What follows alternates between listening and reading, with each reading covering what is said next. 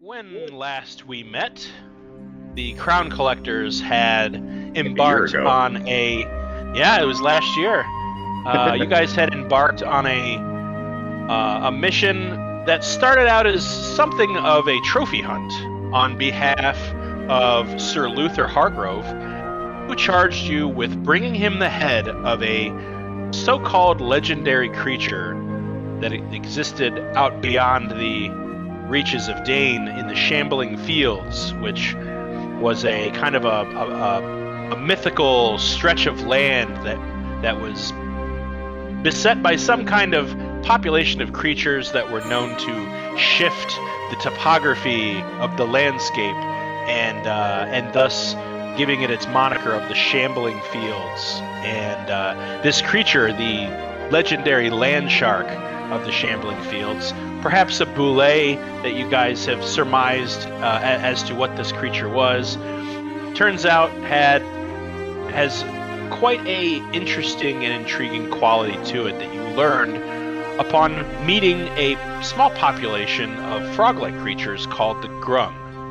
Turns out they live in what used to be an abandoned platinum mine, and the land shark of the Shambling Fields had been harrowing them and feeding not only off of them, but off of the platinum veins that run throughout their territory. Once learning all you can from the Grung, you decided to set out for the land shark's territory, and a couple of stowaways found their way on your cart in the form of a warrior class Grung named Morp, and you decided to rest for the night, but before you had a chance to, the ground shook, the dirt erupted, and out came a adult-sized bulette who you were able to swiftly dispatch without too much trouble at all. Unfortunately, though, upon inspecting the corpse, you realized that this was just a typical bulette and didn't appear to have any legendary style qualities, and so your search must continue. And that is where we left off. Of 7 of you, rather, and your little frog friend. Let's move you guys on over to the map where you were. Find yourselves surrounding the corpse of the dead bulette on its side. Its innards splayed out on the ground, staining the ground with blood. Your cart, your 2-horse cart, resting comfortably up on a plateau about 10 or 15 feet tall, with a small kind of ramp of sorts made of smooth rock and boulders. And that's where we stopped last time. So, Crown Collectors, what would you like to do from here? It is about early evening. The sun is starting to set. It's beginning to get a little chilly. Time check. We've got 3 this after today we would have 3 more days to get back, or 2 more days. This would count as the 4th day you'd be traveling. This next coming morning would be the 4th day out of 7. Right, so this is day 3 then. Correct. Right? This is the end of day 3. Okay. So what are our options? Are we going to continue the hunt, or what's the plan? It's getting dark, right? Yeah, the sun is starting to set. It's you have to understand too, just to paint a little mind picture for you guys. The Shambling Fields, which you guys are now firmly within the territory of the Shambling Fields. The topography is very, very flat with little stone outcroppings that don't get any higher than maybe 10 or 15 feet for miles and miles and miles around. There are no tall trees. There are no established, sections of bushes where things have been allowed to grow for years and years. It looks like everything that grows here only has a few months before whatever it is that churns up the dirt around here just, loosens the soil and ruins the vegetation. You can see stones and boulders and rocks, kind of like if any of you are familiar with farmland, when they till the fields, they always churn up rocks. So there's rocks, small rocks, big rocks everywhere. And you can see for quite a while. You can see quite a distance away, especially if you get up high where the horses are at. You can see quite a distance away. And the sun is starting to touch the horizon at this point. Well, do we want to risk a night battle with this? Oh, definitely not. No. Yeah, no. Yeah, that sounds like a really bad time. Really bad idea. So, do we want to camp here, or do we want to move a little closer before bedding down? Well, it'd be better if we actually made camp on like some sort of boulder or something like that, so nothing can come underneath us. Yeah. Well. Unlike where the carriage is right now. Yeah, we've got the carriage there. We don't know. We also don't know the burrowing capability of the shark. Yeah, versus the ordinary one. The ordinary one could pierce through that, but we don't know about the big guy, the big dog. The bigot. We won't know until later. Well, I'd say make camp. Like we can't do this during the night. You guys might have dark vision, but I don't. I do, but it's only 60 feet, and I don't want to be. You don't want to get that close. No, I don't want to do that. You're not going to want to be that close. No. And if memory serves, these things can sense our movements under the ground, so they don't even need to see us. Yeah, so we should probably start heading back.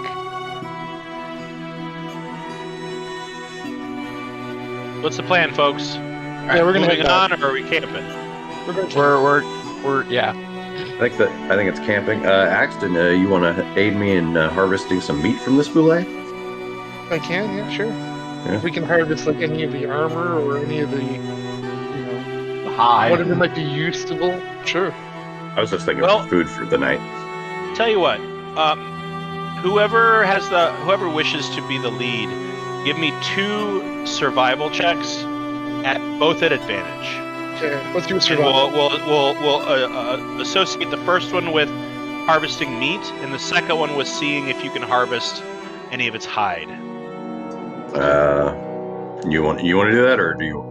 I can do it. My survival's like pretty good. Mine's a 6, so Mine's a 7. there you go. Okay, so roll twice, you said?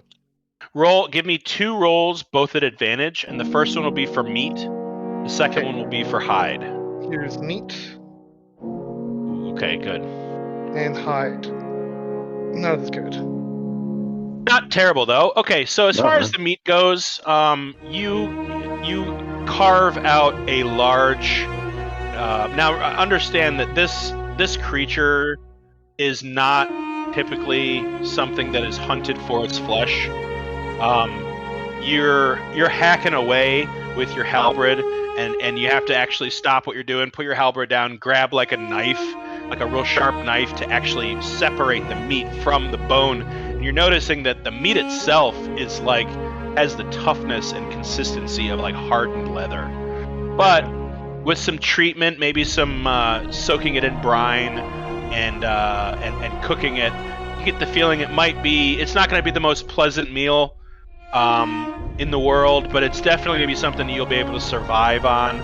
You're only able to really harvest any edible meat from like the rib meat area, like the real close to the belly, something where the meat would be as tender as possible. But I mean, as far as the rest of this thing, you don't have any idea what creature would actually hunt this for its meat. It seems pretty inedible, most of it. So I'm gonna say that you go. Actually, I'll have you do it. Go ahead and roll 2d6 for me. Food is food, in my opinion, but that's a ranger mentality for you. All right, so you are able to fashion and collect 7 decent rations of meat out of this. Perfect. Enough to where you'd be able to feed everybody from 1 ration each. As far as the hide, I'll say with an 18, that's not bad. This is an incredibly difficult creature to taxidermy or harvest any of its hide. First of all, you notice right away that its hide, it's very stone-like. It's not like leather. It does not feel like leather. Like, you're trying to hack away at this thing, and you're reminded of how difficult it was to kill it, because its hide is almost rock hard. It does have a little bit of flex, a little bit of give to it, but not much. And you're certainly not you're really not gonna be able to make anything that has any kind of dexterity associated with it. You imagine perhaps that its cranium, from like its forehead to the back of its cranium, you imagine if you were to actually spend maybe 3 or 4 hours hacking away at this thing, you could perhaps make like a shield out of the top of its head. But the rest of it, it would almost be too much trouble than it's worth to make like full plate out of it, because you wouldn't get the benefits of its hide, or how dense and hard and difficult to move around in it would be. But I'll say this. I'll say that you have 2 large lengths of bulette hide, and if you wanted to take part of its head away, you could. I'll allow that as well, because an 18's a pretty good roll. So I'll say you get 2 large lengths of bulette hide and a large cranial skull piece. However you want to word that, Barry, is up to you. We'll remind the party that we also have to make room for a head in our cart. Right. So That's skull fragment. Head fragment. So this is nice for now, but that we may. Actually, you know what? With a 26, I'll give you this too. With a 26, I'll say you were able to, just for the hell of it, harvest. Let's see here.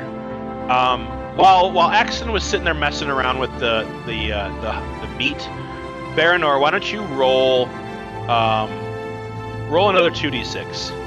2d6? Yeah. For the precious gems in its stomach. Okay, you found 9.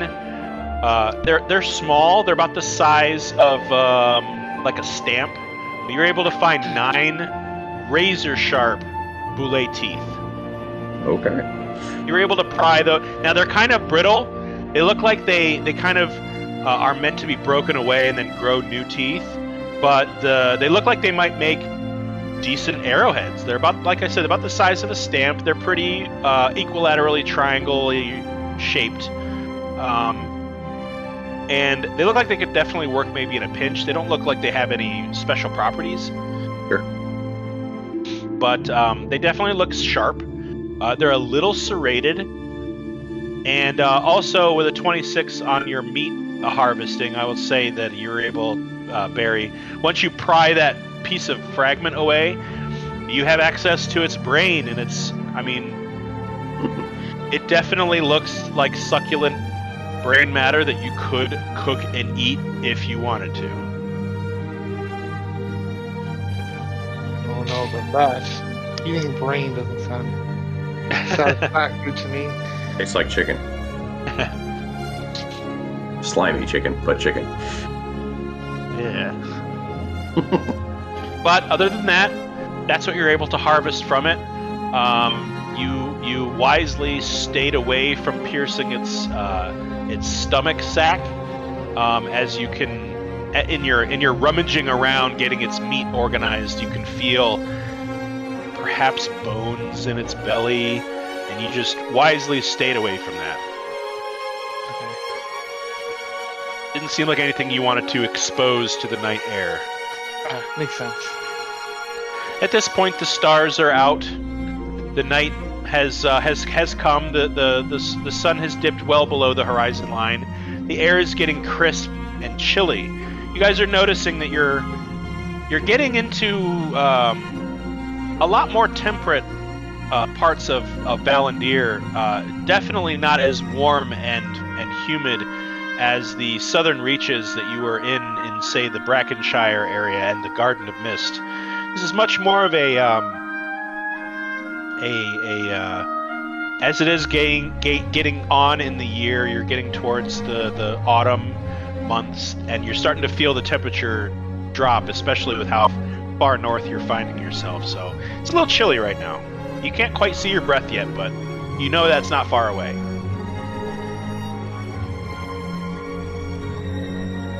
Wherever we're camping, I'm gonna cast Tiny Hut. Right on. That would be right up here with the horses.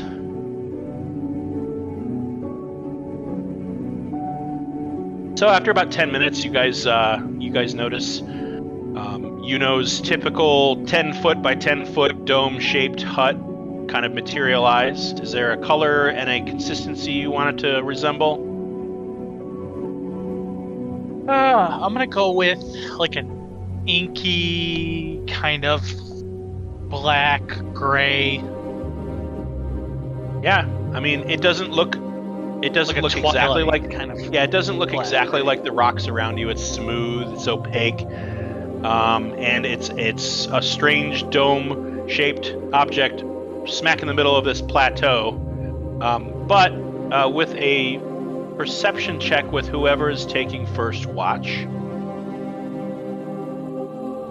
Well, I mean, watch isn't really necessary because nothing can enter the dome. That is true. Nothing can enter through the dome, but the dome does not have a bottom.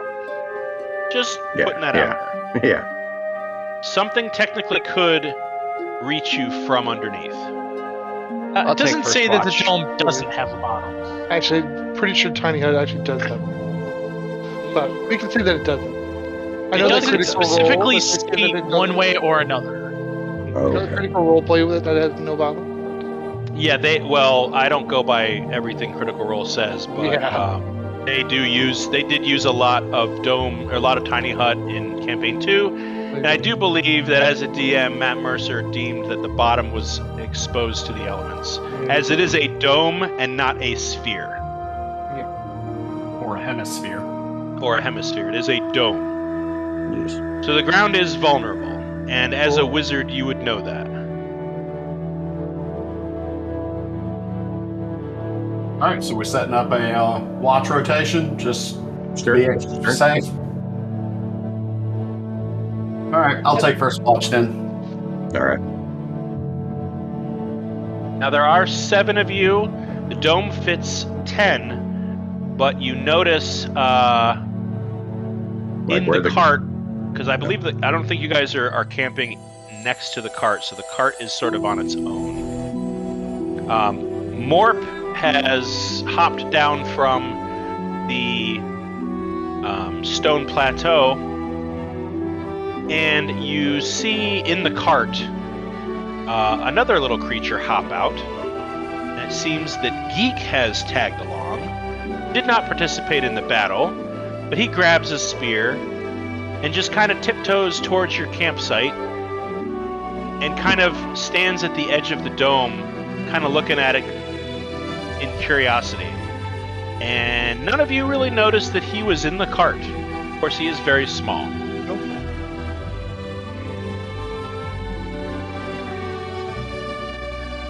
Cool. Okay. And after a few minutes, you guys are settling in. Geek and Morp look like they are hopping to another portion of the map right about here. And it looks like they may be digging out some sort of a small kind of alcove in the dirt. And you see them gathering some sticks. Morp looks like he kind of whacks a couple rocks together and forms a spark. And it looks like they're creating their own little campsite across the little roadway here, up on the rocks up here. And looks like Morp is just sort of very gently marching back and forth while Geek looks like he begins to get comfortable for a night's rest. Perhaps Morp is taking his own watch. That's actually good thinking to cover both sides there. All right, so who's taking first watch? All right, said I am. Okay, let me get a perception check. And since he's not with you, he is going to roll for himself Morp. Perception.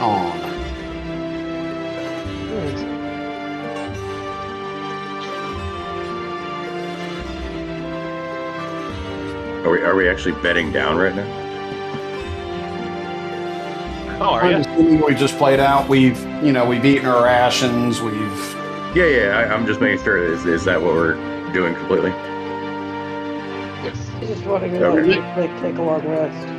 Okay. I had something to ask of before we went to sleep. So. But carry on with what you were doing first.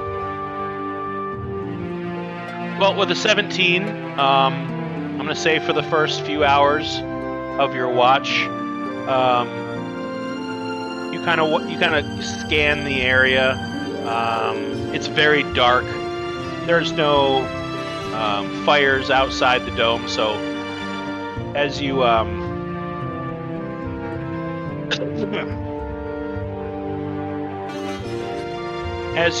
notice that the night is just there's no moon. You don't see the moons right now. Very, very dark. Difficult to see far away. You can kind of see where the horizon breaks and the stars begin in the sky, but that's about it. And kind of look across the way. You can barely see the edge of the rock where Morp and Geek have camped.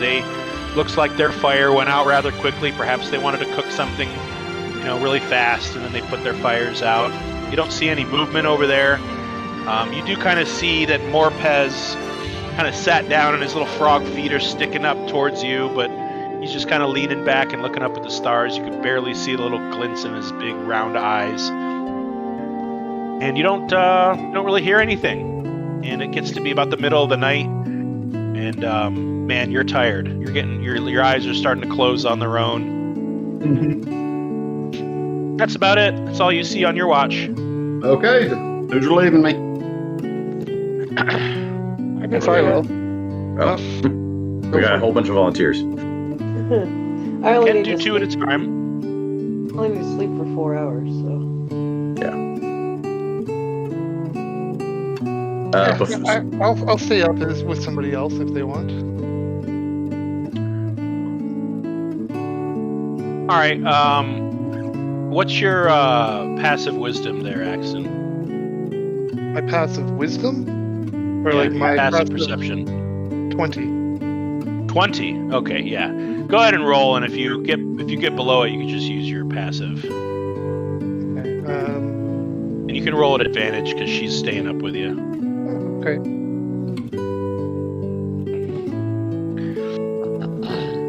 Yeah, knows almost all.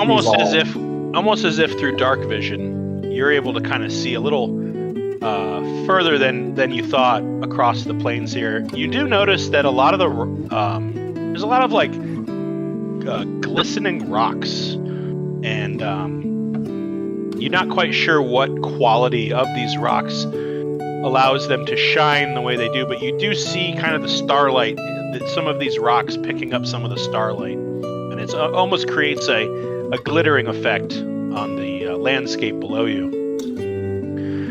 And the two of you are sort of sitting there watching, and all of a sudden you hear a rumbling sound. Do you hear or do you feel that? Yeah, I'm feeling something for sure. It feels like it's reverberating through the ground. It doesn't necessarily sound like it's beneath you. It lasts for about 5 minutes. At which point it wakes up Koza. And it also wakes up Thazaros. Okay. It's not violent. It's not a violent quake. Just a very low rumbling. After about 5 minutes, dissipates and disappears. And all is quiet once again.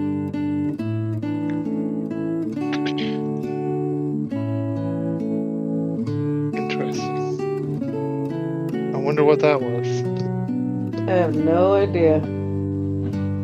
It's like somebody just, put a few quarters in the magic finger bed and just we all started vibrating. Yeah. I poke my head out to look, and I also look over towards where the grums are, the see if they had any reaction to it. It's been a couple hours, so make a fresh perception check, Zazros. It's pretty dark here. All right, not that dark apparently. Yeah, I mean, you notice that both of them are up on their feet, kind of scanning around, but they don't have their weapons. They're just kind of, kneeling over the edge of the rock and scanning the horizon. Very similar to what you guys are doing.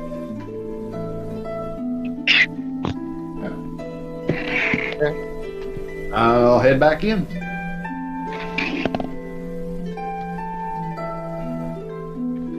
I'm also wondering what the shiny rocks could be. Maybe they're tilling up some precious minerals or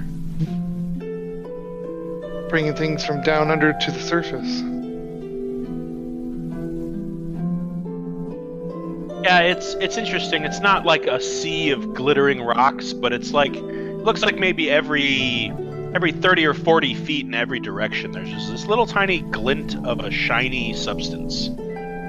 It's just not something that you noticed before until now. Okay. Well, maybe in the morning I might try to investigate some of it. Pick up a few rocks that, I don't know, seem different or interesting. Well, speaking of morning, the night has grown cold. You are nearing the end of your watch, you and Maven, and your breath is visible at this point. It's that time of night where the dew really starts to settle in. It's past twilight. It's very, very, very late at night. It's almost getting to where you could call it very early morning, and Maven seems like she's could probably finish a couple more hours of sleep, and Axon, you're definitely looking forward to going back to sleep and finishing out your night.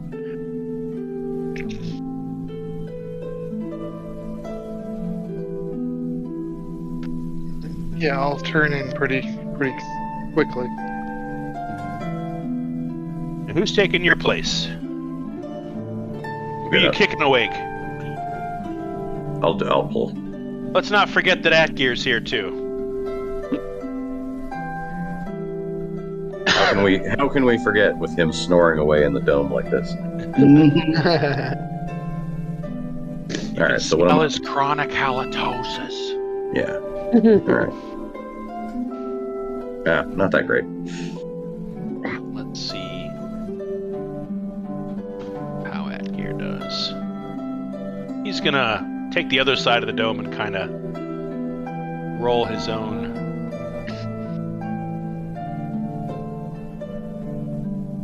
Actually got pretty good perception. Ooh, boy.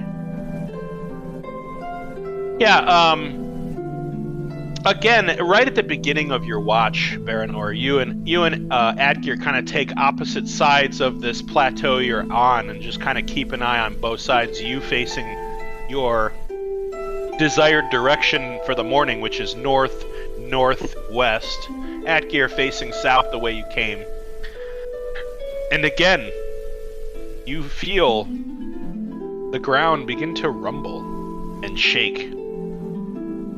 A little more violently this time.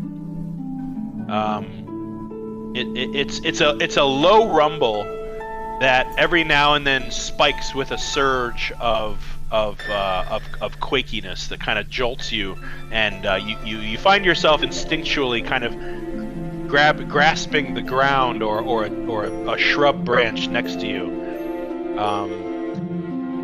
With a perception of 14, you can't really tell where this is coming from. And Atgear kind of joins you after a couple moments. So, I don't think this is coming from the south. I think it's coming from that way you're facing. Whatever it is, it's big. It's either big or there's a lot of them. The Grung did say, I say this quietly, of course. The Grung did say something about a herd of, what were they, dinosaur beast things, as well as the shark up here. So possibly could be that, could be above ground, could be below ground.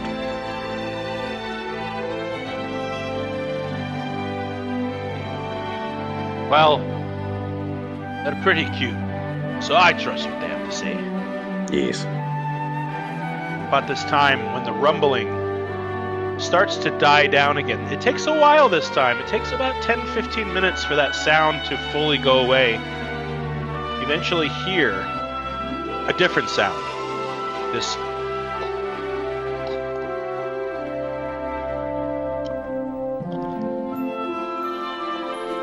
a rhythmic, irregular pounding sound. But it seems rather far away. Perhaps a mile or two, maybe 3 or 4 miles away. But this very loud, rhythmic, irregular sounding pounding like a wide log being struck into the earth over and over and over again. But eventually that too kind of drifts off into the distance, quiets down, disappears. Right about the time that you start to see the sky to the east of you start to fill with little ribbons of deep purple, and then pink, and then orange. And pretty soon the whole lower half of that part of the sky is a pinkish orangish hue, until you see a little pinpoint of light as the sun begins to rise slowly over the horizon. Your watch has ended, and it is now morning. And you also, I'll say, with Atgeir's perception, he kind of, right as soon as he starts to notice the sun, he also points out that there's a small, what looks like herd of very, very short, squat, short-legged, ungulate-like creatures, almost like small antelopes. There's about 20 or 30 of them. They're almost maybe 50, 60 feet away. We'll say, like, in this area of the map, somewhere along here, kind of running along the side of the carcass of the bulette that you killed. They're very short, very small, about the size of a small dog. And they have these very elaborate horns that kind of that shoot straight up, and then they kind of curl in a kind of a curly cue, and then shoot straight back on their heads. And they're just kind of moving through the terrain. They're not really stopping to eat.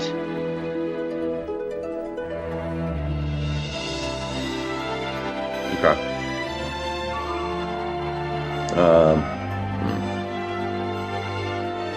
Small dog, you say? It's like an antelope type creature. Yeah. Like a small deer. Big eyes, big black eyes, short snouts, short legs. Just kind of flitting in and out of the bushes. And there's about, like I said, about 20, 30 of them. Kind of a light brown coloration fur with some white stripes that kind of striate across their back.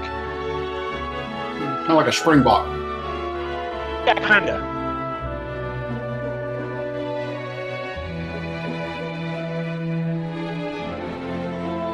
I guess I could take a shot at one.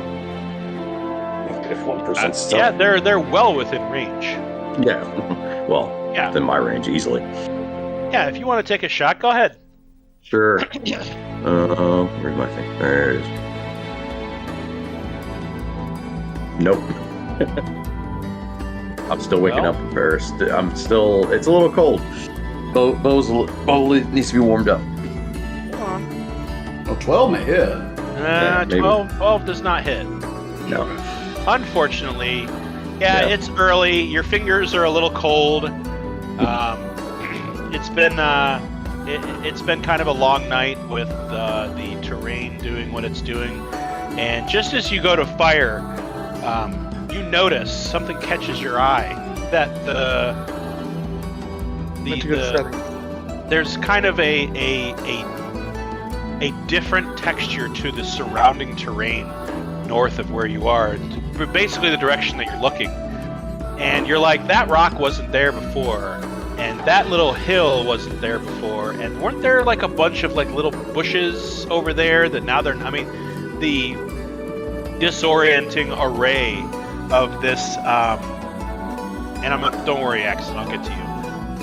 The disorienting array of the topography kind of threw you off, where you're almost like, you know that feeling where you go to sleep in the early evening and you wake up and it's dark and you don't know what damn day it is? That's kind of how you feel about the topography. You're like, did I transport someplace in the middle of the night? Like, things look different here. I'm being punked. Yeah. Axton, however, is not bothered whatsoever by the change in topography. He just launches a javelin. No, that was an accident. I didn't mean to click that. Oh, you didn't. And it was with it. I didn't mean to click that. I'm sorry. I'm gonna say this: you were kind of gathering your gear and putting your javelins away, and instead of sliding it into your holster, you just kind of flung it to your side, and it goes and just sticks hard in one of these creatures' hide. And now you can see that it's kind of scrambling with its little stumpy legs as it's pinned to the ground. Well, that's with advantage, right? Yeah, that would have been with advantage. If it's more than 30 feet away, I wouldn't have that advantage. So I wouldn't even have advantage anyway. Yeah. I wouldn't have hit it. I didn't even mean to hit that button. I just wanted to see how far I could throw my javelin. That was just for kicks and grins, just to see what would happen. Okay. But you guys do notice that Geek and Morp are gathering their gear. Geek kind of hops over to you guys and just kind of looks at you all and says, "I stow away. I join you. I fight Big Dog." And he's just kind of grasping his little stone spear that's no bigger than an arrow. Okay. But the day is yours. The area looks clear. Doesn't seem to be any there doesn't seem to be anything in the area that's a threat. There's no real noises to be worried about, other than the whistling of wind over the grasses and shrubs in the area. That seems to be it. But the day is yours. It is early in the morning. The sun has not really risen very much yet. It's still about maybe if you were to reach out, maybe a thumb's width above the horizon. And the air is cool and crisp still. There's frozen dew on pretty much everything in the area. What would you guys like to do? Well, let's break camp, make our breakfast, and start making our way up. That would be my suggestion. Yeah, we're kind of in a hurry. We kind of need to do this quickly. I'm gonna cast Alarm as a ritual to up my arcane ward. Okay. Your arcane ward kind of billows over your body with this bluish rippling energy that just dissipates and disappears.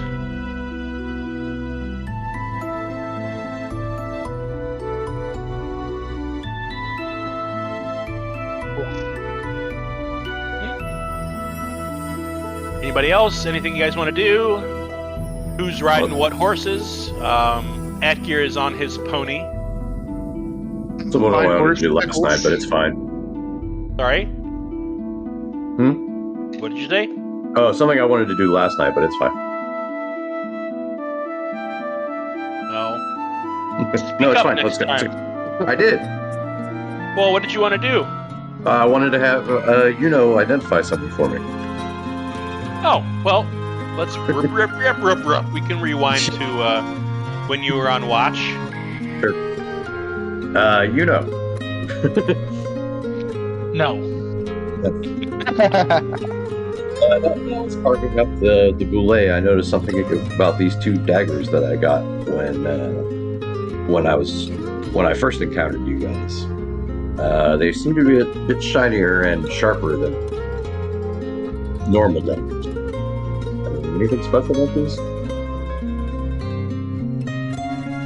Oh, they look like daggers. Okay. No, I mean, that you like them. That's magical. Well, I'm trying to do it before the night was over, so you had them. So I'll pull out my wand of identify and, tap it on the daggers. Okay. 2 charges from your 3-a-day charge wand, which will reset once the night officially has ended. You notice that these daggers do not have any magical properties whatsoever. They're just shiny. Yeah, let me think here. I don't think any of you really have... Oh, you know what? I'm going to have Atgear make a... what kind of roll? Because just discern what kind of metal they are. Because they do look... The metal is very, very shiny and almost has kind of a very, very soft blue hue to the metal. Not strong or overpowering. It's just kind of like when the light catches it a certain way, it has this very, very faint blue hue to the shininess of it. And it doesn't look like steel. It doesn't look like platinum either. It's very strange. You've never really encountered... Let's see, what can I have him roll? Because he's an expert in metal. Sure. We'll say... Being a dwarf, yeah. Maybe a We'll say nature a survival check. Nature survival. See what he Yeah, gets I would here. say it'd be like a nature or some sort of intelligence check. Yeah, but he's got a -1 in nature. That I don't think that really counts. That makes sense. So straight Okay, so intelligence. he didn't really he didn't roll too well there, but he just kind of looks at it and says, not quite sure what kind of metal this is, but damn thing could shave the hairs off a spider's arse if you wanted to. Well, And you get the sense with what has told you that it's not magical, but it is very sharp.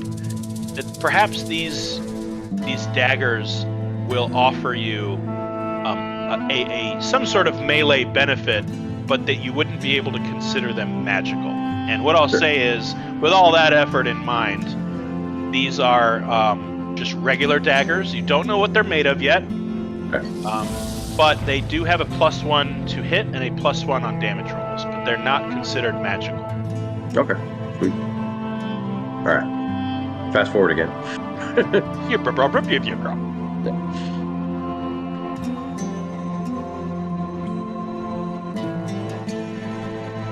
So, the day is yours. This is day 4 of your journey. Like I said, who is driving what, and what order are we walking around in? I'm on the cart. My Okay. horse. Remind me again, who donated their horse since we lost the one in the troll raid? Was it me? I believe it was you, Okay.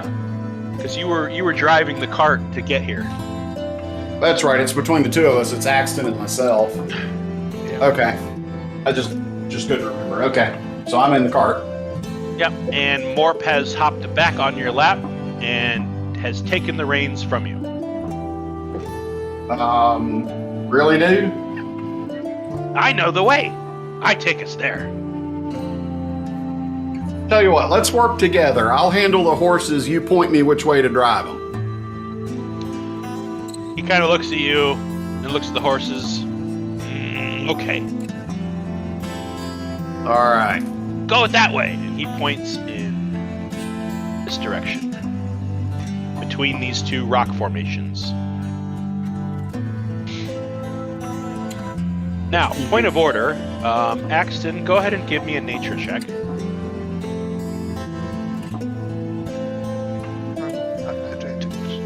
Nature. Yeah.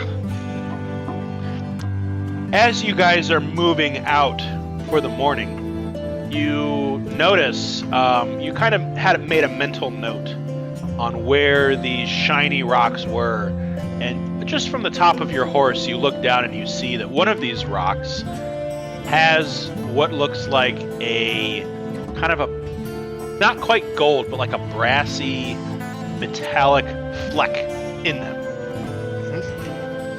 And the rock is about the size of a cantaloupe, and it's just kind of sitting on the ground with some loose soil around it. I'll pick it up and try to investigate it. Okay. Take a Yeah, look. I'll let you keep that nature check.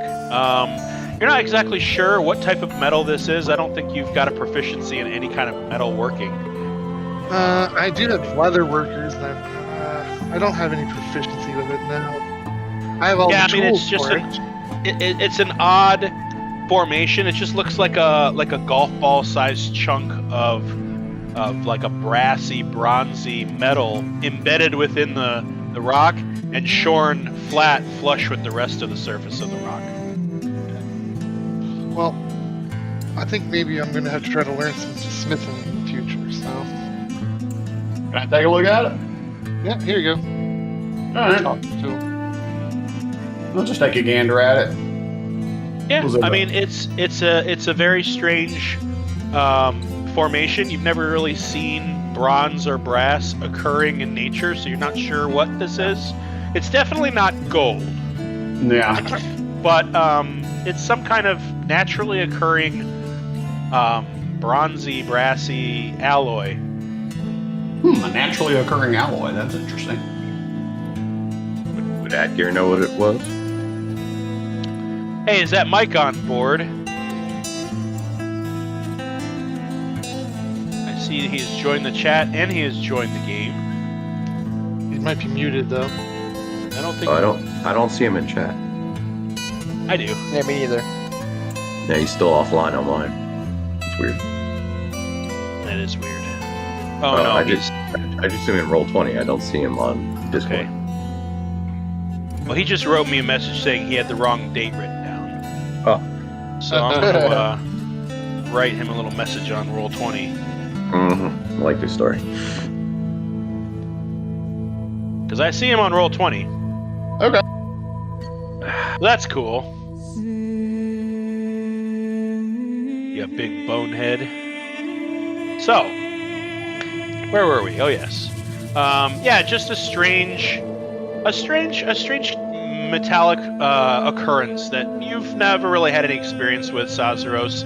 You're not a jeweler or an armor smith or a metal worker. I mean, it reminds you very vaguely of the color of scales of some of your cousins from your clan, but that's really about it. Okay. Hey, Mike. Oh, hey there. Where the fuck you been? Oh, hello. Just waiting for dramatic entrance. Okay. And so, in conclusion, your death scene was beautiful. Oh, thank God. Were there tears? Oh, plenty. Not really. Good boy. Yeah. Nah. Is there a sigh of relief? It's more like finally. How have you been? Did you have a good holiday, Mike? Oh, yeah. That's good. That sounds like we're there's all a glad story you're here. behind it. Better late than never. Well, to catch up to speed real quick, not a whole lot's been going on. They harvested, you guys harvested some meat and some scales from the dead bulette that you killed, had a good night's rest where you noticed a rumbling sound occurring at night in the distance. It seems the topography of the land surrounding your little mesa that you've been sitting on has changed, a little bit. Not exactly sure why or how, but like rocks are in different places and there's fresh upturned soil all over the place. And that's pretty much it. You're on your pony, everybody else is on their horses or in the cart, and you're traveling north. Love it. Northbound and down. Northward ho! So, who would like to helm the keeping a watchful eye on the horizon around you? We'll go for it. Nobody else wants to. Okay. I'll give it up. I'll give it to somebody else. I need to redeem myself. Come on. No! God. You're making you aware of the ground beneath your feet. Yeah. So, Adgear, why don't you go ahead and roll 2? I got into Adgear's alcohol last night, apparently. Stronger than it tastes. Well, I'll say this, Baranor, you're very distracted by the topography. The fact that nothing is where it was last night, the fact that you look around, there's just piles and piles of loose soil and like gouge marks in the ground. It looks like there's been a football field size swath of land that's just been completely destroyed and upturned, and all you can see like bushes that are like half buried in fresh dark earth and soil. Definitely, it's distracting because it's difficult for you to really gauge which direction you're supposed to be going. If not for the clear sky and the position of the sun, you would have no idea where you're going. I do have a compass. Do you have a compass? And you're also pretty sharp with finding the direction based on where the sun is and all that. But it's just very, very odd topographical conditions that you're not used to. In the forest, you're used to being around very tall trees that are not disturbed in this way, and it's just kind of disorienting for you. Atgeir, however, taking point. Wait. This is my. Are we in considered grasslands? Oh yeah. Okay. It is favored terrain for me. So do I get a advantage in that? Wait. I believe with favored terrain you do get. Proficiency bonus is doubled for proficiency checks. So just add. Okay, so you just add your proficiency to it. A 12 instead of a 9. Okay, I mean pretty much the same. Yeah. I'll say that you and Atgeir zero in on something in the horizon at the same time. Sure. I'll say that you didn't miss this. Okay. But you and Atgeir both at the same time kind of saunter near each other on your horses, and you see what looks like it's too far away to gauge how large it is. It looks like an immense serpentine neck, kind of craning over what look like overlapping hills and piles of fresh dirt and bushes and things like that. In the distance, you see this elongated serpentine-like neck, just kind of moving from east to west, followed by another and another, and as the closer you get, you start to hear this low pounding sound.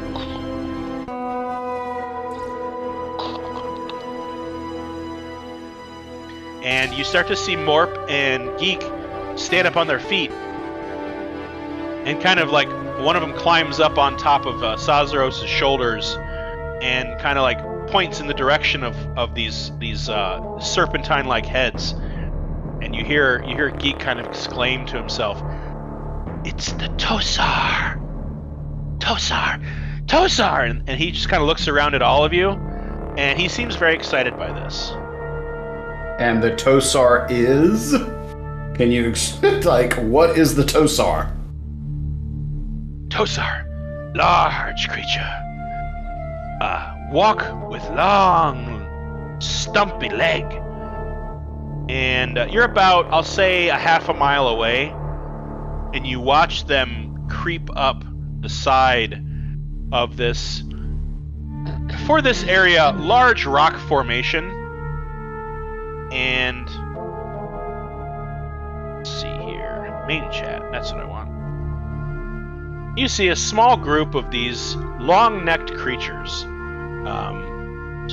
They have very different striations of stripes and spots on their hide, and they're walking away from you. They definitely don't seem to notice you.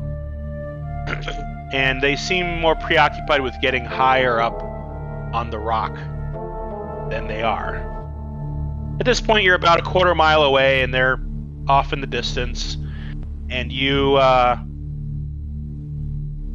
as you're looking around Axton, you're noticing that the ground sinks into these like pits with fresh soil and dirt kind of at the bottom. Or fresh soil and rocks settled at the bottom of these pits, about maybe 10, 15 feet deep, maybe 20 feet wide. And at first, I mean, you noticed them a bit ago, but didn't really think too much of it because this whole area's topography it looks like it's changed perhaps many times in the last couple weeks. I mean, there's some spots where the soil is looks like it's dried out, become that lighter brown, whereas other areas the soil is very dark and fresh. But you're noticing these pits, kind of every 50 or so feet, spread out amongst the area. And just as you come up to a particularly large pit, a few hundred feet away, you see another one of these creatures. And this is what looks like a younger version. It's only maybe about 30 or 40 feet from nose to tip of tail, and it kind of just walks right in front of you guys, maybe 30, 40 feet away. And in doing so, your horses automatically just stop in front of it, kind of rear back. It doesn't seem to pay you any mind. Its neck is really high up in the air. Its head, rather, really high up in the air, maybe 30, 40 feet in the air. Doesn't really seem to consider you a threat.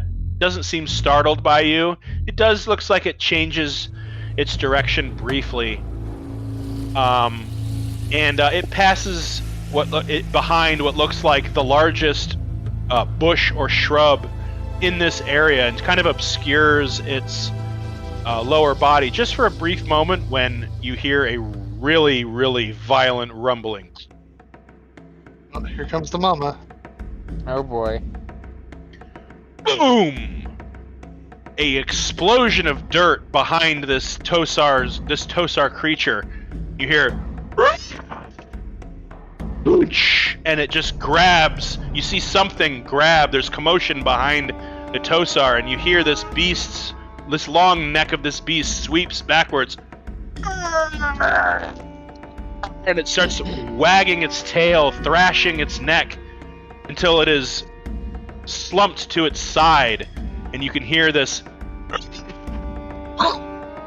You hear this munching, crunching sound, and it's about 30, 40 feet ahead of you. And the topography looks something like this.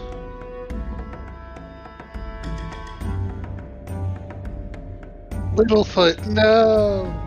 No! There's something behind it over here that you really can't see. So if you guys want to place yourselves right here, I will get out the cart. I think I have that saved. Do I? Do I not? Yep, I do. Let's make it the right size. Yeah, I don't know how to change the size of things, because some people are kind of giant, some people are kind of baby teeny. I'll help you. There you go. All right. And let's change this up.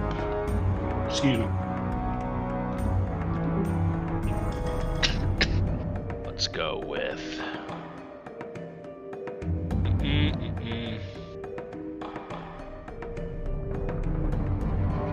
Yeah. Are you placing yourself?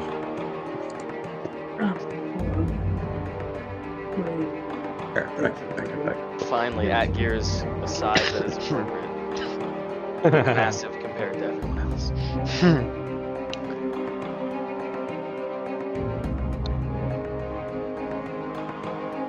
The ground quakes beneath you.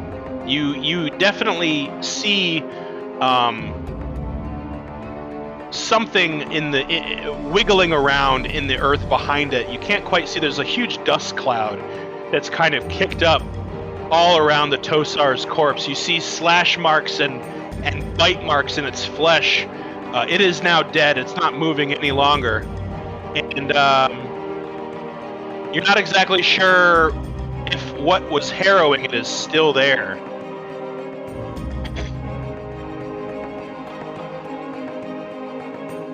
You're saying that we can't see over or around the Tosar? Yeah, all you can see right now is a dust cloud sort of settling around the corpse of this Tosar creature. And you see several of these deep pits surrounded and filled in with rocks all around you. It definitely looks like the earth around here has been disturbed recently.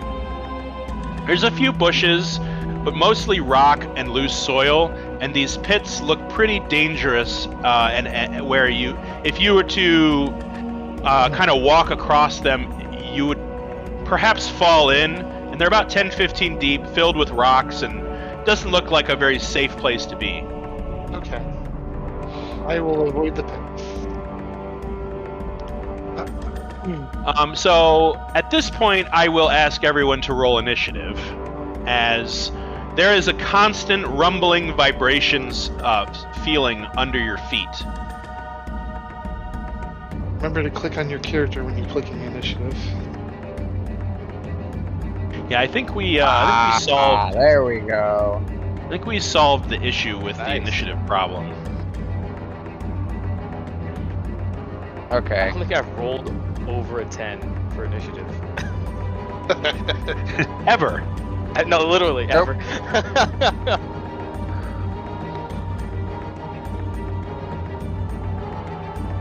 All right. I'm gonna bring my little guys out. I think I did my own lights. Yeah.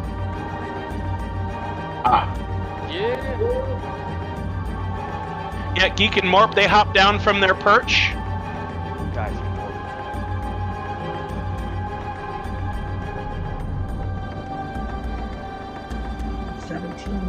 17 for Maven.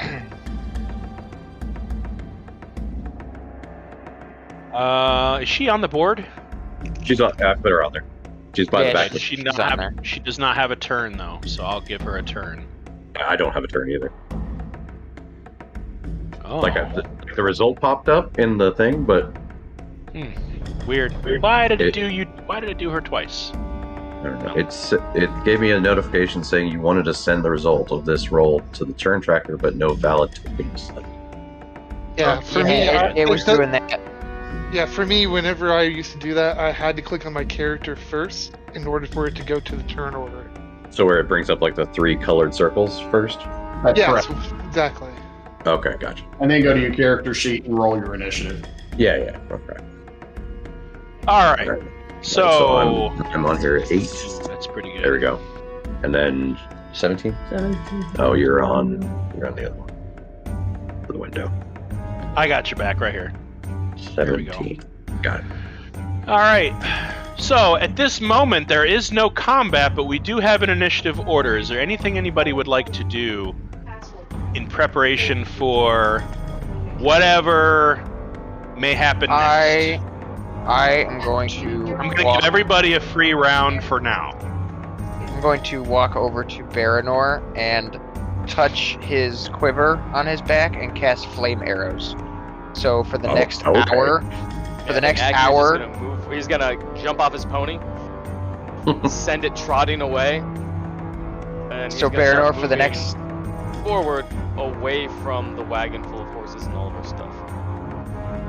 So Baranor, for the next hour, your arrows do an extra d6 fire damage. Yeah. Sweet. It's I'll clutch right there. make sure to roll that separately. Okay. Next hour, you said? And that's concentration for you, right? Yes. Okay. Keep that in mind. For the next hour or until you shoot 12 arrows. Well, I know. Oh, okay. But does that... If your concentration is affected, does that cancel out? Yes, if he fails, Yeah. If I lose concentration, the spell ends.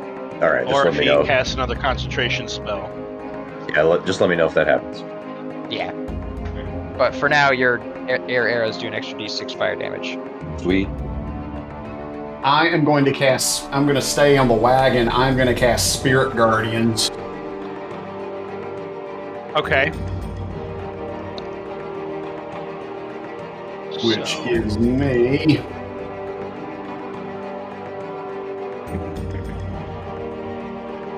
a 15-foot aura where they spin around. And what do your spirit guardians look like? They are little flitty fairies. Little flitty fairies. We're gonna go with that one. you've got little fairies all around you. And we're going to say each of those little fairies has a little mandolin.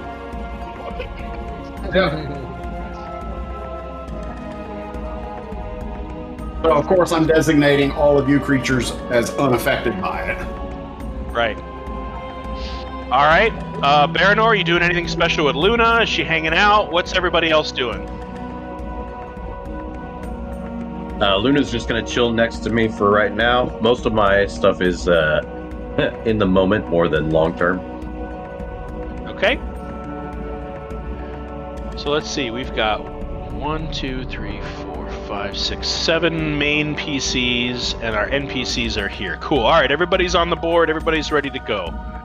Yep. Yeah, the ground. The only thing I'm going to do is just take a defensive action. That's it. Take a what? Just be in defense. Take a dodge action. Okay. All right. So what you Luna see... Luna will also take dodge. Okay. That's fine. Just remember that if I attack her. Sure. Because at this point, the ground is kind of shaking and quaking all around you. And right about... We'll say... Actually, why don't I roll to see? Okay. Right here. You see the ground start to bulge upward. I need Yuno to make a dexterity saving throw as a creature erupts from the soil with a resounding explosion of dirt and rock that sprays outward. So if you can go ahead and make a dexterity. So you only take 3 points of bludgeoning damage as you are rocketed backwards on your heels a couple feet by a spray of soil. And you guys see very similar round? damage.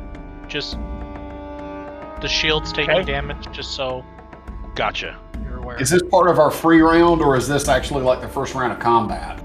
This is, well, we're gonna see that you guys, if you did not take, you already took your free round with your spirit guardians. Right, because I'm asking, it's like if he came into this, he's gonna have to make a wisdom saving throw.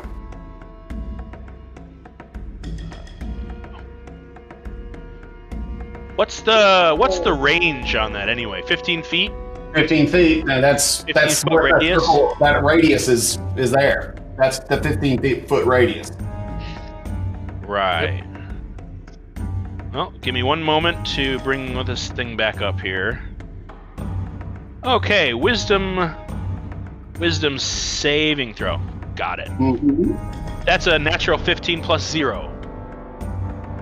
So let's see. My spell save DC is 15. So I believe he still takes damage. He takes half damage, 3d8 radiant damage. He takes half of that. Go ahead and roll that. Beautiful bean footage. Can't wait till I get spirit guardians. That's not correct. Everyone wants spirit guardians. Yeah, when do I get spirit guardians? That's a cleric spell that you have to... I think you have to just earn the level up to it. But you only have one level. Yeah, roll. So half of 7, so 3. Takes 3 points of radiant damage. And his speed is halved. His speed is halved, so they're pretty slow anyway. But actually, they're not. He's all right. So he's got a speed of. They're faster than most of us. Yeah. Even digging. But he's put the snail icon on him. There we go. Perfect. Okay. Oh, I forgot to add initiative. Got what is his dex? Man, he just got a lot of con, a lot of strength, not a lot of dex or wisdom. Big shocker. Just a big dumb dude. All right. Okay. We are now in official turn order. And Yuno is first with Maven up next. Go, you know.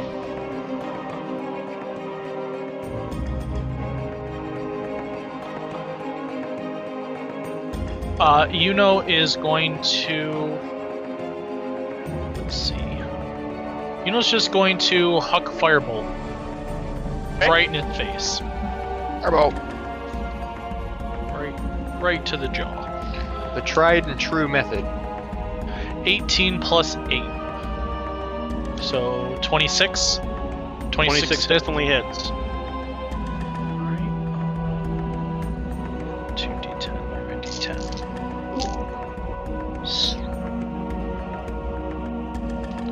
I have 5 sets of dice, but I can only ever find one of anything. That is going to be 16 points of fire damage.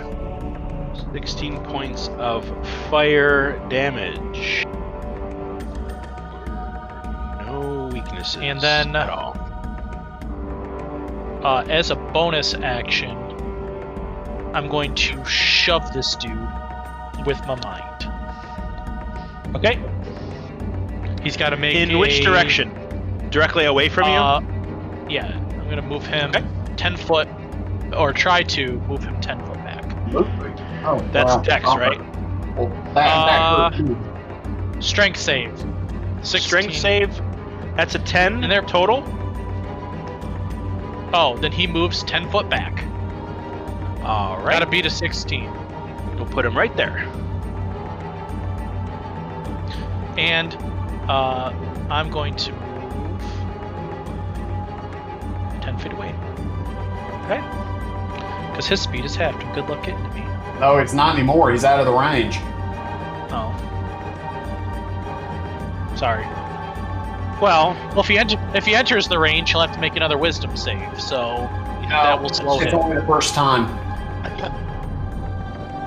he can still get hurt. I think though. it's any time they enter the range. If he enters the area for the first time on a turn, or starts its turn there. Oh, well, that'd be entering on a new turn. So, therefore, he would have to roll. Like that logic? Sure, works for me. Yeah, I agree with that. I'll allow that. Okay, cool. All right. That ends your turn. Maven, you're up, and Axton is next.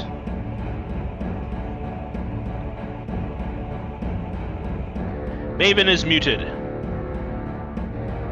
Okay, sorry. It's okay. We're all getting back in the swing of things. What I'm gonna do is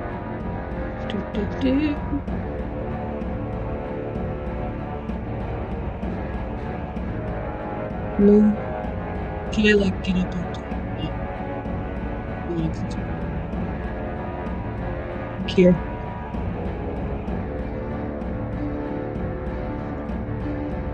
I put it on show with you. Okay. Yeah. Appreciate that. You. And then I'm going to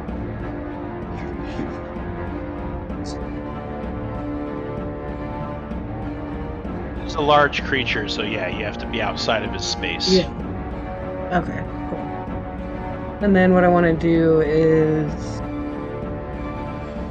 take 2 strikes at it with my quarterstaff. Okay. First one is 13 to hit. Does not. Your quarterstaff glances off of its very, very hard armor. Second one is 22 to hit. That one definitely hits. Okay, and damage is 11 points.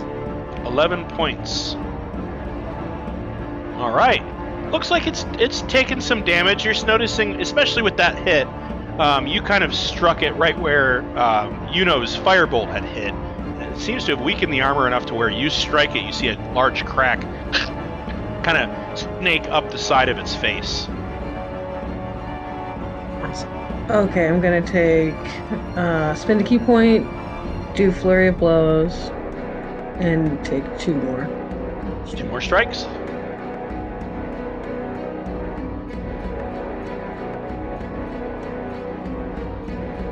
17 to hit. 17 is just what you needed.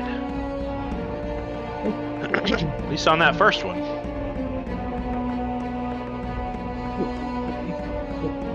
Stupid. Okay, 17 and 18 to hit. Yep, they both hit. Pop, pop. 10 Strike points with the quickness. and 6 points. An additional 16 points of damage. Got it. Yep. Yeah, you're just 1-2 punch, pow, pow. You kind of catch one of it in where the jaw, the lower mandible connects to the upper mandible, that fleshy bit. You just kind of strike right into it. You can kind of see it kind of rung its bell a little bit. Its little eyes, beady little eyes, look like they cross and go in all different directions just for a brief moment as it squeals in pain.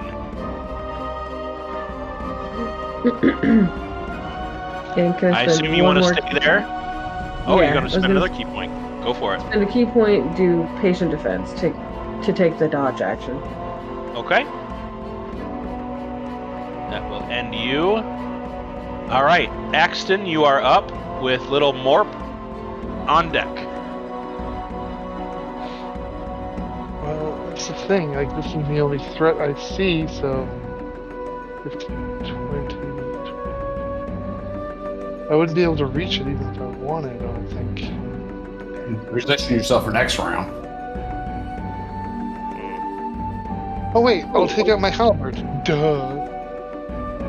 5, 10, 15, 20, 25, 30. Yeah, you'd Yeah. reach. All you have to do is reach here. No, that's too far away. Oh, right here. I just need to reach this square here, is that right? Yeah. So that's 10 feet. Yeah, you can hit it. Cool, I'll use my halberd. He takes up this whole 10 block. That whole stack. 4x4 grid, that whole 2x2 grid this- there. Oh, That's correct. Because he's large. Let's take a look. Halberd. Normal, not advantage. Done. 20 to hit. Yeah, that hits. Second attack. 16 to hit. I will. No, yeah. The second one misses. Okay. And that 12 slashing counts for the first attack. All right. Okay. Yeah, your halberd just kind of glances it right on top of its head, and while it's sort of a glancing attack, you found purchase with your halberd and just had to slash a little kind of like a pizza slice chunk of its armor off of the top of its head, exposing its kind of raw skin-like material underneath, and it starts to bleed from that wound. Cool. I guess that'll end my turn. Okay. All right. Morp is going to move. We'll say right underneath right over here. He's gonna chuck his axes.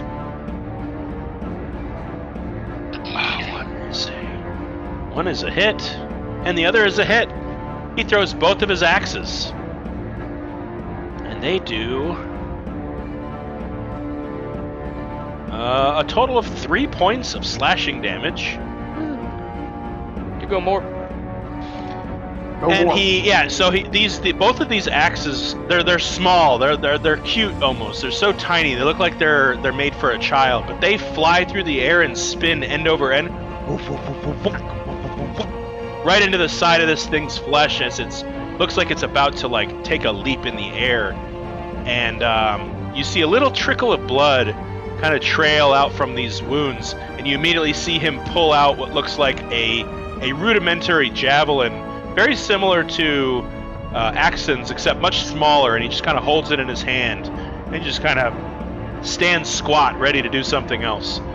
But that ends his turn. Koza, you are up. Atgeir is next. All right.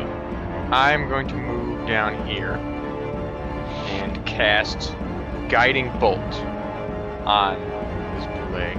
Which, how far is it? Okay, yeah, I'm in range. Totally. So I have to make a ranged spell attack. Mm-hmm. That is a... that's a... First of all, that's a 2. Oof. Without my spell modifier. Yeah, that's an 8. I doubt that hits. Nope. Unfortunately, your guiding bolt just kind of ricochets off of its tough hide and scatters into sparks behind it. Stupid dice. That ends my turn. I had a huge thing planned. It's just your first roll of the new year. Yeah. We're off to a great start. Well, Atgeir, you're next. Hey. So Atgeir way up there.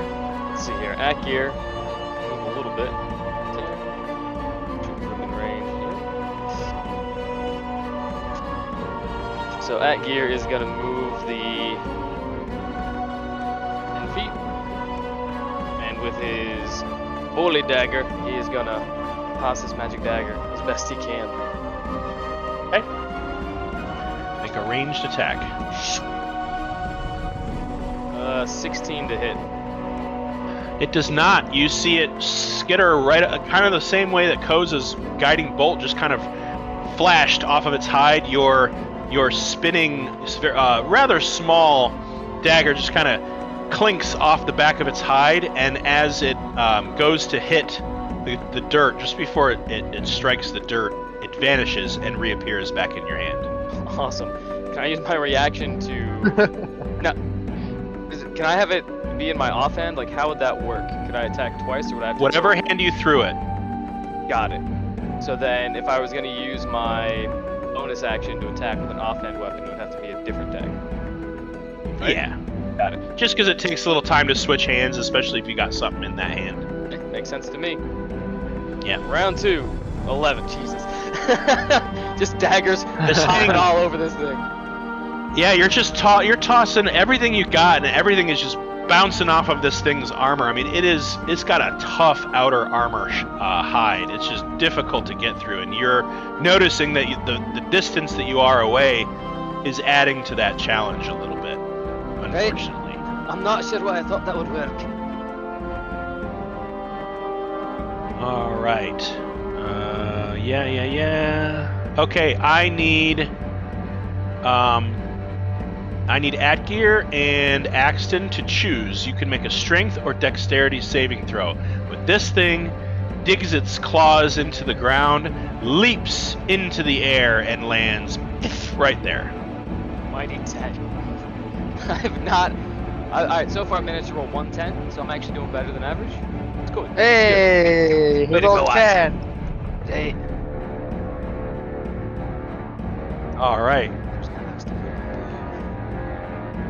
So both of you failed. You are both prone, so go ahead and tip your guy over. And his knuckles, these large club-like knuckles, dig into both of your flesh. And you're gonna take 5, 8. That's 11 points of bludgeoning damage, as well as 7. That's 12 points of slashing damage. Now he has to make another wisdom saving throw. My flesh! And you two, I mean, you're rocked. You both are just like, oh my god. I mean, this thing is so heavy and it's literally bearing down upon you. He actually pushes you, Atgeir, out of his space, and you can choose an adjacent 5-foot cube to put yourself in. That's fine. He's going to make a wisdom save, and he's going to get a natural 16. All right, so he takes half the damage again. Okay. And his speed is half. All right. Put those mandolins to work. You got this. Another 3 points of radiant. Hey, it all counts. It all spends, I know. That's right. Please tell me your spirit guardians are just making that like screechy sound on the mandolin. That's what's causing it. They're not quite as skilled as their master, but it's making noise. Ahead with it.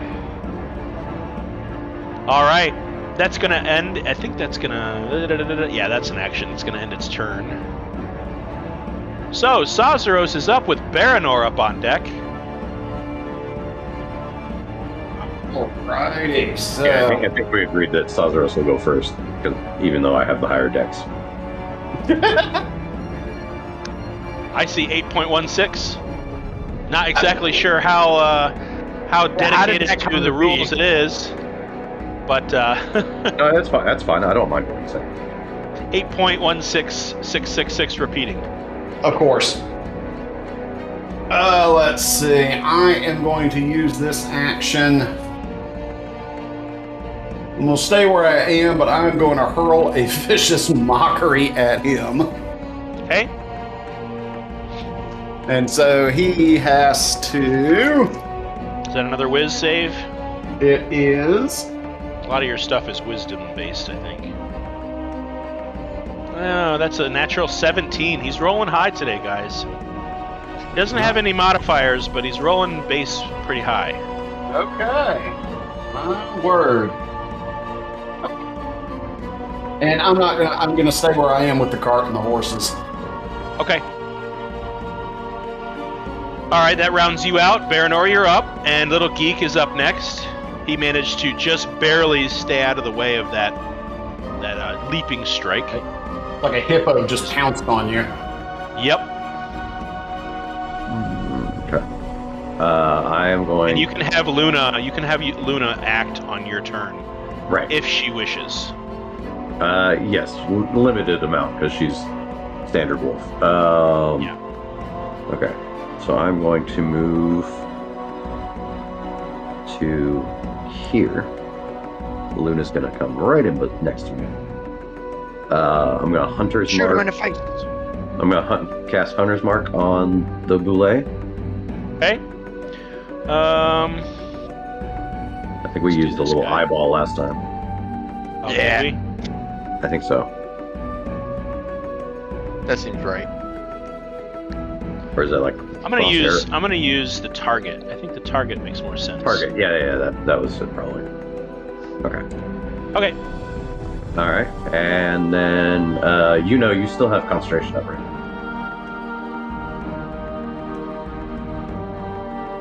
Koza. It was rather Koza with his flame arrows. Oh, Koza had the flame arrows. I still have concentration. Yeah. Okay. All right. Then I will shoot 2 regular arrows at the bulette. The 18. 18 hits. All right. Yes. And then I'll put the regular damage, and then I think it was a D6, right? Yep. So 13, 8 piercing, and 5 fire. Nice. That is nice. That definitely hits. 5. And then 6. Oh, I Hunter's Mark it too. Okay. That's Hunter's Mark is an additional D6. So let me just roll 2 more D6s for both attacks. Oh, 2 more. So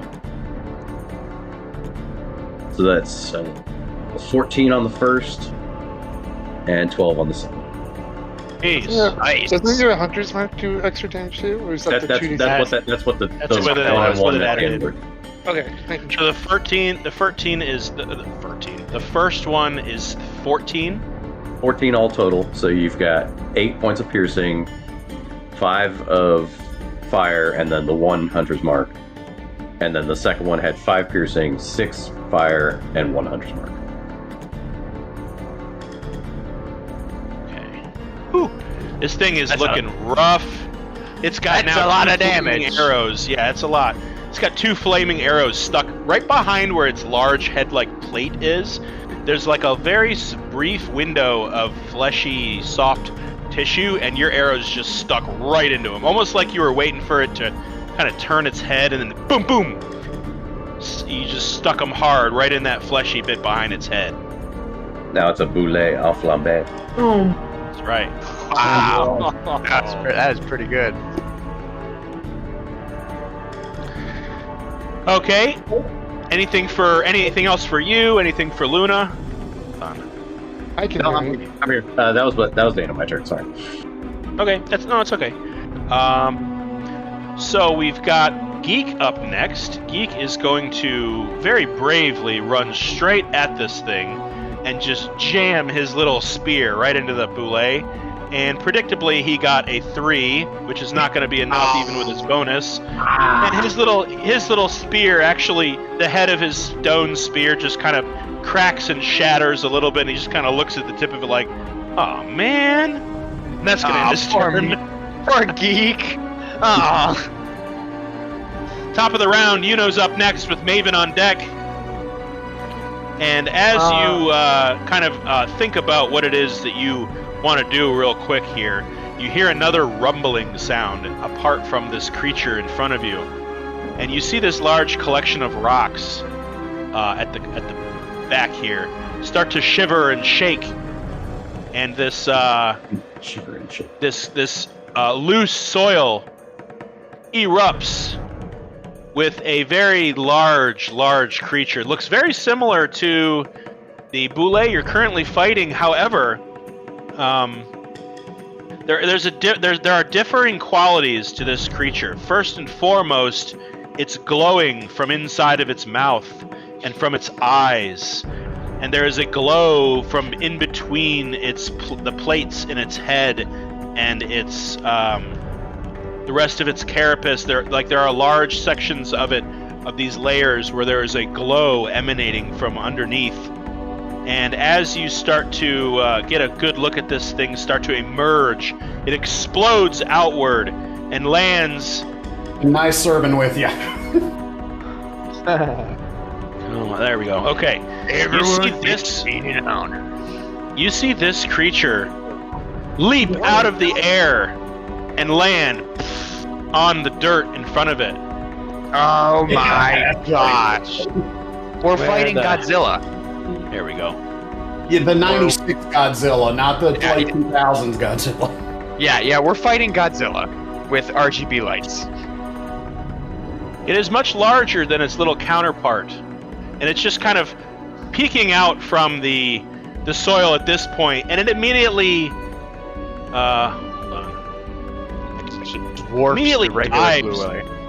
dives into this carcass, and looks like it just kind of starts eating the Tosar carcass. Doesn't really seem to be paying you guys too much mind right now. And that is pretty good. How are we going to fit that thing's head on the cart? We'll just tame it and ride it back. Hey, we'll tame a Tosar, strap it to his leg. How we gonna... Let's first focus on how we're going to survive the next, minute. Yeah, that's arguably a better goal at this point. Let's try to survive first. You're thinking about your touchdown dance before you caught the ball, okay? There we go. It's not quite that big, sorry. I was going to say. Thing's huge! Hold on. There we go. It's everywhere. It is considered a huge creature. It is a pretty big boy. And it's right now feasting on this carcass. Doesn't seem to be paying you guys too much mind. But it is your turn. All right. Yuno's going to give us some more time here. So Yuno is going to cast Hypnotic Pattern on him, and he needs to make a Wisdom saving throw, DC 16. Well, doesn't that mean if we attack him that it breaks? Yes, but that buys us time. I like your strategy. All right, he has a very low Wisdom. He has a -1. However, I got a natural 17. Yeah, he's been rolling godlike on his Wisdom. Yeah. Trust me, I know. And point of order, you guys will notice that as he erupted from this hole, you notice that there's a scattering of skeletons surrounding this hole, and there's a very faint glow emanating from somewhere at the bottom of this hole. Oh my goodness. That's where the plutonium is. Hell.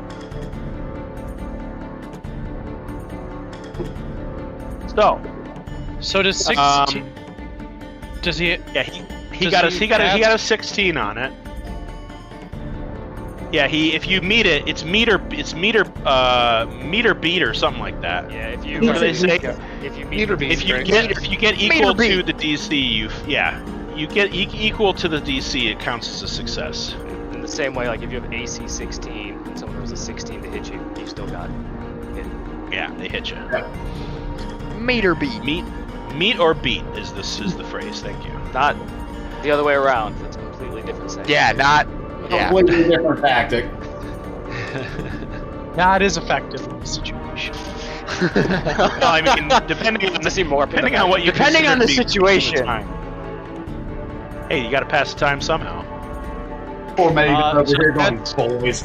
That's gonna do it for All right. Shit. What? How do I... What did you do? I'm trying to figure out where the Discord is. Oh, it's right there. No. I go after the. I don't want to talk about it. All right. So at this point, the land shark of the Shambling Fields, which this seems pretty much a dead category giveaway. You notice that I'll say Baranor is closest, and Sazaros is pretty much paying attention at this point. Everybody else is just sort of they're kind of rocked by what's going on, or they're too far away. You notice that covering this thing's outer carapace is a shiny metallic material, almost as if veins of a shiny metal have run through its carapace so many times that they've actually begun to join. You do see little strands and stripes of the stone-like material that is typical of the bullets that you've faced off in the past, but most of this thing's outer carapace, outer armor is covered in a very shiny metal material, and it's just diving face first into the body of this Tosar, and that's going to actually end its turn. Delicious.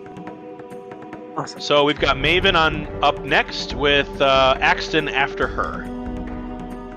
Okie dokie. Can anybody hear me? No. Yep, Yep, I we're could. You're We good. got you. Okay. I'm not hearing myself, which is weird. Okay.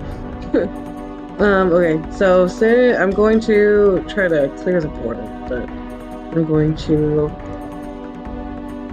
move here. Would that be considered flanking, or would it be? Do I need to be like? Flanking with who? You'd be flanking right there with Geek. Okay. So I'll go there, and then I will dice, and I'll take 2 more strikes, two-handed this time with my quarterstaff.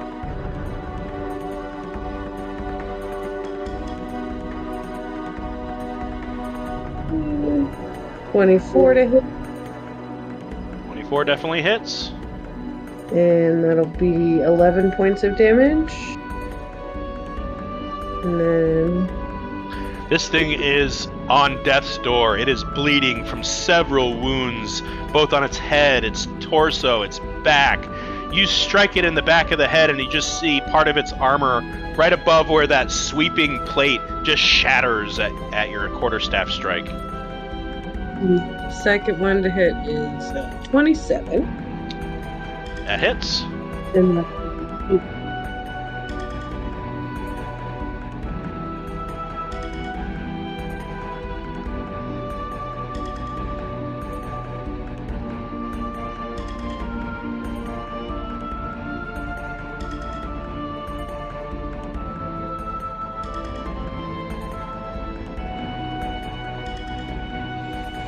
Did I lose everybody? No. Nope.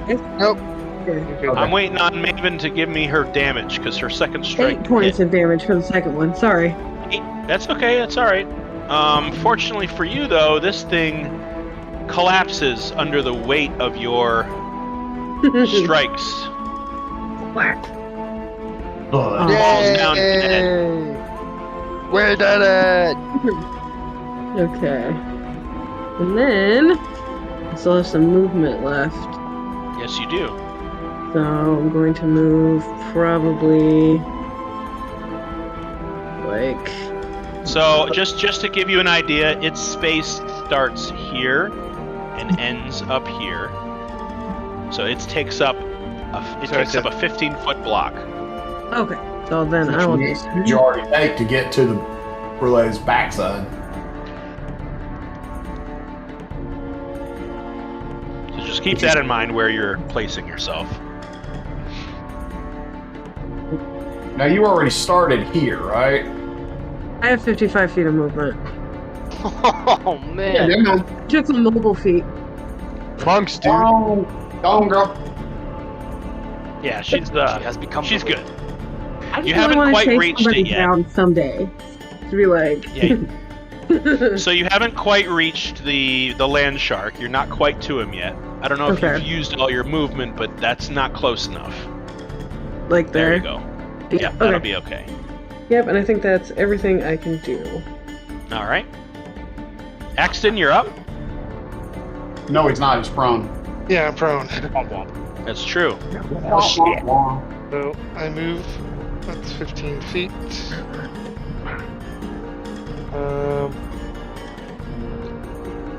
And as you're getting up, I'm looking over at you and going, the big fellow's over there. Oh, is it? Okay.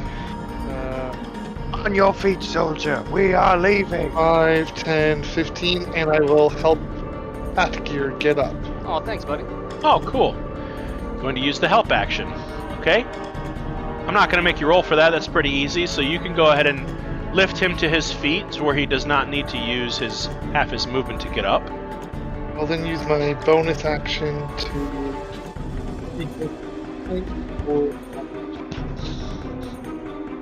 I need to roll a d10.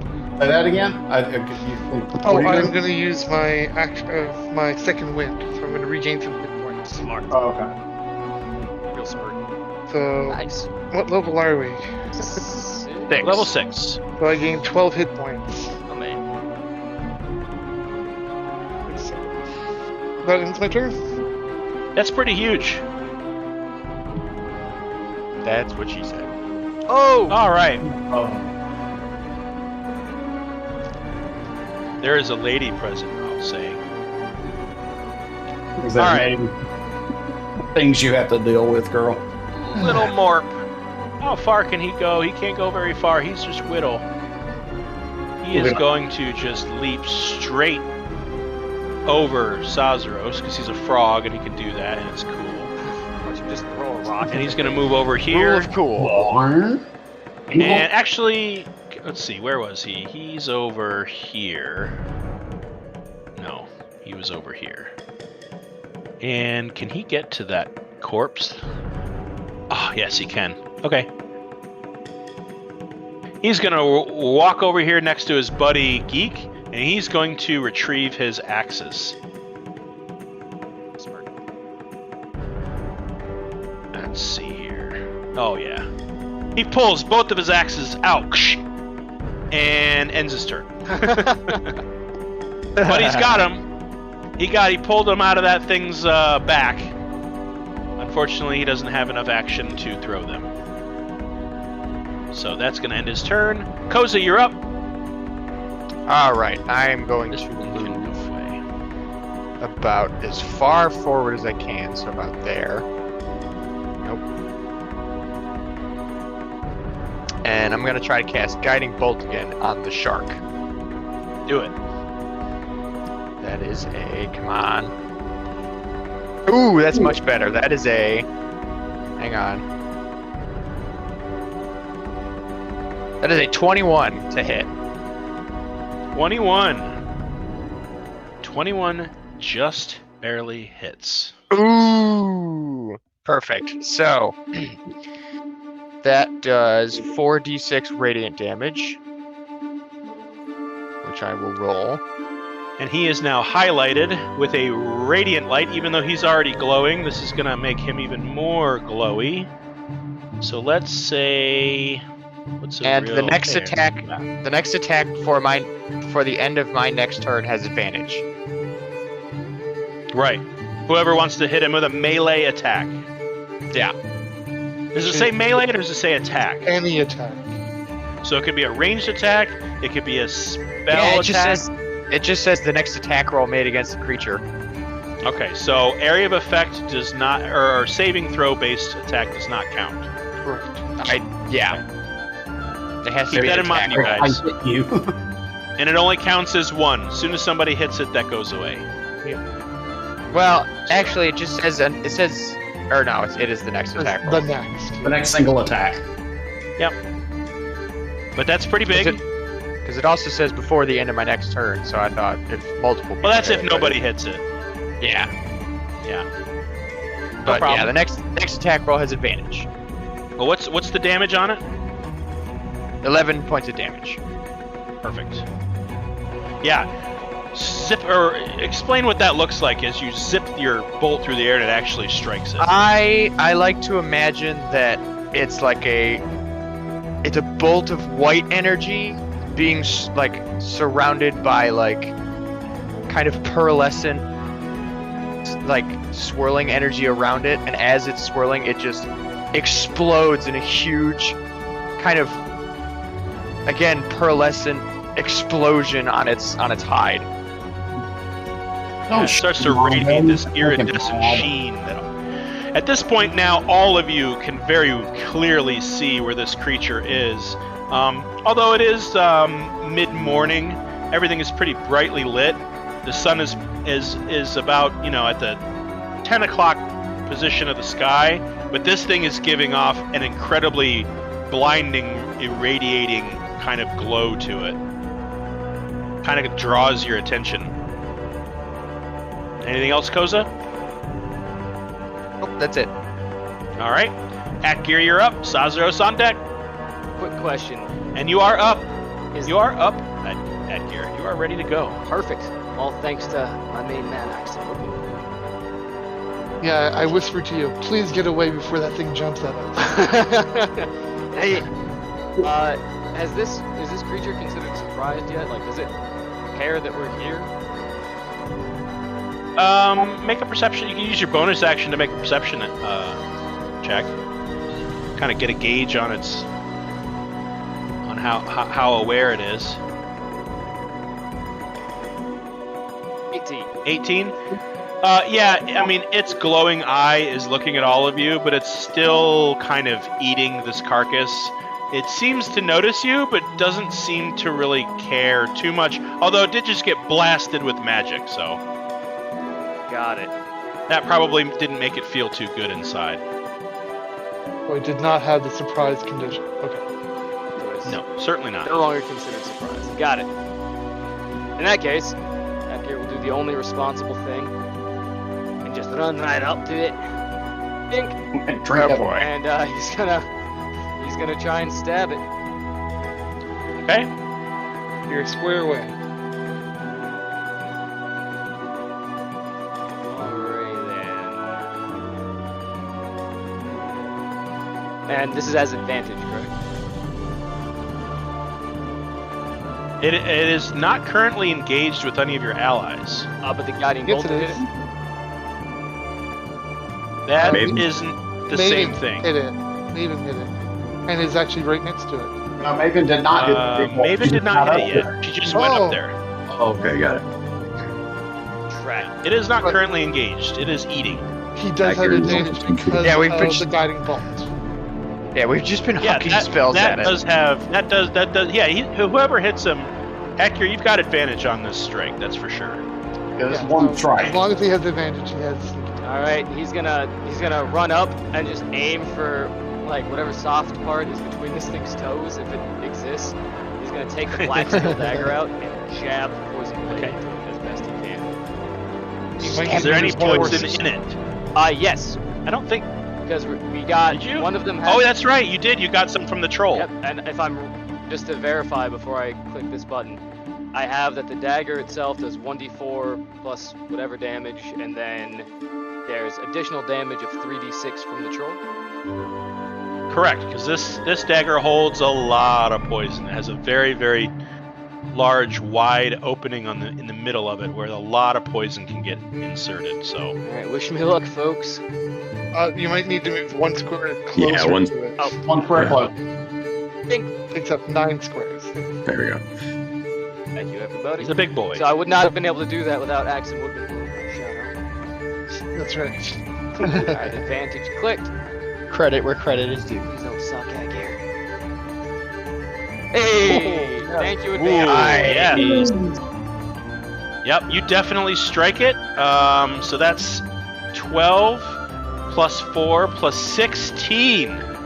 That is a total of 20, 32 points of damage. Hey! Wow.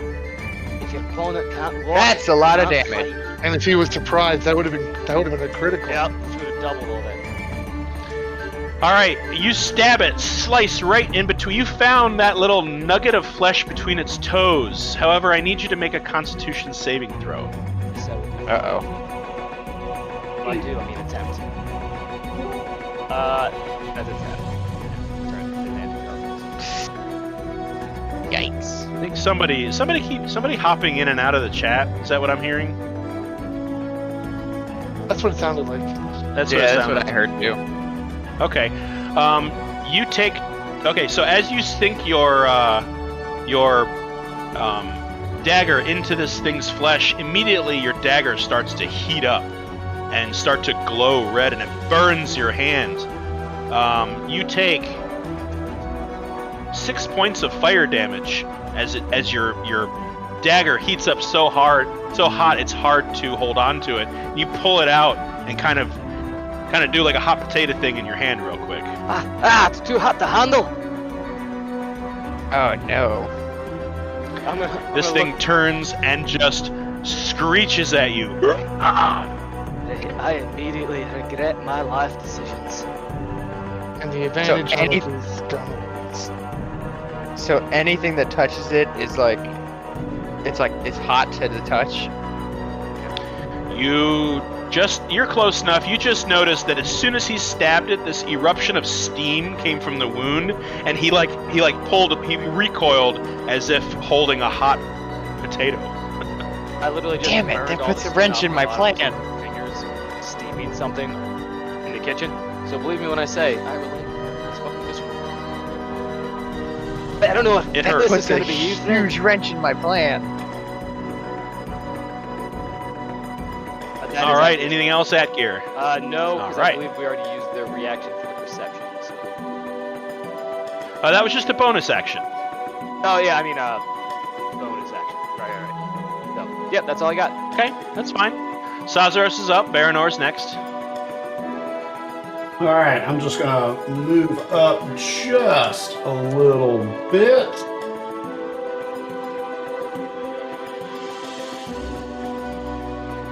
A little bit this way. I look over to Baranor and I tell him that, Baranor, your arrows are the key to our victory, and he gets a diabardic inspiration. Nice. Wait. Now, I already have inspiration from the last game? Does that pile it? That as long as he didn't give it to you, you can stack those. Well, they're only good for 10 minutes of I know, game but- time. Yeah, it was but a he got DM inspiration. inspiration. Yeah, he got inspiration from me, Oh, that's right. and that lasts. Okay. Sorry, they do not. I didn't mean they stack. They keep. Right. You can only Right. use one at a time. Sweet. How much is the bardic inspiration then? It's a D8. D8. Okay. Okay. All right, so that's my bonus action. And then for my main action, well, I really don't have all that offer in a combat situation. So let's see. I'll just take out my hand crossbow and shoot it. Okay.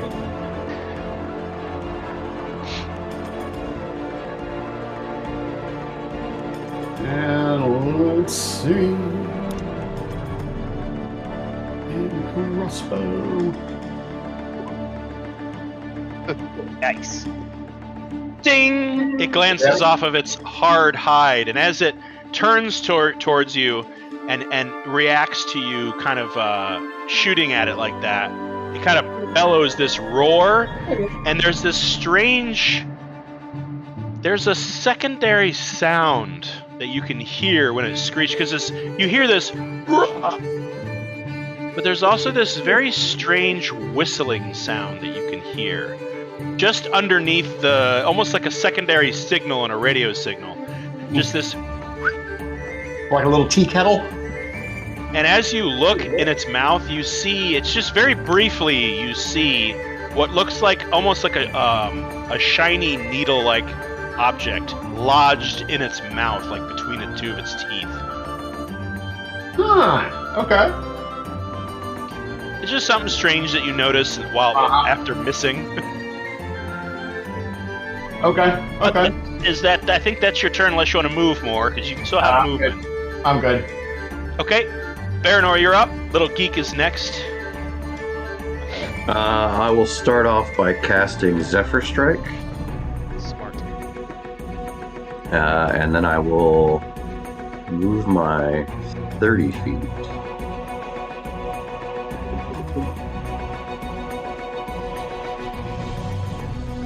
Go.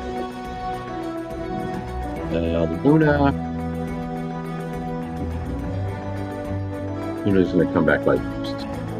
Alright, I'm going to pull out one of my special arrows and going to attack with advantage because of Zephyr Strike.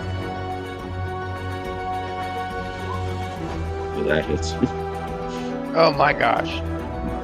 Alright, so I'm gonna have to roll this and then do some additional stuff because of things that I have attached to me now. Okay, so that's the damage for the. Okay.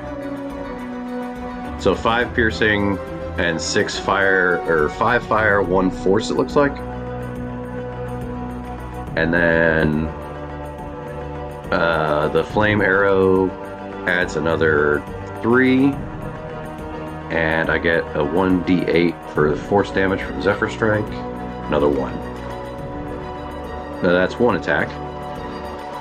Dang. So what's that total? Let's see. A billion. It's not that much. The answer is yes. It's not nothing. 15, yeah. 15, right. That's pretty good.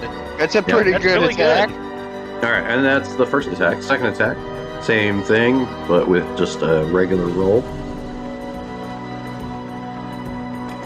And I will use the Bardic Inspiration. That was a D8, right? Yep, extra D8. So 20. 20 is still not enough, unfortunately. Alright. Your arrow glances off of its shoulder and explodes in a mash of sparks behind the creature's body. Okay. This thing's very hardy. It's covered in what you guys can assume is platinum, so it's got a very thick, hard hide, and it's large, and it's glowing from the inside. I mean, just about the most terrifying bulette you could imagine. And for the Zephyr Strike movement, I'll move back a little bit more, and that'll end my turn. And Luna takes the dodge action. Okay. Because that's what she can do. So, Geek is going to pull what looks like a large arrowhead out of his satchel, and he's going to use his bonus action to switch the heads of his spear. And he can't quite get close enough to hit it hand to hand, so he's going to get about there and throw his spear. His trusty little spear. Ooh, that's a natural 20! Woohoo! Yay!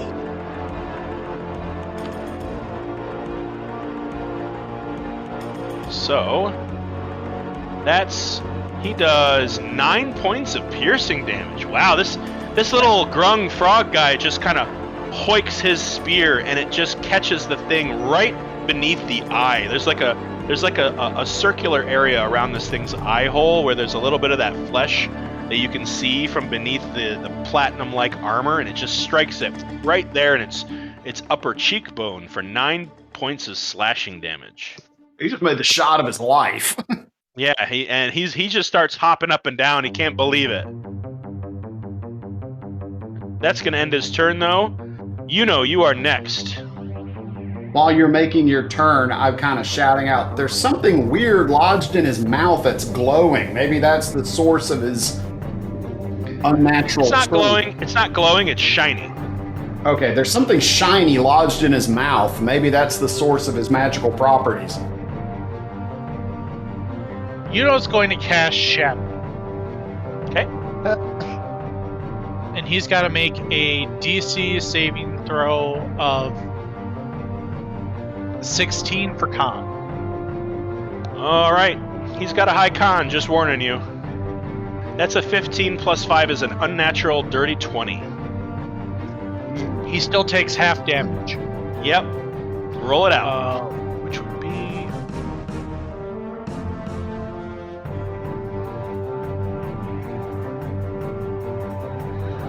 $15. 15. Half is full. Wow. So Still, no, 15's full. Okay. So Okay. 7. Okay, no bad. Not bad. Not bad. All right. Yeah. What part of his body do you want this shatter spell to focus on? His head. His head. Yeah. You see from the bottom of his upper jaw these spiraling, erratically shaped, not natural shaped cracks. They're almost like in a fractal spiral pattern, just kind of spread across his carapace, and you see little bits of this shiny platinum rock-like substance just fly from his head as he now has a fresh, scarring look of these weird fractal scars across his head. And in doing so, he is going to dive under the ground. Oh no. He is going to appear right here. I need Oh no. I need Luna, Koza, and Sazaros to all of you make dexterity saving throws. Oh great.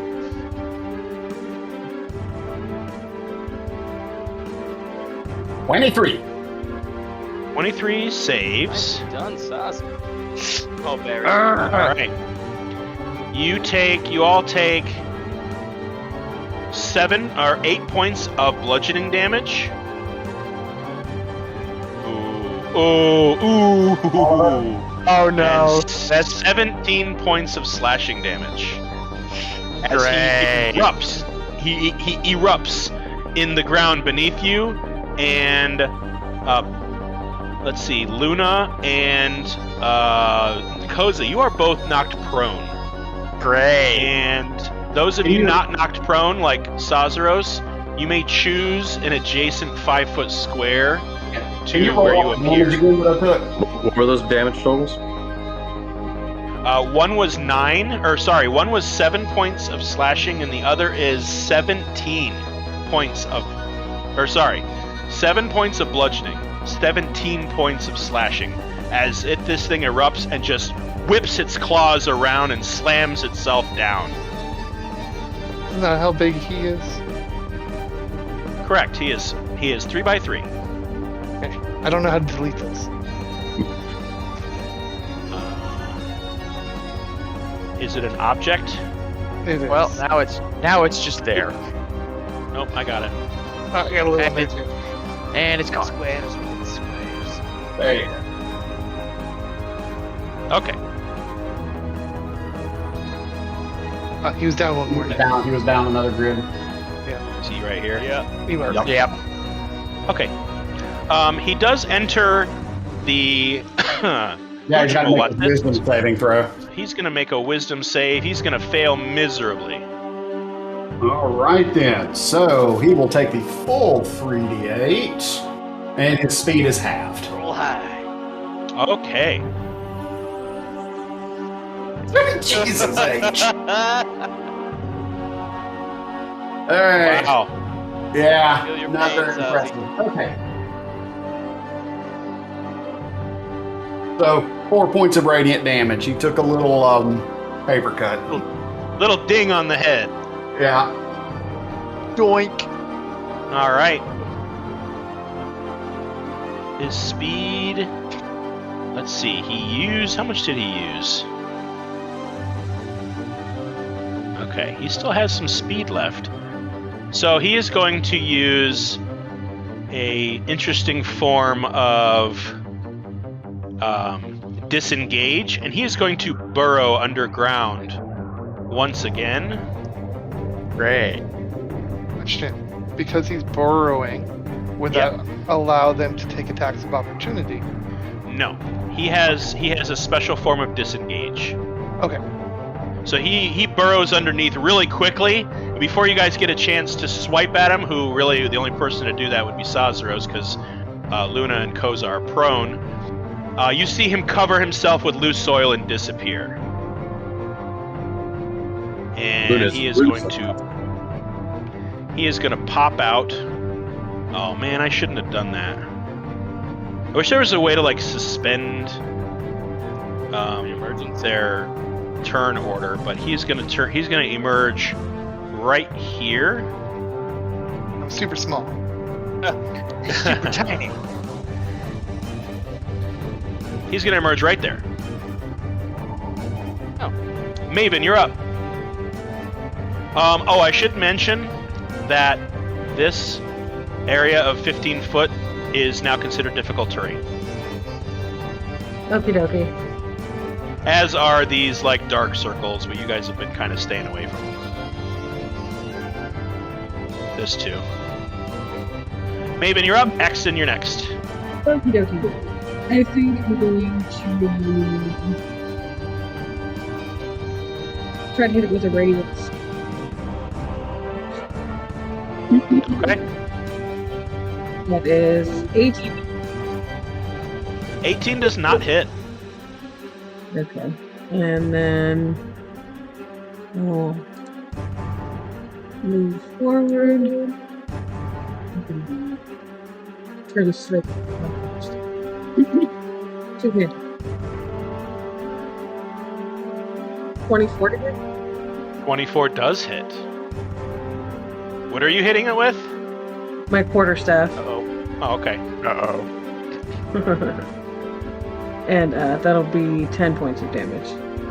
Wow. A heavy swing. You guys are starting to actually see some damage on this thing's body, like with the shatter spell's scars that spiked up its head, and your strikes. You're starting to see a little bit of blood that starts to ooze from a wound and then instantly steam and puff away into nothing. I need you to make a Constitution saving throw, however.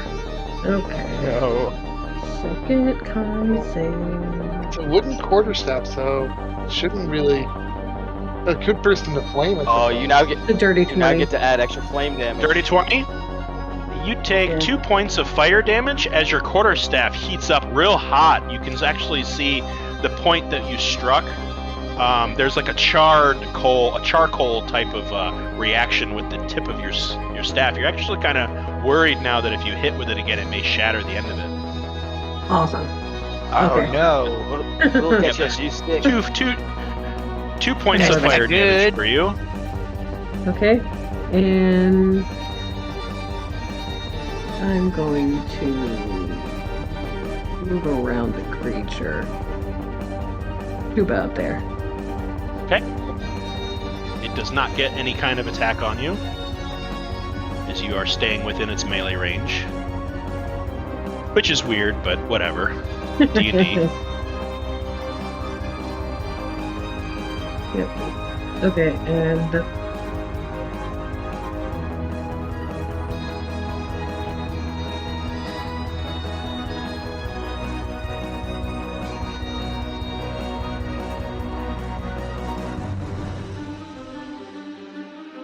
Anything else?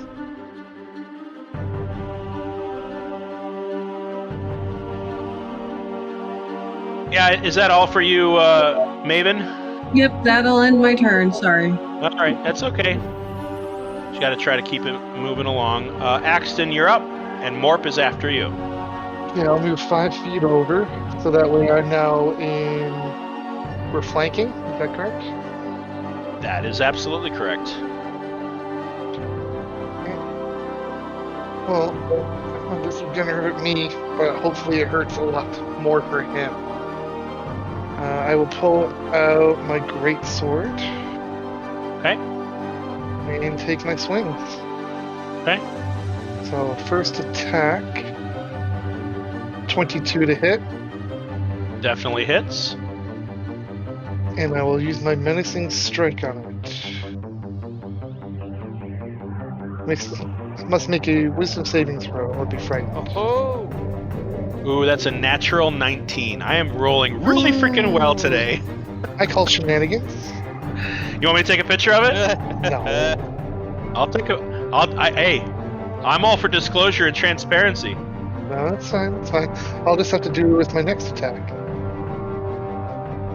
Okay, is that your third die though? That's my first die. This is first That's die. your first die? Yep. Yeah, he hasn't made any special attacks. Oh yeah, you were gonna use your precision and you never did. I never did. Okay, fair enough. Okay, second attack. That's 11 though. That's 11, 12, no, it's Okay. 14 damage in total for that one. So this is 21 to hit. That And definitely hits. We'll use my menacing attack again. Okay. Another 1 damage. It's wisdom, right? It is. Okay, that's a 14. I failed. My save is 15. Alright, so he is frightened of you. So the end of my next turn. Okay. Does that mean it runs away? Well, it means it can't move It can't towards go me. closer to him, yeah. And any attacks. What did we like for that? I can't remember. Let's go with this guy. Any attacks while it's made within sight of me are at disadvantage. Hell yeah.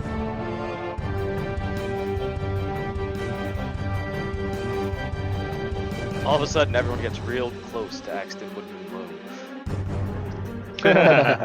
I then use my action surge to attack 2 more times. We like the rock cat, Okay. the chorus line right up there.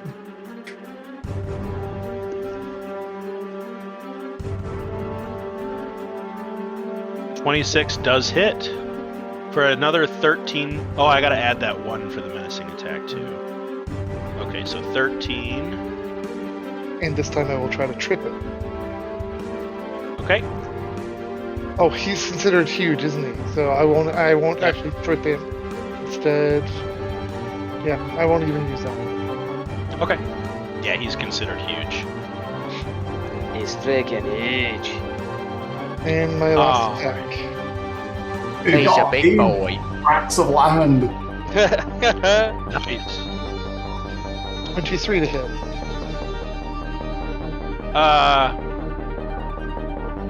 Let's see. Damn, fighters are scared. Axton wouldn't bloom. He slices, he dices, he juliennes. I'm so glad we waited.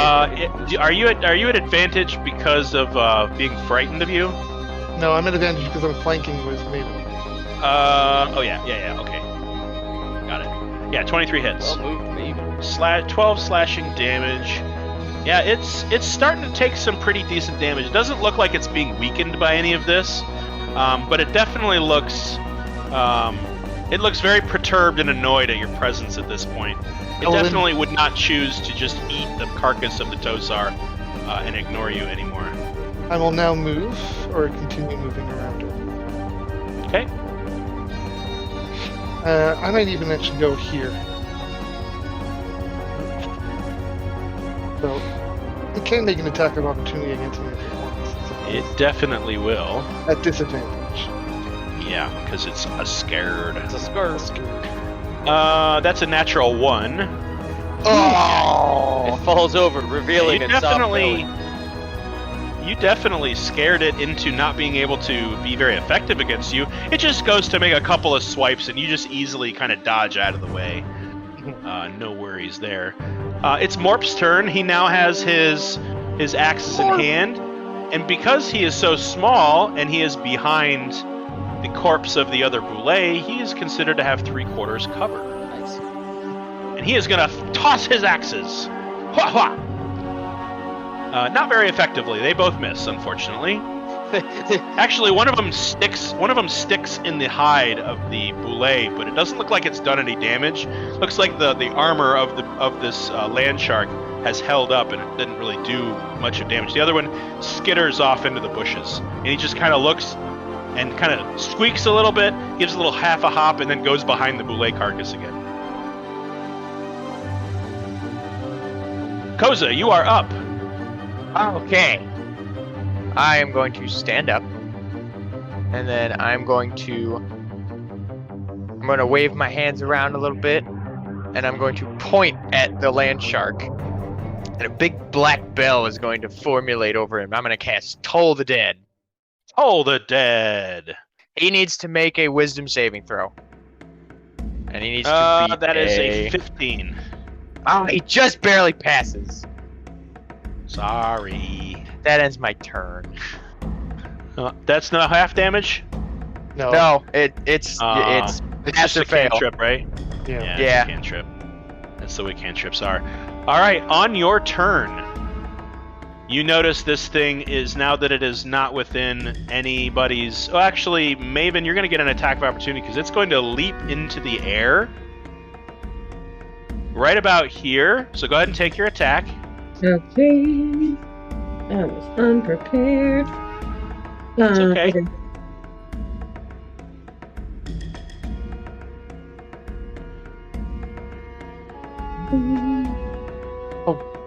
Also, while she's doing that, can I also remind you I should be taking fire damage for all of my 4 attacks? Yeah, I was going to actually add those up, and I forgot. So hold on. 1, 2... Because I'm not counting using superiority die. That's all part of the same action. So 1 with the greatsword, 2 with the greatsword, 3 with the greatsword, 4 with the... Did you do 4 attacks? Hold on. 1, 2, 3, 4. Okay, I need 4 con saves from you. You've got this, Axton Woodman Blaine. Come on, Axton. There's 4. Okay. Wow, only 1 of those failed. So you take... Hold on. Let's do the one where you failed. That's 5 points of fire damage. And we'll do an additional 6 points of fire damage because you took 3 hits at 2 points each. On fire! You're on fire! Actually, your greatsword just gets so hot that it's difficult for you to hold on to it, but you manage to muscle through it. But thank you for that reminder. Maven, what are you doing? You got a shot at this thing. Let's take it. Seeing that my quarterstaff's looking a little worse for wear, I'm going to pull out a short sword and swipe at it with that for 21 to hit. 21 is exactly what you needed. Okay, and that'll be a total of 10 damage. Dang. And then... Yeah, as it leaps over you, you kind of catch its soft underbelly and a spray of this magmic-like blood sprays down on top of you. I'm going to need a con save from you. That's a natural 1. Ooh. I rolled low. You take 2 points of fire damage. Oh, no. As this glowing liquid sprays on you, and you're just not able to dodge out of the way fast enough. And as it does so, you notice that it lands, gives a really wretched shrieking scream with that weird whistling undertone, and disappears into the cavern below. Oh no. And that's where we're going to take a break. Oh. Nice. What? Okay. We're going to take a quick 15-minute break. You devious bastard. Fucking gremlins. I hate you. No, you don't. You love me. All right, see you back in 15. All right, Really yeah, we'll be back here. We'll make it a long break. We'll be back here at 4:45 Eastern Standard Time. Okie dokie. Good job on the first part of this this encounter, stage though, 1. guys. How much Yeah. damage have we done, I wonder? Would you like to know? I kind of do. Is there a way for You us have to so know? far done 141 points of various types of damage. Yikes. And it's still not dead. Well, I didn't think it would be Is that dead yet. distributed through both creatures or just on the one big baddie? That's just the one big bad one. The first one you did about 94 points of damage until it died. All right then. Well, we've been meeting out some pain. Yeah, you guys have been holding your own. I mean, you're taking some hits, but you're dishing them out too. All right, folks. We'll see you in a little bit. All right. We got everybody back. I was gonna recommend just like, oh, let's just collapse the tunnel and trap that monster in there, and then I realized it literally digs through the earth on a regular. So that. You would be covered. It'd be like covering you with pepperoni. Like, yes, it's minorly inconvenienced, but that sounds amazing. All right, the beast has disappeared. The ground is still quaking under your feet. It seems to be getting quieter and quieter as the seconds drone on. What do you guys do? Merci. There's now an open cavern with a slight glow underneath it, surrounded by corpses surrounding the mouth of this cave. What general direction is the tunnel headed? It's difficult to say with the way that it disappears into darkness and then there's a glow that's just sort of permeate. I mean, what you can see is it kind of goes at like a 45-degree angle, like straight ahead. Oh, okay. It's also obscured by like rocks and falling debris to the point where you can't really see if it turns left or right or goes straight. It doesn't look like it totally goes like in a complete straight line in the center of the earth, but it definitely goes down at an angle for a bit. All right. Are we still in initiative or out of initiative? I think we're out of initiative. we're gonna clear this out. This is all gone. Okay, I run over to Luna and cast Cure Wounds on her. Okay. Happy. I'm gonna. I will do the same ahead. for anyone that needs it. Would use some curing. Yeah, I don't feel so good. All right. Let's see. I mean, are we going to take some time to gather ourselves, or are we kind of like just doing a quick triage before we get moving again? Well, Luna was unconscious, so. I think we should just push right in. Could go wrong. Yeah, I'd like to push right in. She's All up right. now. Oh, Hey. Can we ask? I'm going to look at either Geek or Morp. Who's like, can you tell us how far down that is?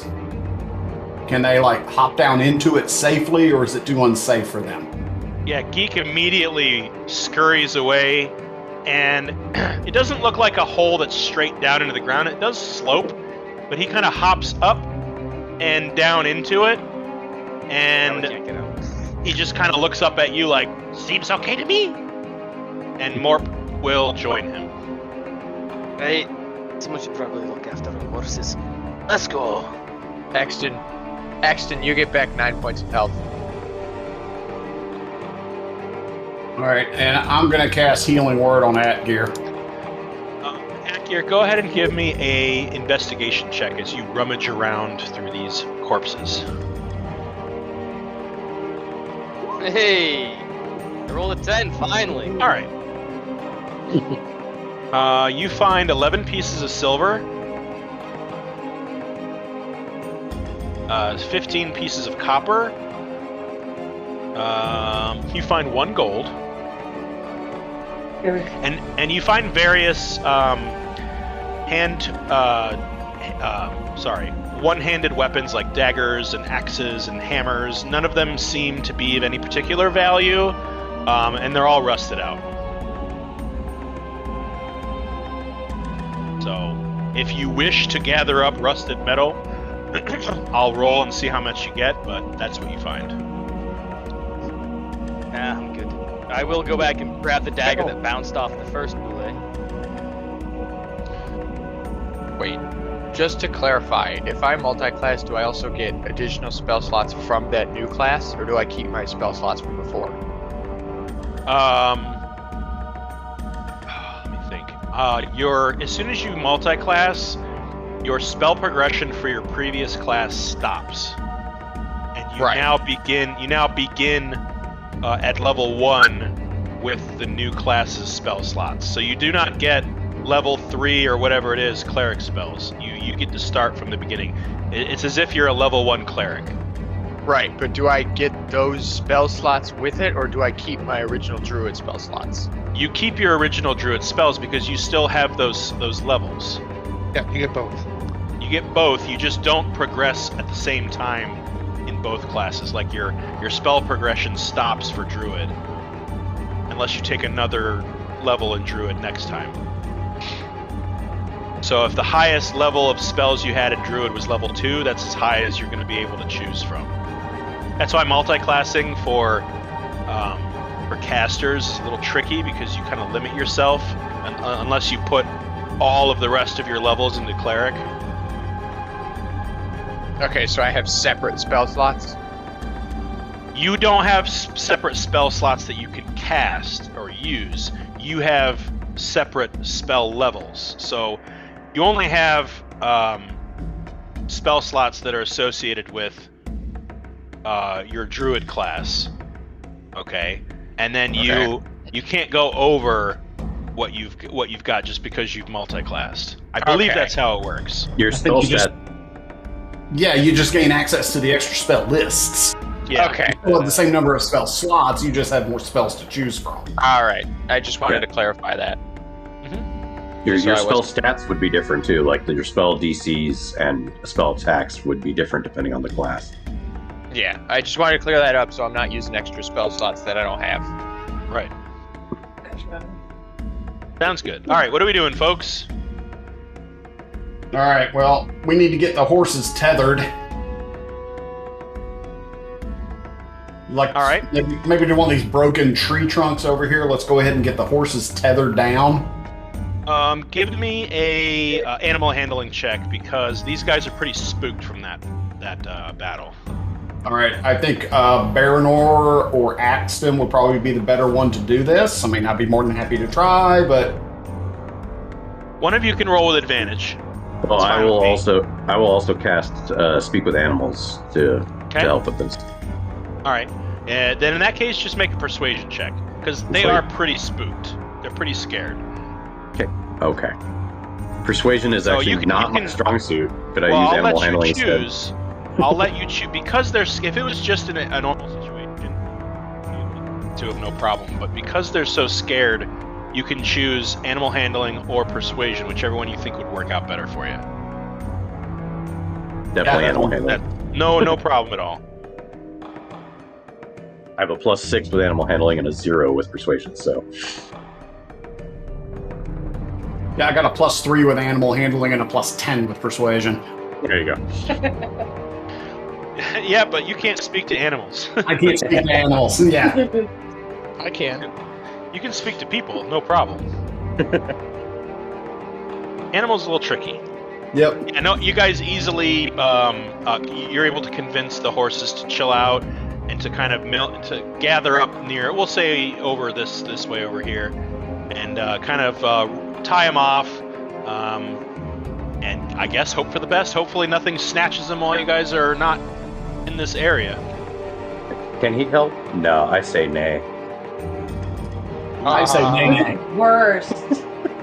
Ooh. Why are we married? Oh. Wow. Get some ice for that burn. that was a heavy hit. Yeah, I'm used to it. All right.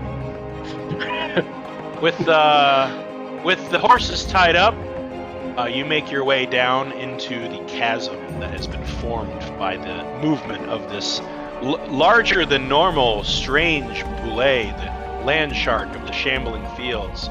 So I'm going to go ahead and move everybody over here to what you see as you emerge down through the mouth of the cave. Now, mind Which you, is a whole lot of not much.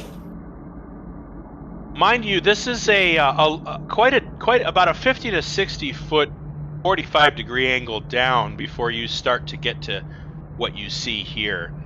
But you emerge from the mouth of this initial tunnel into a dark, smoky, steamy, churning section of tunnel that is covered on either side by very slow-moving magma or molten rock.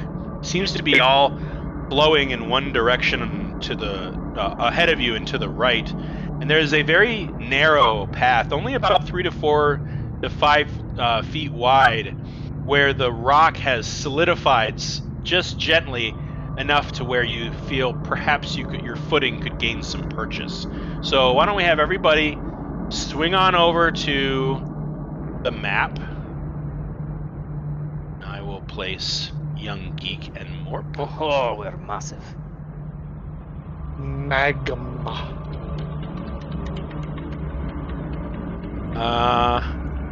And for those of you that keep showing up and you're like real big, if you just kind of click on your character and then stretch yourself down, you'll shrink down to a manageable size. I think everybody but is good though. I don't think I can do that. I don't think I can either. Yeah, I don't have a little option. I don't think it'll let us do that. All right, well, I'll do it then. I'll do it. I'll do it. I do everything.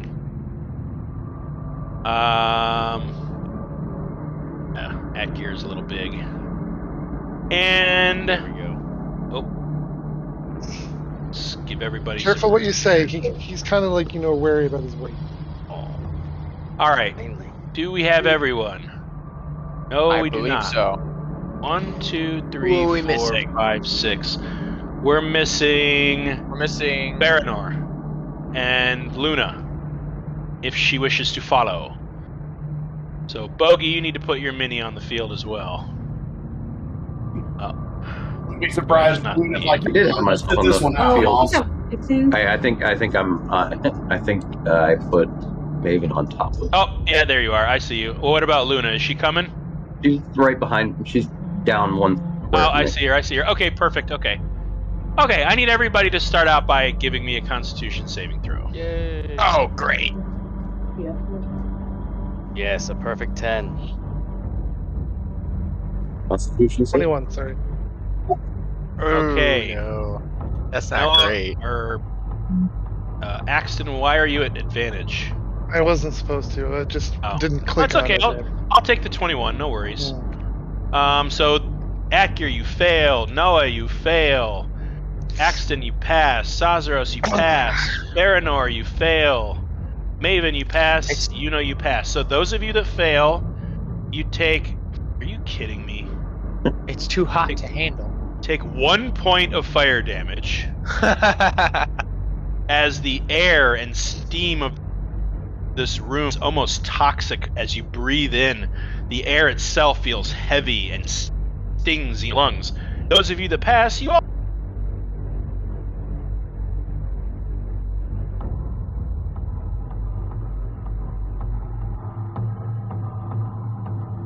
also take. And let's go ahead and re-roll your initiative.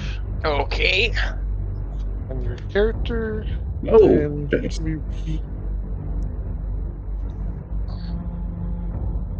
Let's see here. Ooh, that's great. You want me to roll for 24? No, put that in there. Morp rolled very high. Geek, not so much. I rolled the exact same. Oh.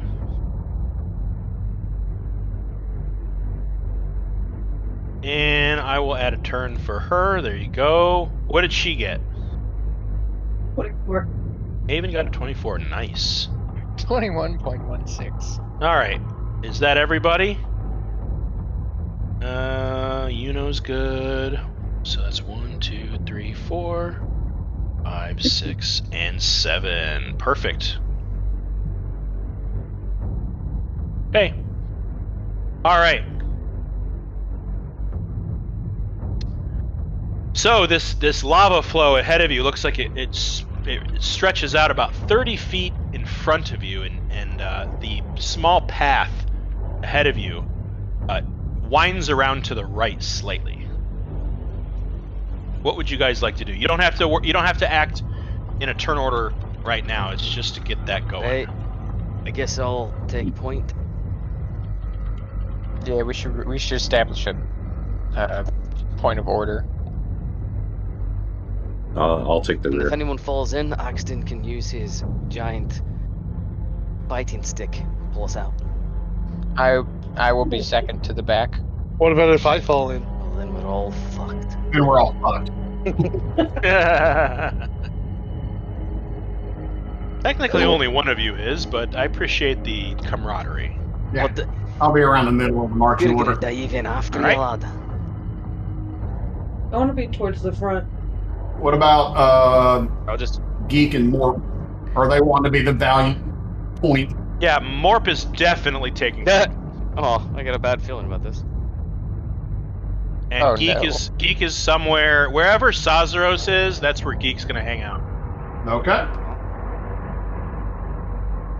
You see the two of them. They're just sweating, like they're glistening, just like you all are. They're just flop sweat. By the way, it is really hot in here. It is uncomfortably hot. It's getting to the point where you guys instantly. It's almost like if you were to imagine being in the middle of the Mojave Desert and then opening up a car door after you were in air conditioning. It's just like this wave of steamy, heavy air enters your lungs. And all of you are instantly in a flop sweat. Oh, my flop sweat. I don't know if anybody has any magic to cool this area down or not. Okay. but- I would like to conjure an That's a good question. The best thing I got is my breath weapon, a cone of cold. Love it. You can I try it. mean, Definitely do that creature. You may get a good, 20, 30 seconds of relief before it just becomes steam. Better than nothing. We might be able to then run it. So can use prestidigitation to cool 1 cubic foot of air around himself He's just walking perfectly for fine. up to an hour. But he's never been prouder to best be I so can do. ineffective. That's great. Is very comfortable right now. I say Alright. try using your cone of cold. What now?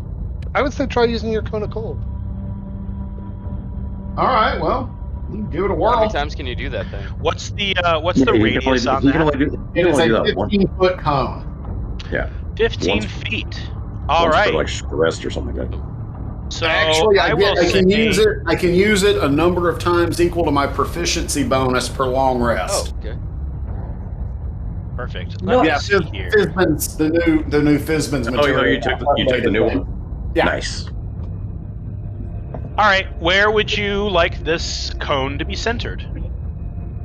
Let's see. Let's put it right about. Maybe Well- you're out of the lava first. Wait. Let's aim it right about here. All right. So I will say that everything inside of this shape has been solidified, and you see these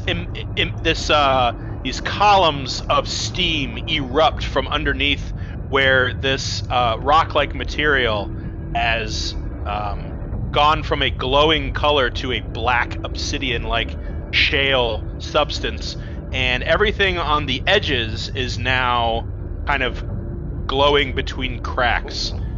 And you immediately start to see everything very quickly start to melt. Well, you the bridge Okay, maker. now let's run it. Let's go. Go. Double All right. time. All right. Well, Yep, I'll say I'm just getting my little tool here, but I'll say that you guys were able to get to the other side of that blackened area to reveal this.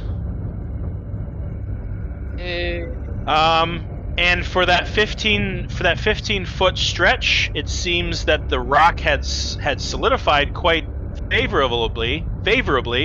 However, unless I get an acrobatics check from anybody to jump the rest of the distance from here to here, which I don't know if you can even leap 20 feet, I'm going to need a con save from anybody that traverses over those rocks.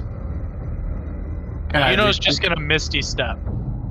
Okay, so you instantly teleport to the other side, which you'd have to be somewhere east of this area.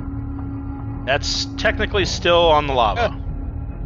All right, so Atgeir, you take 2 points of fire damage as the ground under your feet is just literally melting the soles of your shoes.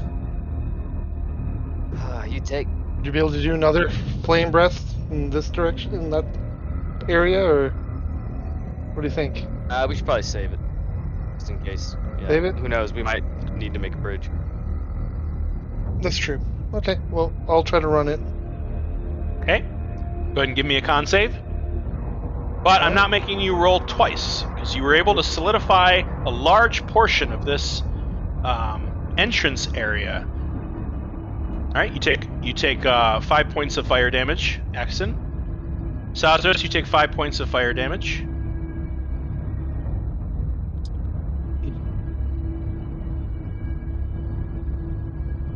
And Ozzy's pretty jacked up right now. Sorry? I was just letting the group know that, Ozzy's a little jacked up right now. So, Well, I do have more.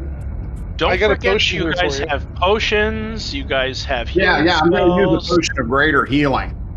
and you guys do have spells I believe you can still use. You guys have stuff. Let's not forget. Yeah, I'm going What to you use a have at potion your of greater disposal. healing. Okay. Morp, he hops over and makes his acrobatics check. And let's see if young Geek can do the same.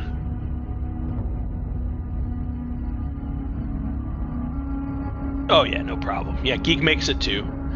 Alright, the passage here is starting to liquefy. The three of you down here need to make a decision on what you're doing. I am going to cast create or destroy water on the same space, like right here. Well, it's still solid. You can still make it if you go, but you gotta go. It's starting to liquefy under the intense heat of the lava that's flowing on either side of it. Okay, I'm just gonna run across. Nice roll, Okay. So I'm gonna need a con save from Maven. I will be running across too, but I'm waiting on her. Okay. Yeah, I'm just gonna watch it, and if it starts to like crack more than I'm comfortable with, I'm gonna cast create water. Okay. 19 con save. All right. You take 2 points of fire damage, Okay. and yeah, at this point you start to notice that it's becoming pretty volatile looking. It's looking like the rest of the path at this point. Everything is pretty much melted. That's still lava. Yeah, I'm gonna That's still lava. I can only put 10 gallons of water down, so I don't know how long that's gonna last. I would say a gallon per square foot, so you could at least, if you guys make a acrobatics check to make it here, I'll say this is safe. So I'll actually get rid of this if I can.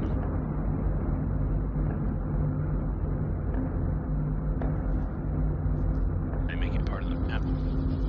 Nope, I didn't.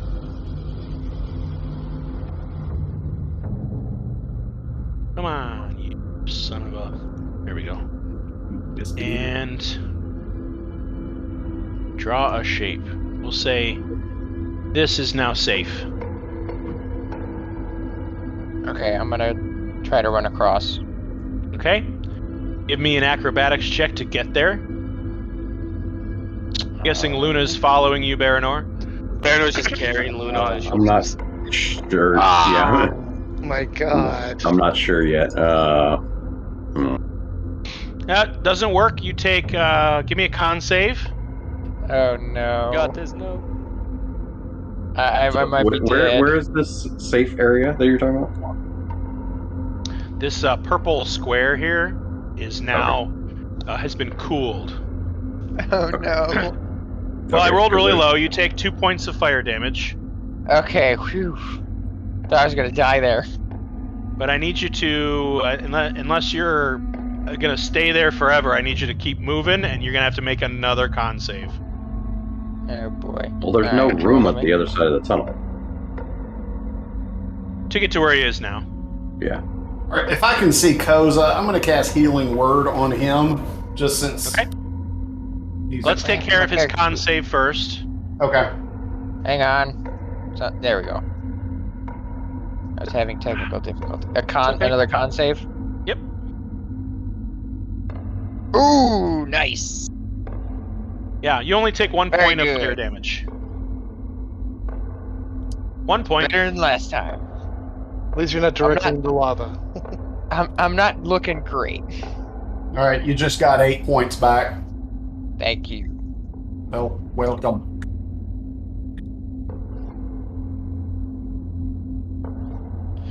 Alright, what can I do to make this easier for Baranor? Kill them all.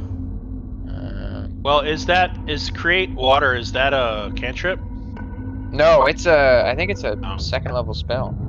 Oh, No, it's a first level spell. Well, he's a ranger. I'll allow him to make some cool acrobatic moves if he wishes. And he's a half-elf. Yeah, but I'm stuck on this side because there's nothing. There's no spots over on the other side. Well, at this point, you're not going to be landing in lava. You're going to be landing on very hot rock. So you're going to have to make a con save. I made one for 18 already. Oh, well, where you're at right now is safe. But for you to traverse the rest of this path is for your con save. So if you rolled a con save already, that counts for this area. So you can get to us. Gotcha. Run, buddy. And so you only take 1 point of fire damage as your feet touch and hiss. Wait, I have an idea. So I have a cantrip here. It says I can create a 5 foot square of water, and I can freeze it. How long would that last? It would last about as long as Sazeros's breath weapon. Okay, can I do that and have Baranor step on it and then have him jump? And while he's in I'm gonna try and freeze water under his feet while he's walking. Well, don't worry about me. If anything, do that for Luna. Okay, yeah, I'll do that for Luna. Okay, Luna's so not right now this area has melted, so it is no longer safe. Well, Luna would be going after me, ish. Never mind. Yeah, I would say that makes sense, but he didn't freeze it with ice. He froze this with water. Yeah. So it melted much faster. I understand. No, it says I can freeze the water, just turn it into ice. Well, you could have either done that here or here. Because you created water here. That's done. That's been completed, and you solidified this area, this 10-foot square right here, and that has since melted. So if you want to use your cantrip to create a 5-foot square of frozen water, you can do that here. But she's gonna have to make a con save either way. I can't keep casting it in front of her, while she's walking. I'm gonna make this real simple. If that's what you want to do, you can do that, but you can't see her now because you're over here. You don't have line of sight to this area here. I'm gonna make this real simple. Before I left, I'm gonna tell Luna just go back outside the cave and wait with the horses. Okay. Horse guards. Nice. Yeah. All right. So sounds good. Yeah. Okay. What you all see before you in the lower right portion of the screen is a wall of loose soil and rock.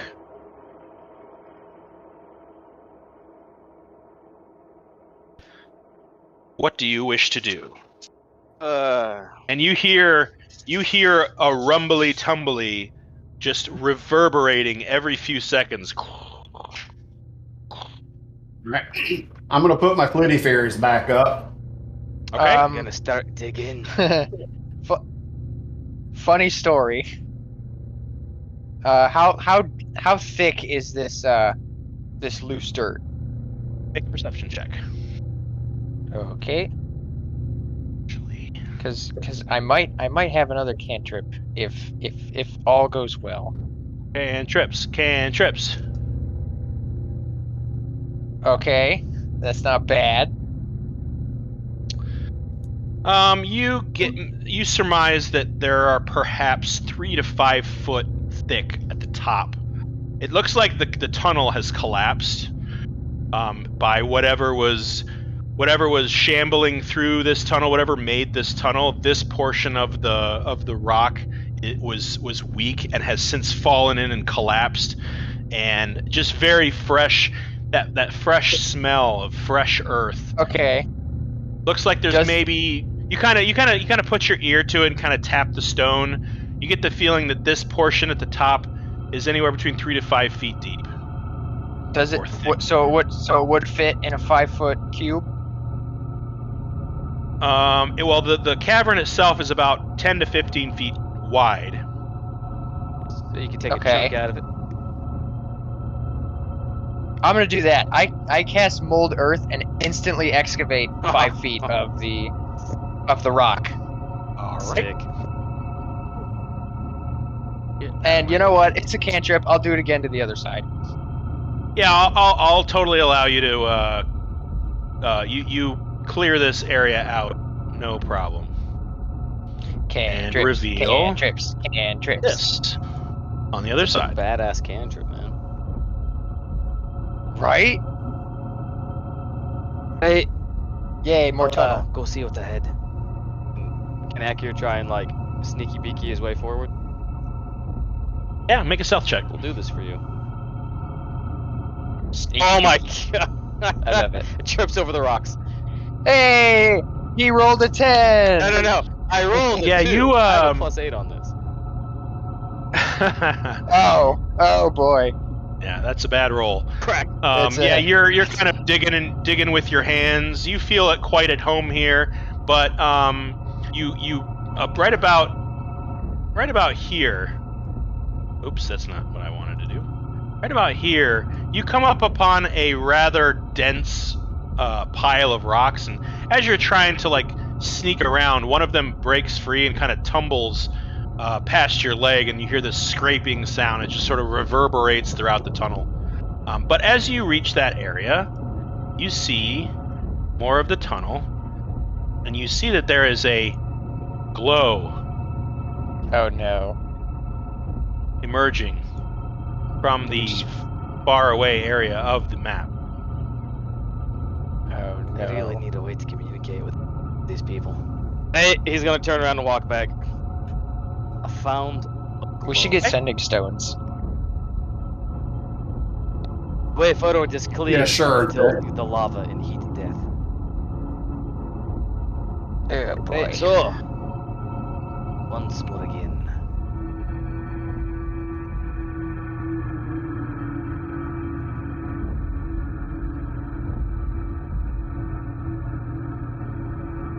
And Akir's gonna trot his way up.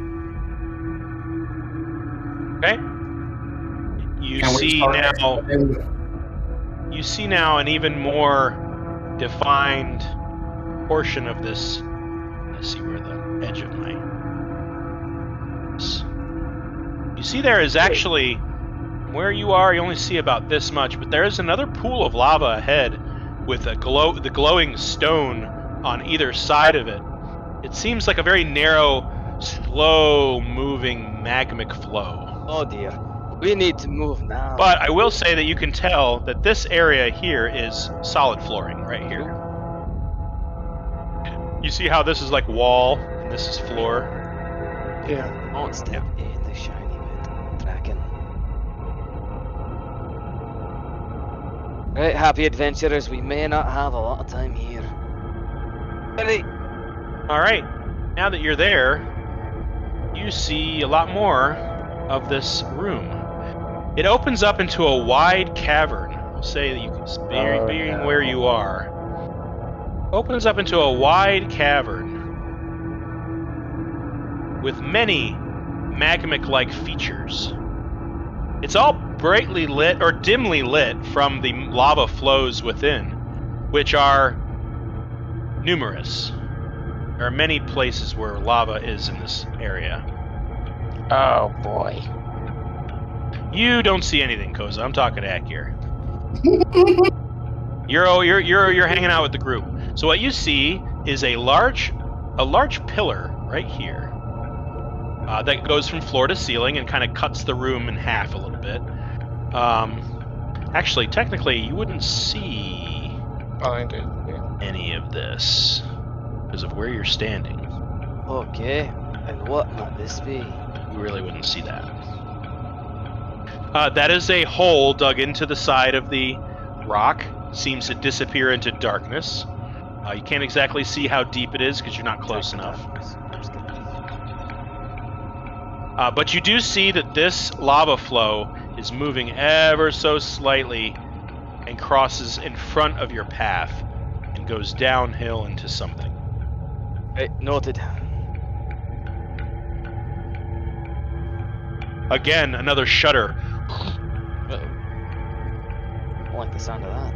And you can feel little bits of dirt and rock from above you at the top of the tunnel kind of come loose and kind of pelt you as this small quake shakes you to your core. Can I try and see where the source of that quake is?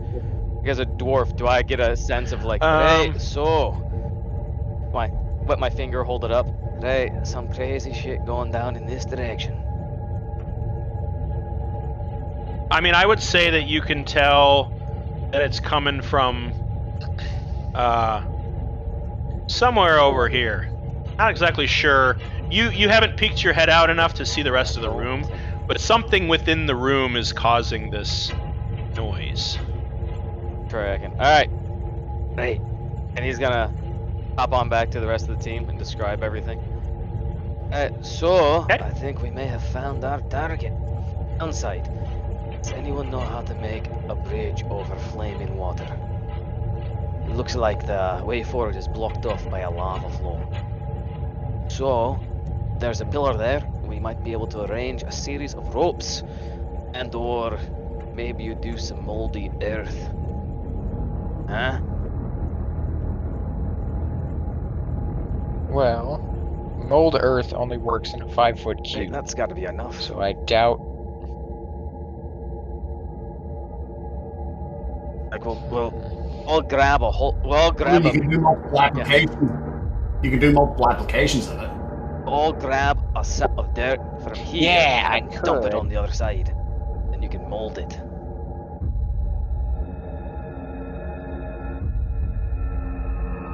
Well, I mean, we already know our good friends here, Geek and Mort, have some prodigious jumping ability. Oh, wait. I can move the earth too. I can move it along the ground. So if we get a sizable rock, I could probably move you guys one at a time across the river. I feel like if one of us gets to the other side of the river, that giant monstrosity might just eat them without any support. Could you divert the lava flow? There's a nice deep hole on the other side. Magma's like earth. Perhaps you can just put it down the tunnel hole. To move stealthily, I have something. I'd also love to move stealthily. Well, if you would stay within 30 feet of me while I cast Pass Without a Trace, you can Fantastic. The main thing is getting across that. Does it look like you could jump that lava? It seemed to be that the hot rocks were only about 2 to 3 feet from the dirt to the lava, and the lava looked to be only about 3 to 5 feet across at its widest. So Axton just throws people across the lava. That's a normal. With the success, I'll say with a successful acrobatics check, you could definitely jump it. Isn't there a rule about your long jump, about how many feet it can be? Yeah, there's a rule. I can get it for us. Yeah, somebody look up the long jump. When you make a long jump, you cover a number characters. of feet up to your strength score. If you move at least 10 feet on foot immediately before the jump, period. When you make a standing long jump, you can leap only half that distance. Either way, each foot you clear on the jump costs a foot of movement. This rule assumes that the height of your jump doesn't matter, such as a jump across a stream or chasm. At your DM's option, you must succeed on a DC 10 strength athletics check to clear a low obstacle. When you land in difficult terrain, you must succeed on a DC 10 dexterity acrobatic check to land on your feet, otherwise you land prone. Then there's a high jump, but that doesn't really apply here. So, when you make a long jump, you cover a number of feet up to your strength score if you move at least 10 feet immediately. So we can make a running jump across this thing. Yeah, I'm going to say that hearing you all discuss this kind of galvanizes Geek and Morp, and Morp grabs a rope and hands it to at some point whenever you guys get over there, hands it to Sazaros, and he's just gonna jump You are a across. scent of a giant frogman. And so does Geek. I love it. Before we all start to jump it, I'm going to cast Bless on Yuno, Axton, and Sazaros. Hashtag blessed.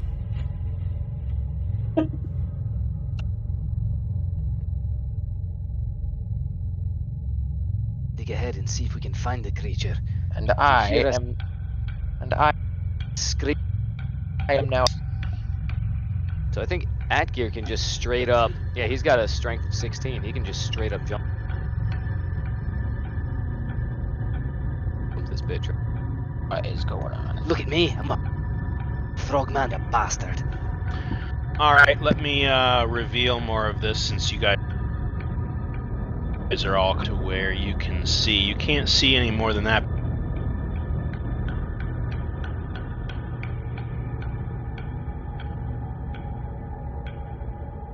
But you can.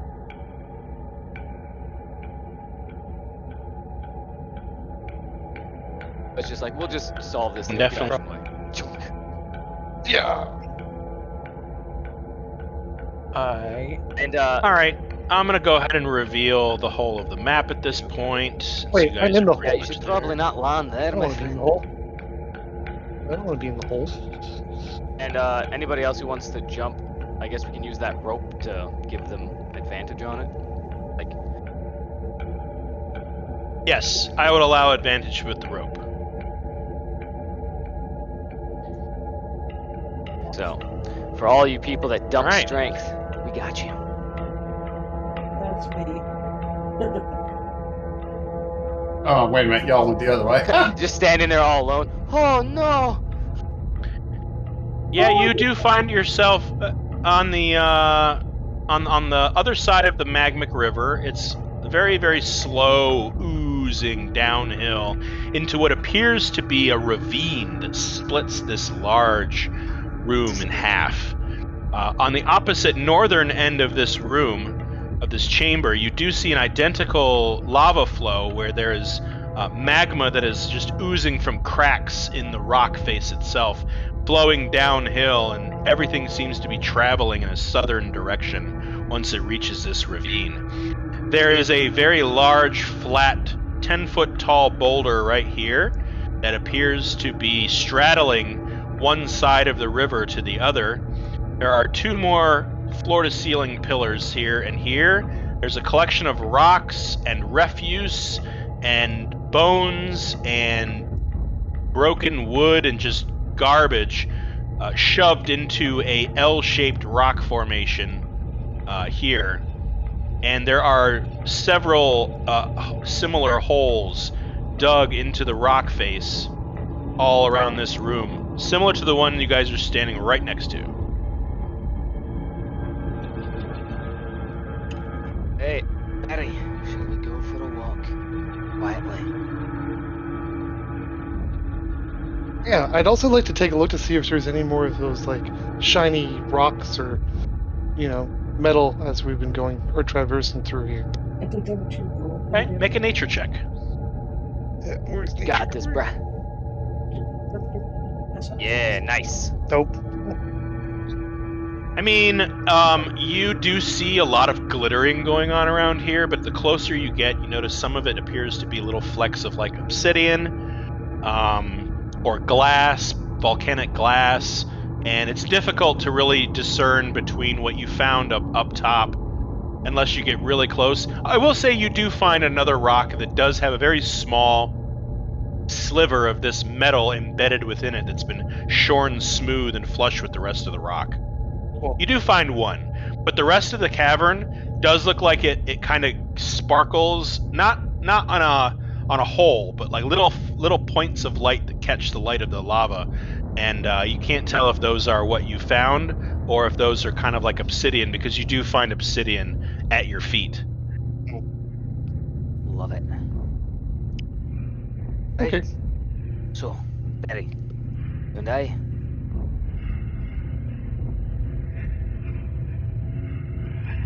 At this point, I'm going to ask everybody to make another con save, as the air here, where this lava is thickest, is thick and hot and heavy.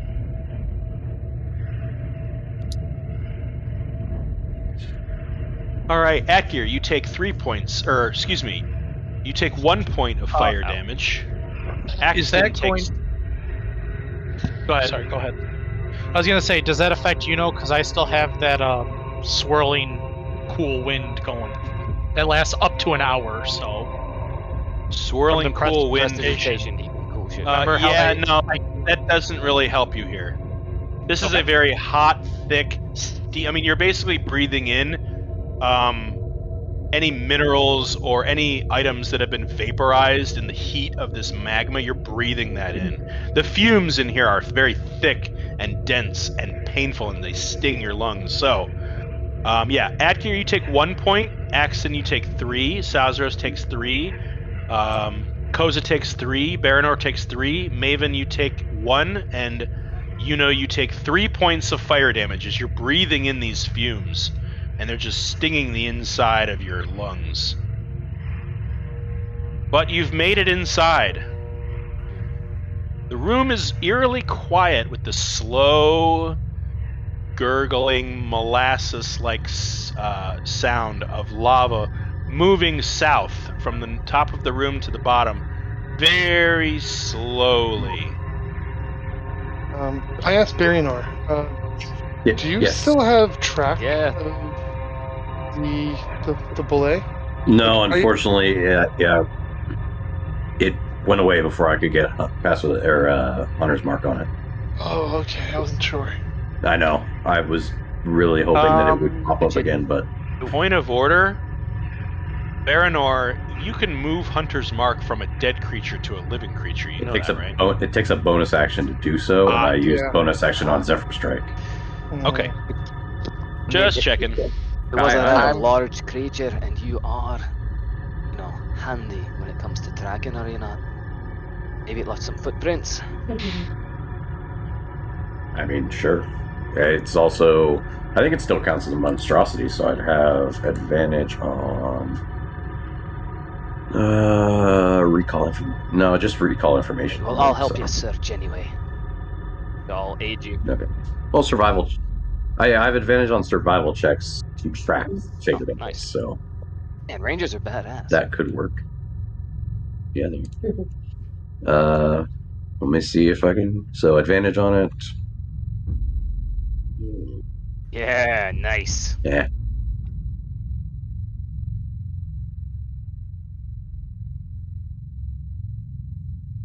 All right. You do notice several deep gouges in the ground from a large, heavy animal that has footprints very similar and reminiscent of the bulette that you've been fighting. Just larger than the first one. I mean, this is a huge, humongous beast, and it does seem to be moving in this direction. Okay, so do we get up on the? How about Baranor and I scout ahead? When we're up there, we'll signal to the others if we see it. And then what should we do if we see it? Should we launch a surprise attack, or should we wait? Imagine you all will be ready regardless. Well, I don't think I'm very good at sneaking, so I guess I'll stay here, but... Yeah, I got past without trace, and then Akir and I can go up. Best buds forever.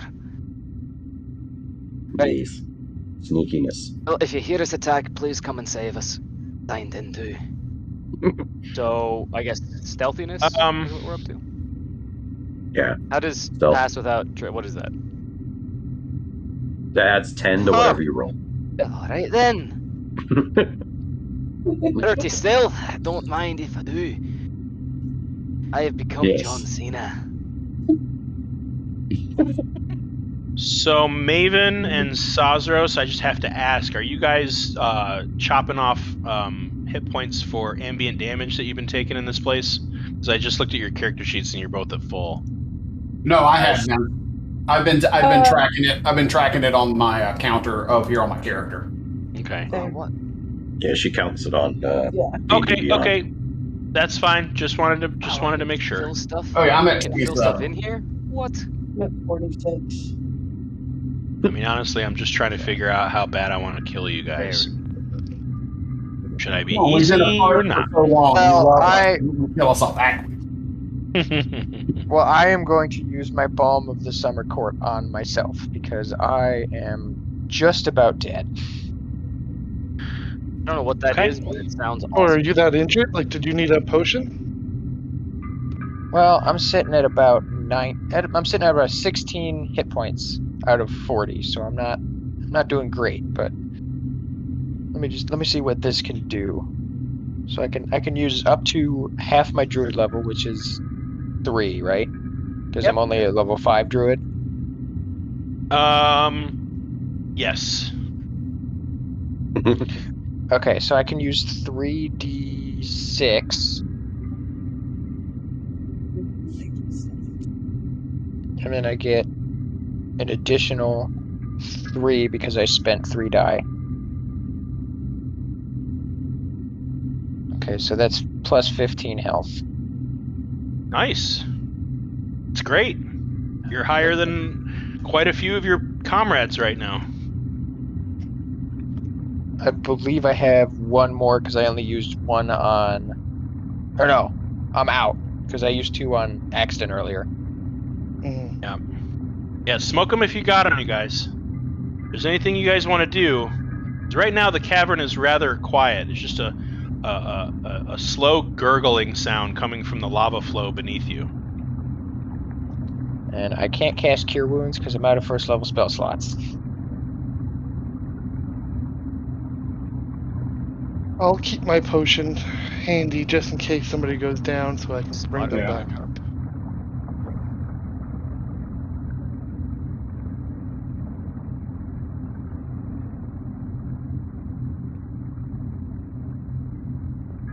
All right, what's the plan, guys? Sneaky beaky and see if we can locate this creature, and then maybe shoot it full of arrows. Question for the DM. Yep. Has it been at least an hour since we started that fight with the small bulette? No, certainly not. Okay, then Baranor, you still have those fire arrows. It's only been about maybe 10-15 minutes since you guys first encountered the smaller bulette, which was pretty big. It's not as big as his brother. Yeah, you still have those fire arrows. Right. So after they cross this rock bridge, do the rest of us need to cross, like give them a little bit of a head start and start crossing after them? I think as long as you stay within 30 feet of them the whole time, that pass without trace counts. But as soon as you step away, you no longer gain that benefit. So you guys gotta kind of have to move as a group. Okay. So let's just kind of move on the tail end of them there after they get about... Well,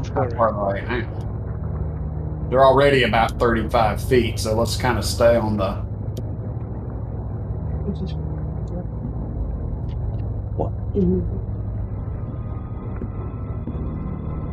You tiny little frogs, I love ya. Alright. So everybody give me a stealth check. And go ahead and add 10 to whatever Don't you forget, roll. some of you are blessed. Right? That's only for like a round. Do you want Acker and me to make another stealth check, or are we still good from our original? No. You guys are fine. Okay. 22, 24. Oh, no, man, nice. So that's plus 10, and then plus what, the D4 for bless? You had 10 and a D4, guys. Well, no, I only blessed 3 people. Yeah, I was blessed. I only blessed Sazaros, Axton, and Yuno. So 26 total for me. What a bunch of great rolls, right? What is 3 for me? I know. You're welcome. I just imagine Baranor like walking around like holding up like a cape or something in front of people so they can't be seen. Just like sweeping loose rocks out of the way so they can't trip over it. So I'll say you guys make it this rock is only about 10 feet tall. I'm not going to make you roll to see if you get across it. However, the rock is very hot. It's not hot enough to hurt, but you definitely feel the presence of this lava, which is only about 20 feet beneath you at this present moment.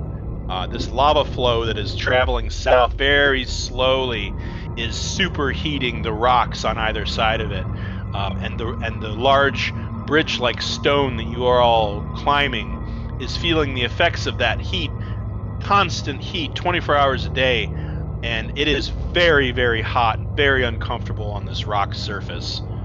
But you all, as well as Geek and Morp, managed to get around to it without any issue. And as you emerge the other side and kind of Geek and Morp sort of post up behind this pillar right here, your very high stealth makes it so that you are undetected from the large, very familiar bulette rummaging around this corner of the room. Diablo. What's that? The size. Nope, too big. There we go. And he is over here. And he looks like he's kind of emerging.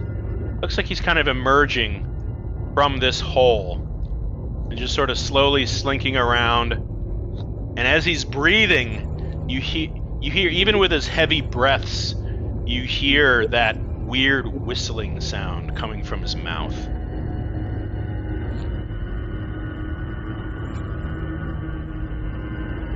Alright, Akir is gonna do what he told everyone he was gonna do, and he's gonna start moving up, see if he can ambush this critter. So he's still gonna try and be sneaky beaky about it. Okay. Alright. Nation. I'm gonna let your stealth roll stand. I'm gonna give him perception at disadvantage. Yeah, not good. Not good. That's an 8. Yep, he doesn't see you at all. You kind of have the run of the place. He's sort of hunched in, facing away from you. Are the rest of us going to try to set up a position? Well, I'm afraid if I move any closer, he might be able to hear us, or whatever. Follow-up question. We could. Does that dagger only have 1 dose of poison in it? No. Oh. It has 3. You've used 1. You've used 1. So. That I'm telling you, that dagger, I mean, it requires a lot of poison, but once it's full, it's pretty devastating. All right, I'm gonna look back at the group and just sort of like mime, pray for me. Just like both my hands together, like. Wait, hey, here we go. I am actually. Well, if we get a surprise attack, let me go first, because I think I can do something really cool. After I see Akir do that, I do kind of pull out my holy symbol and start praying to the Moonweaver. Okay. What would you like to say? Oh, great Moonweaver, please guide our blades and our spells so that we may vanquish this foe today. Dear Jesus, help. You feel a slight cool breeze kind of waft over your face, and you don't really get a feeling one way or another, but you do feel slightly cooler in this place just for a few seconds. It's kind of like when you walk in front of an air conditioner in the middle of summer. Doesn't last all day, but it's nice for a moment. Add a character real quick. You wanted to go first? Yeah. My guy also wants to go first, because as an assassin, if I can hit him, I auto crit. So I reroll all the sneak attack damage and the poison damage. Do you want to go first instead? Cool with either one. Go first, and then try to get the hell out of it. Definitely try. I'm gonna whiff this, but we'll give it a shot. Alright, so Akir, now that he's made eye contact with the group. Wait a minute.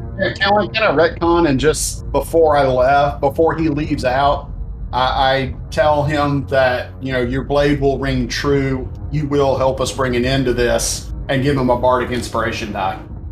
Okay. Great. He's an inspiring man. That's on Atgear? Yes.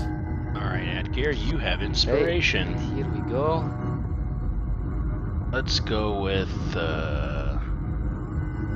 this one. Alright. Oh, God. Make your move.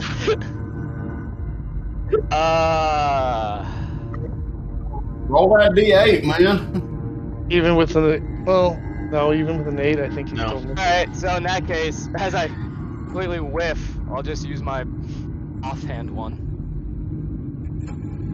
I straight up whiff the first. So much for the poison dagger. Here we go. Holy. Are you throwing it, or are you doing it dropping hand to down hand? right on top of this guy. Okay. 21 to hit. That definitely hits. It's an auto crit, so I would just roll the 3d6 from the sneak attack and the 1d6 from the dagger. So just roll that again. Here's the additional 1d6. Here's the additional 3d6. Oh, 16 plus 14. There you go. 30 points of damage. Nice. King. That's huge. That's huge. I need you to make a con save, though. No. As you drop down on this creature's very hot, steaming, magmic body. I swear, this went better in my head. Actually, that should only be a 17. I shouldn't have advantage on that. No, that's okay. You take 1 point of fire damage. I'm gonna be like. Just understand at the start of your next turn, you're gonna have to roll on. Actually, no. If you are landing on it, the start of your next turn, you're gonna take damage.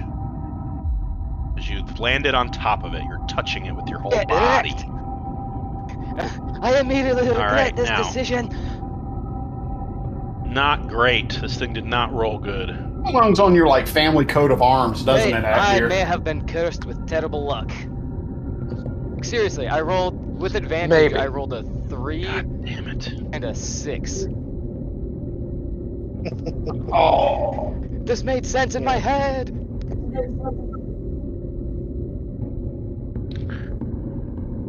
Well. Now the turntables have Tables turned. have tabled indeed, my friend. Okay, but on the plus side, I will get to die before everyone else, and thus not have to go through the emotional trauma of seeing you ripped to shreds by a giant underground beaver. Well, that certainly got his attention. So I'm going to have everybody get into their... I mean, you're in your initiative order. What is with all the decimals? Jesus. I don't know. I noticed that too. I think it's just an in-joke at this point. You're making fun of me. Those are deck scores. Oh, they're deck scores? Oh, perfect. Dex modifiers. Oh, right on. So then we know who goes first. Yeah, I like that a lot. They're meant for tiebreakers. Yeah, I see that. That's really interesting. I should just put it out. Okay. Yeah, if you go into settings, there's a thing that you can click on for tiebreakers. Right on. Well, no need for any more than one tiebreaker because it looks like Maven is definitely going first. This thing is now roused to your position. It knows that it's being attacked. Maven, you are up first. This thing is angry and it has a dwarf on its back. What do you want to do? Okay, I'm going to run over there. Go up and pimp slap him one. There we go. And I'm gonna hit it with my short sword. 12. All right. 20 to hit. 20 does not hit. And that'll be a 10 to hit. So that does not hit either. What's the flanking rules if there's a dwarf on somebody's back? Well, you are specifically a dwarf. Asking because I feel like this is gonna happen a lot. She would have to be directly underneath it. She wanted to flank. She'd have to be under it. That rule only applies if it is specifically a dwarf. Specifically a dwarf. Yeah, exactly. Gnomes don't count. No, we all really do that. Neither do halflings. Well, that's too bad. You do not have to make a con save, though, as your sword just glances off of its armor harmlessly. Okay, and then being angry, I'm gonna use my bonus action to unarmed strike it one time. Cool, do it. And again, that's a 12. 12 does not hit, however, you did make skin-to-skin contact, so now I'm gonna need a con save. You kind of smacked it on its butt just a little too hard. She's not happy with her dice rolls right now. 11. Something to bond over. 11 fails. That's 5 points of fire damage right on your palm. I'm really upset now. Okay, that's my turn. That's her All turn. right. Baranor, you're up. Sazaros is after him. All right. I'm going to cast Hunter's Mark. Okay. Let me go ahead and mark him for you. I will be shooting the land shark. Okie dokie. I mean, Akir's a tempting target too, but he is technically within its space, so he may accidentally suffer damage if you roll a 1. Okay, good to know. All right, and I will take a shot with my magic arrows.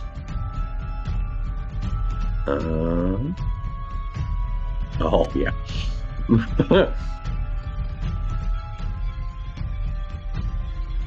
That's 28 to hit. Oh yeah, that hits for sure. Nice. Nice. 10 piercing, 2 fire, 2 force, and I still have the fire thing. So that was a D6, I believe. 5 fire, and then Hunter's Mark for additional 2. Whoa. That's nice. One attack. Second attack. Nice. Yeah, you stick hard, and it's like right under its jaw. And as you do so, you can see one of your arrows kind of pop through the skin, and it's now exposed in its mouth. Not happy with that at all. All right, second attack is 7 piercing, 3 fire, 1 force, 4 fire, and 2 Hunter's Mark. What is that total? You just threw a whole bunch of numbers at me. Let's see. That's math. So many numbers. 17. 17 on the second, and what was the first one? 21 on the first one? Yeah, you got the first one. Okay. First one was like 30 points. All right. Yeah, that was devastating. And I'm just gonna stay where I'm at. Okay. Yeah, devastating. The second arrow kind of actually pins its foot to the stone floor beneath it, and you see it struggling to wrestle its foot free, and there's just a bleeding arrow sticking out at the bottom of its clawed hand. Sazaros, you're up with Little Morp on deck. Come on, Little Morp.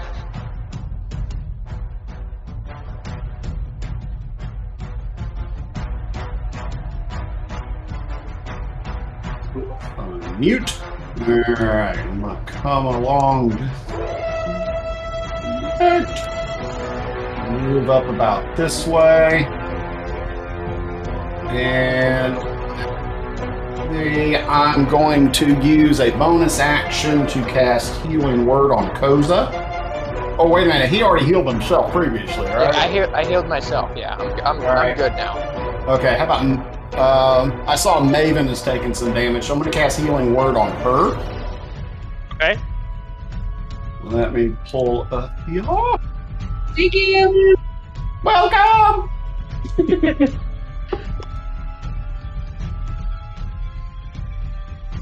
Alright, I could cast it at first level, second level. A hero. Alright, so you've got 6 points. Nice. Who was that? And then I'm going to use my main action to cast Dissonant Whispers.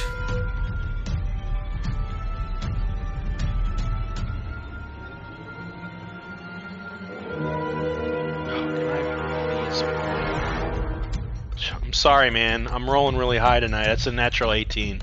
Alright. Well, he doesn't get afraid, but he takes half of that damage. So he takes 7 points of psychic damage. My dice really, really hate Sazros tonight. It's just funny because he's Yeah, because he's like Sazros is playing so well. Like all the spells these guys are like, yeah, that makes perfect sense. Yeah, well done.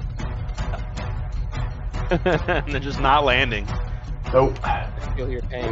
For how not wise this thing is, it sure knows your tricks, man. I actually saw you at one of your previous shows. It's on. It was at your last performance. A huge fan of yours. He knows your tricks. It prefers like death metal. Alright, is that your turn there, Sazi? It is. Alright, on your turn, he's going to use a legendary action. Oh, snap. And he is going to burrow himself. He's going to use disengage and burrow himself under the soil. And he is going to appear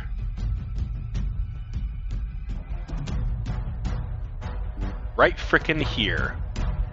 Boom. I need Koza and actually, you know what? Right there. I need Koza, Baranor, Yuno, and Geek to make dexterity saving throws. Is it possible for Akir to hang on while this thing? I'm not sure what the rules are. Hey, you know what? That's a great question. Make an athletics check. You will do this. Hey, I finally rolled above a 10. Another. Yay! Okay, yeah, you are still on top of its back when it emerges. What is happening? Me humming. One word. Me One word, having Hunter's Akir. mark on him. Alright, so Koza, you take 4 points of bludgeoning damage. Okay. I'm gonna say Akir, you're gonna take this too, because you're kind of in the middle of all this, and you're getting flung with rocks too. So, Akir,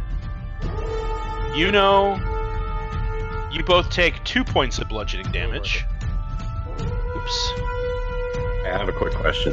With me having him Hunter's marked, would I know he's coming up? Yes. Would that affect the roll at all? You know what? Did I get one out of you? Not yet. That's what I was wondering. I'll say you could make it at advantage. Alright. Yeah. No issues. Nice. Okay. So you take 2 points of bludgeoning damage as well. And Okay. then, Koza, you take 9 points of slashing damage. Oh, great. And everybody else takes 4. Do I need to move a little bit? Because he's on top of me right now. Yeah, and he pushes you out of his space. Okay. That's fine. And he is angry. I imagine so. All right. It is Morp's turn. Morp is going Come to on. jump. Come on, Morp, you got this. He's going to jump and cling to the side of this pillar, and he's going to throw both of his axes, and he's going to try and hit this thing in its throat. That is a natural 19 plus 3 hits. The other one is a 16 plus 3 is a 19. So he hits with 1. Go, Morp. He hits him with 1 for a 7 points of piercing or slashing damage. And as he does so, Sazaros, where you are, Axton, where you are, Koza, you all notice that he hits him right in his mouth, and it glances off of this shiny needle-like object lodged in its mouth, and it looks like it busts it kind of loose a little bit. And you hear him scream and retch.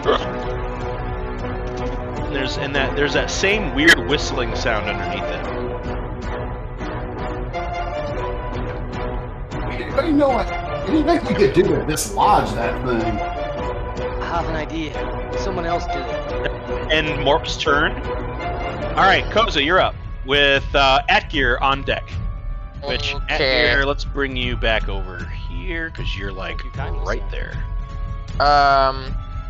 I'm reading Bless, and it is in fact concentration. So Baranor, unfortunately, you lose your fire arrows. Oh.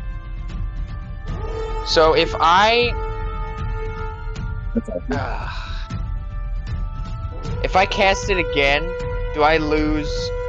Do the people that I cast it on before lose their bless? You only get one concentration spell at a time. Yeah, it'll drop on Yuno and. Dang it. Okay, then I guess I will cast Toll the Dead on it. Okay. He has to make I think it's a Wisdom saving throw. Oh boy. Yeah. He's got to pass a Wisdom saving throw. Well, that's a natural 1. Yes. So he takes 1d12 damage because he's already missing health. When does that turn into 2d12? Is that level 6? That's level 5. Wow, bro. Or what? We could have been doubling this damage the whole time. Oh wait, no, it's a cleric spell, so it's only 1d8. Okay. Okay, so it's 1d12. Oh, it's 1d12. It's 1d12 when he's already missing health points. Yeah, which he definitely is. He hasn't. It's not like he healed up since you last saw him. Yeah. So it's a 1d12. That is. Hey! 11 points of damage. That's good. That's really good. What does your bell look like, by the way? It's kind of wrapped around these like black withered vines, and you know the actual like kind of, I don't know what the little thing in the middle is called, but like it looks like it's made out of a giant knotted tree root, and it just looks all cracked and withered. Alright, why did you roll only 1d12? Cleric. Because he only has 1 level in cleric. Doesn't matter. Based on your entire level. Is it? Is sure about that? 100%. Even it's a cantrip. Yep, even the cantrip. Oh. So I can roll an additional one? Every 5 levels you get an additional 1d whatever it is. It does say at 5th level. It doesn't say at the class's 5th level. That's right. Okay. It's per level. Okay, so roll another d12, buddy. That's Any excuse to roll another damage. That's why I was asking about that. I was wondering whether or not you could use that ability. I figured you could, but I didn't know for sure. So another 4. That's a total 15. Nice. This guy's not looking too hot, guys. He's starting to crack at the seams. He's starting to bleed from his wounds. Not looking too great.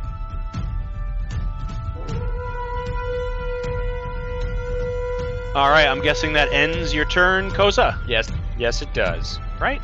Atgear, you take 2 points of fire damage as you are still clutching the top of its carapace. Great. Alright.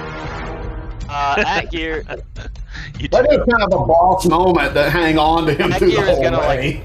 Drive his daggers into like whatever soft part the creature has, but like it's not actually an attack. I would like to use the aid action to give advantage to I guess whoever's coming after me. So like basically he's gonna try and pull open the mouth and be like, hit the whistle bit! Axton Woodman Bloom, now's your time. And he's gonna try and pull open the thing's mouth so there's a clear shot at that whatever that whistle thing is. Okay. Alright, you are giving Axton advantage, and you are foregoing the rest of your actions. Is it possible? So move on. Move along Is to it Axton. possible? Like, I guess the way I'm describing this, I would have to wait until he hits it, right? So I was going to use the disengage bonus thing that the rogue has, but it doesn't make sense. No, you wouldn't be able to help him do what you wanted to do and leave at the same time. Worth it. All right, Axton. You see on top of the bulette, on top of his head, you see Akir jamming the daggers into this thing's mouth and trying to pry the jaws apart. And inside the back of the throat is aglow with light, as is the spaces between its armor plating and its eyes. There's a hot, steamy air emanating from this creature's mouth, and you can see this long, sword-like object jutting from the inside of the mouth towards the back, kind of embedded between a couple of teeth. Okay, that's your where turn? I'll land. All right. Okay, advantage. Great. 27 to hit. That definitely hits. Number And three. because it was a targeted attack, the AC was higher, but you actually beat that. So with that 11 points of damage, Medicine attack.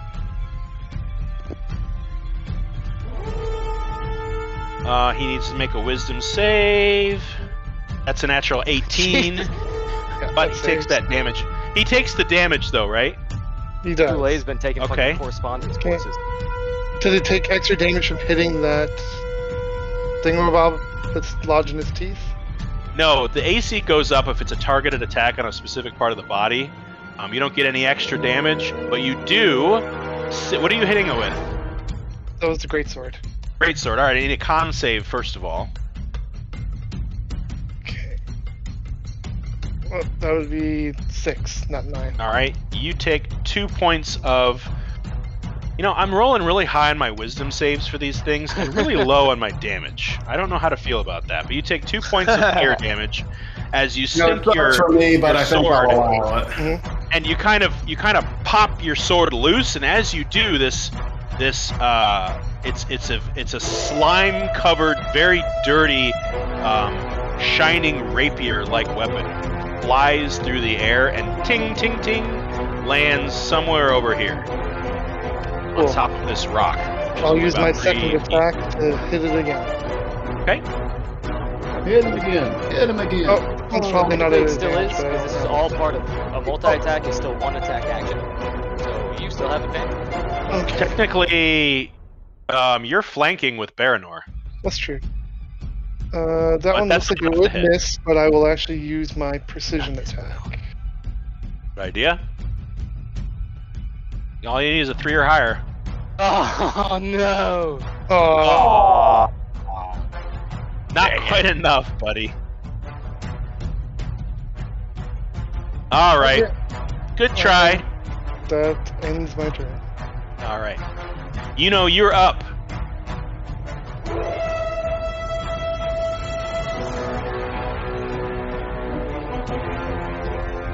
Someone's made a square. Chance, Yeah, I'm trying to figure out. That's all Trying right. to figure out a spell real quick. Point of order, DM to the group. It's getting a little late. Is everybody okay with continuing? It's not going to go super much longer, but I just wanted to put it out there. Oh. Okay, we're good. Yeah. I'm good for hours. Oh, yeah. Well, if anybody definitely has Only 3 o'clock. a ceiling to this, just text me privately in the chat, and I'll take it into account. I don't like going super overboard, but this is like a boss battle. Yeah, we've been looking forward to this battle for like 3 sessions. Yeah. So just let me know if time is an issue, and you don't have to feel bad about it. No worries. Okay, I'm just trying to do. You're what?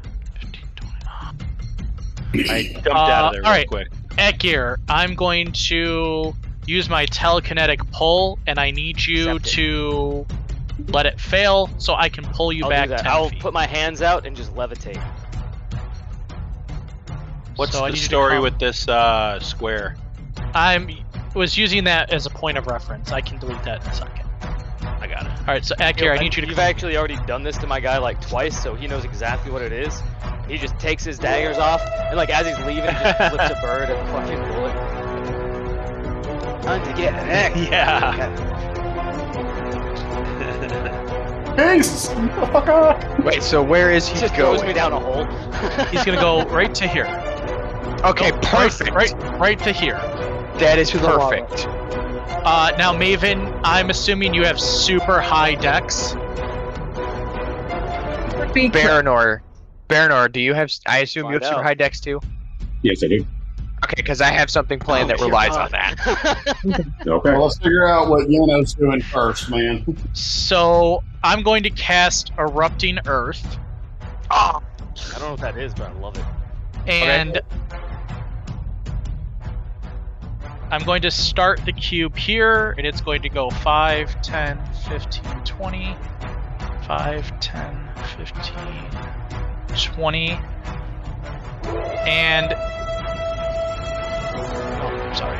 It should be here. 5, 10, 15, 20. Because you're a monk, Maven, do you have the ability to absorb Maven is fall way damage? up in the northeast corner. Yeah, she's way up here, dude. Oh, You're, I think Sorry. Marinor. That's at here and me. so I'm gonna center this. I'm gonna center this here. Wait, where am I? What's the radius on this? 20-foot cube. 20-foot cube. Yeah, you could do it right here and still, like right here, and still hit him, or maybe even like right. If you do it right here, you'll still hit Axton. You'd have to center it. There's really nowhere you could center it that it won't hit somebody. That's why I'm trying to figure out. You know what? Just go for me. Just go for me. It's fine. Yeah, that's what I was gonna do. I was gonna center it like Do it. right here, and then Now that Akir has been thrown to safety, I have no problem sacrificing any of these other people. yeah, and then because Baranor's so dexterous, he can probably make the So- save. And even if I don't, gonna I have do it something that could help me with that save. so. Right here, and do it to there, and everybody needs to make a dex saving throw, DC 16. Well, just Atgeir and Baranor, right? Well, yes. And the 'Cause beast. they're the only two in there. No, not Akir. Not Akir. It's not gonna Yeah, hit Akir. Akir's out. Thank God for telling Akir's me. out of 10, out of 15, range. 20. So where are you centering it then? That's a good Click question. it. Akir will I'm take it. confused. Well, this is the cube. We can't see the cube. Okay, you can't see the cube. Oh, sorry. Hold, please. That's why I had the cube So You drawn. still have to pick a center for the cube. Is Well, that how that can you, works? if you, can't you do this? Can't you do what I'm doing? Ping, ping, ping. All you do is Hold on. click and hold it. Yeah, but it's not going to I show imagine you. Once we know the center, we can just measure. it. No, The but cube. if you pick the point it's There we centered go. on- all right, fair enough. Well, you're gonna hit Koza and No, you're gonna hit not. everybody No. doing that. No, no, we're out. no, I'm you're not. right. That is You're right. that is literally the Oh, 20 man. by 20 cube. Okay. It is right, centered in the middle of that, Okay, fair and enough. then that is the cube. This erupting earth is So like really, the only player off our is nose. Mary. That's it. That's fucking great. So- Yes. Yeah, you're right. It's centered within that 20-foot cube, not anybody touching it. Oh. Okay. Yes. So they all need to make a DC 16 Dex saving throw. He failed. Oh. You rolled a 5. 15 instead of 16. No. I don't think. Okay. So he's going to just a 5. take 3d12 Barry. damage. And it's bludgeoning, so that's really going to hurt him. If I can find my d12s. Somewhere. It's fine. It's fine. Go for it. Oh, we gotta evac this boy quick. You better. Well, did you You better be able to make 2 saves, Baranor, because I'm doing the same thing. Oh, really? That's what I had planned. Oh, shit. So 23. 23 points of damage? Points of damage. Yeah. And that whole area is now difficult terrain. Okay. I'm just gonna keep that Are you still alive, keep Barry? that square up then. Oh, That is yeah, 16. you're fine. Yeah, you're Oh, fine. wait, hold on. I have a thing for that. Hold, please. Can actually be. Koza, I don't know what you're worried. Sorry, Stop. Go ahead. Back up. So I can use my projected ward, which is I can use my reaction to send my ward to absorb the damage. So I can only absorb 9 points of damage, but Yeah. It's still. That's 9 points he didn't have to take. Yeah. That's okay. only 14 now. You only take 14. So I'm up to so you get 25. to add back. Yeah. Yeah, you I'm get at to add 25 back now. 9 points. Okay, cool. Whatever the magic background is, not background. Fucking special class. Yeah, his arcane ward. Arcane ward. Man, that was a Well, he started out as an evocation wizard, and then when you guys went to Brackenshire and met that elf guy, he had his he had his subclass changed Sick. to abjuration. I always thought an arcane ward was just like some magic orphan that you took care of. Well, it is, but I sacrificed them to Hold take on. damage. That is a much worse joke than the reaction that you got. So long as it works. Even a sloppy punch that lands can still knock you senseless. That was very sloppy. I personally applaud it. That was Getting old, brilliant. random drawing, okay. Oh, point of order, Koza, you don't have a turn until Barry does, and he can move out of there. So Yeah, I you don't know, have to I'm worry just- about it. I'm just saying, The bulette works if it moves, too. doesn't come to that, I mean, you kind of just went, so I wouldn't worry I really about thought it. that was gonna do it. Okay. Too. well, I was pointing it in the direction of the two most dexterous people anyway.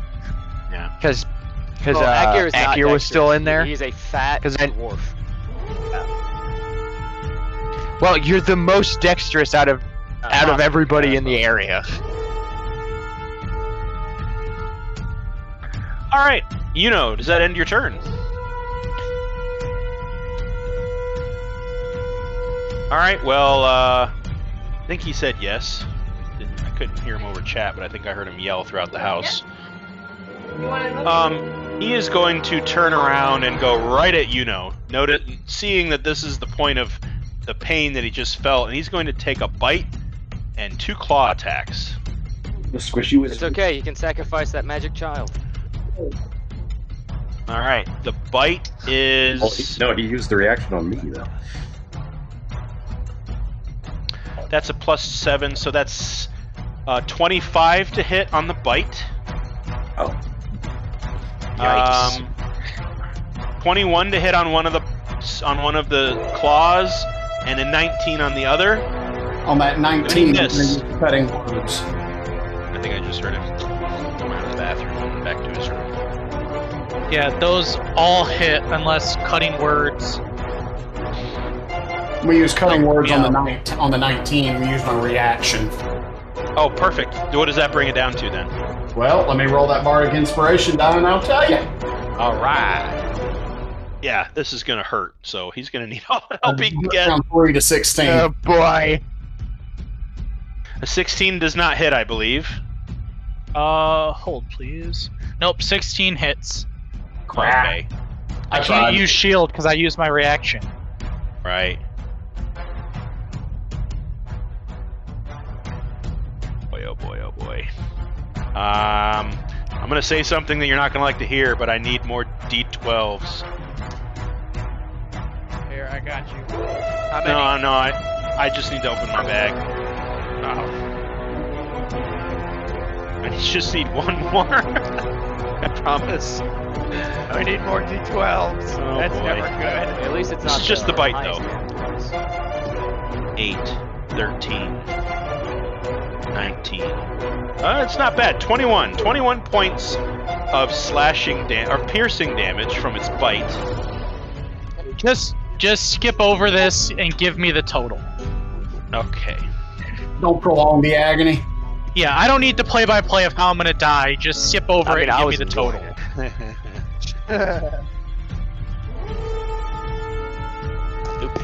So that's 20 piercing and 2, so 22, 3, 9, 35, 30. Oh boy. 39 points total. Okay, not dead, but not looking super good. Now for the follow-up attack. That is okay. It is now going to... let's see here. No, that's gonna end. That's gonna end its turn. It is... Wait, hold on, turn. hold on. Because I think... Give me 1 second before we... You have a go thing... forward. Nope, different spell. Sorry. Okay, sorry. It's alright. Yeah, I'm not looking so hot, guys. Like, yeah. That was 40-12 for its bite. So, big mouth. Geek is going to chuck its spear, and poor Geek is going to miss. But he is going to use a bonus action and pull out what looks like a black and red flecked berry, and he's going to bite the top of it off.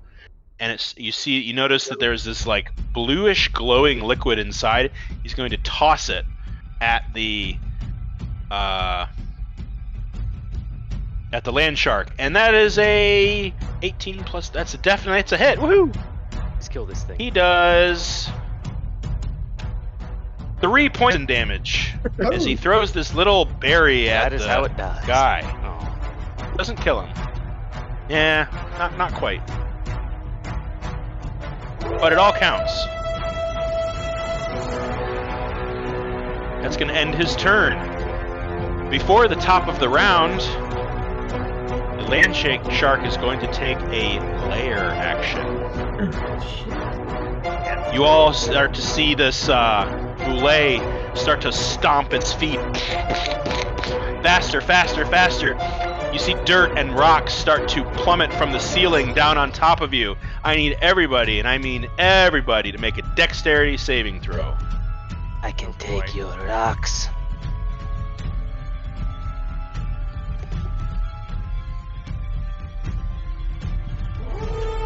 Okay, 19 makes it. All right, so Axton Woodman, oh, Bloom, boy. you poor heavy armored bastard. Not good, Axton. Fuck. All right. Anybody who I got am wearing under a helmet. Yes, you are.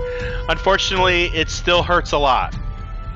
You basically, you know what you did? You're wearing your helmet, but you looked up, and a rock hit you square in the teeth. I just got his teeth. Because people who failed, let's see, Axton failed, Baranor failed. Those who fail take 9 points of bludgeoning damage, and you are knocked prone. Everyone else takes 4, Oh, great. and you're good.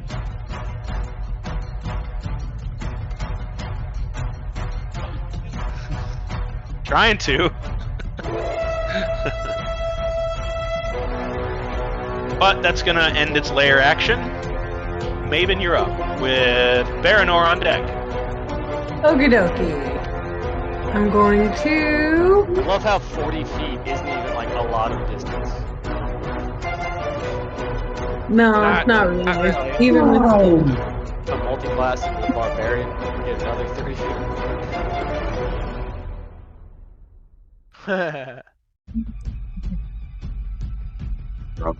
Oh, that would make total sense. I don't think we're muted. Are we muted? You're Can good you to hear go. me? Yeah, Nope. we can all hear you. Finally. We can all hear you as you're about to do all your dope monk shit. Some dope monk shit. Oh, monk shit! Okay. I'm going to whip out my short sword once again. Okie dokie.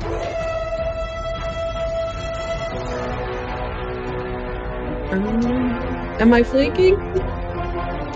Can't really tell. And I whip out my short sword. I get called I think. Okay, so I think you're flanking a beast now. okay, cool. Okay, well I missed the first time anyway with a 16. Everything is awful right now.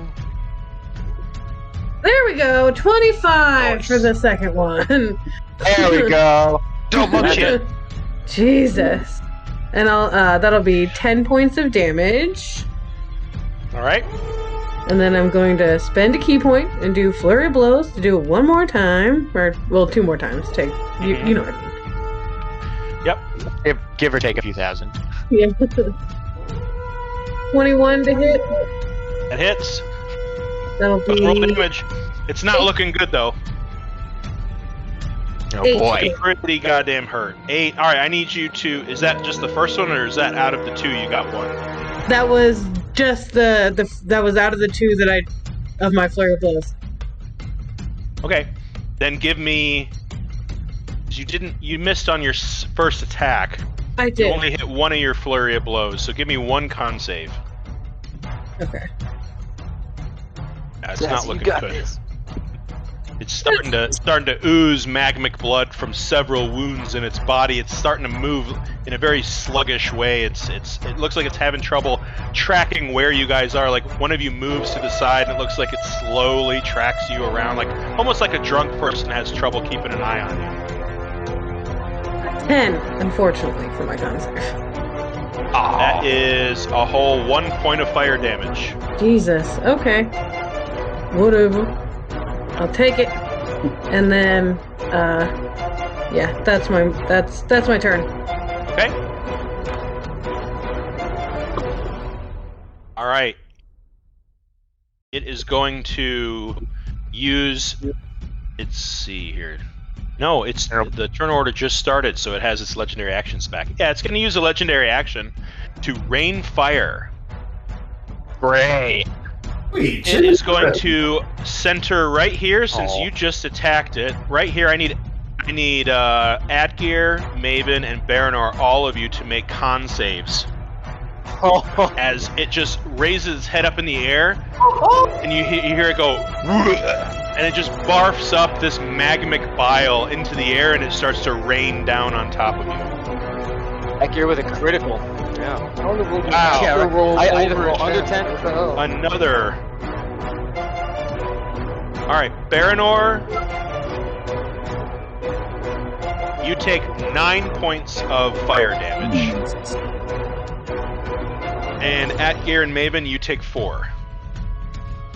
As it's just this lava like rain just kind of slowly, like it hits the ceiling and sprays and just rains down pitter patter on your heads. My daughter made this hood for me, you bastard. Pitter patter.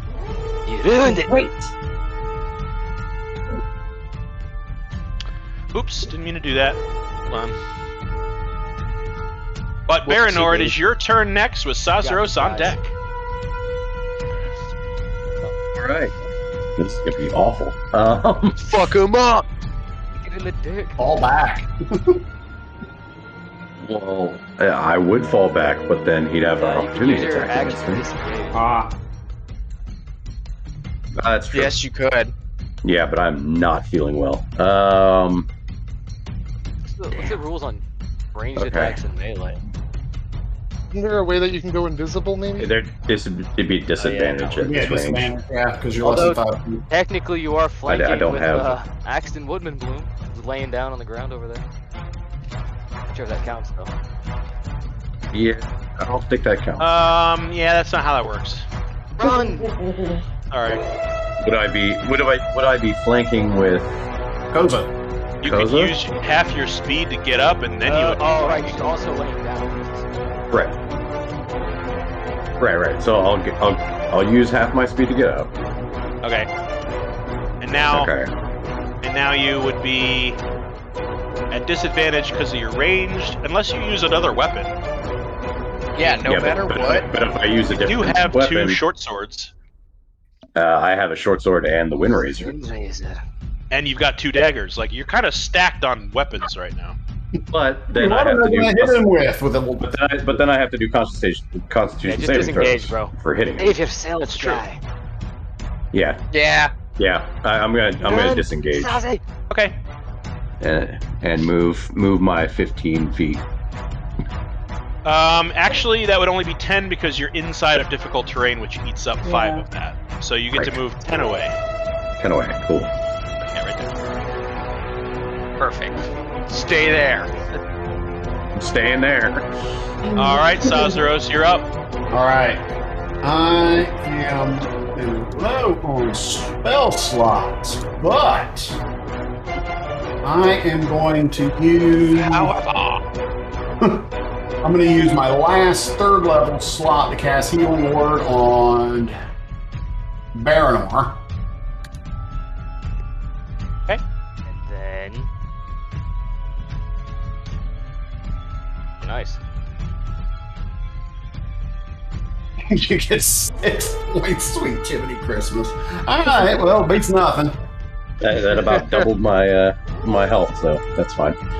There we go. Don't feel bad. Some of us are just rolling low today.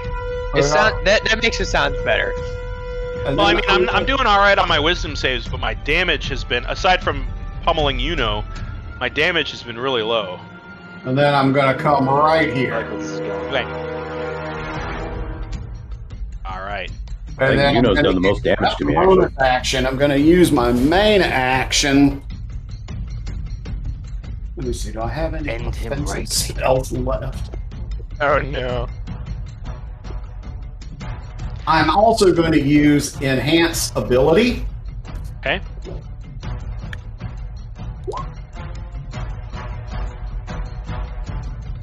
To cast Bear's Endurance on Baranor, giving him advantage on con checks.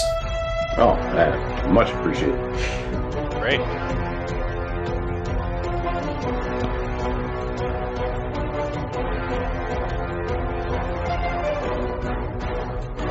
All right. No, actually, scratch that. No, that's another concentration spell. I'd lose my Flitty Fairies. Scratch That's that. right, you have Spirit Guardians as well. No problem. No worries. No worries. Huh? Yeah. I'm just gonna shoot the bastard with my hand crossbow. Watch this be what kills it. Shoot him in the face. Hey. Damn. Hey, Sazaros. Yeah. How you want to do this? Yeah. All right. So as he's roaring, I just come right up to him, aim square up, and it's just game over. I just shoot him right there in the eye slot to pierce his brain. Yeah, you That is so badass. he's just kind of like, ugh.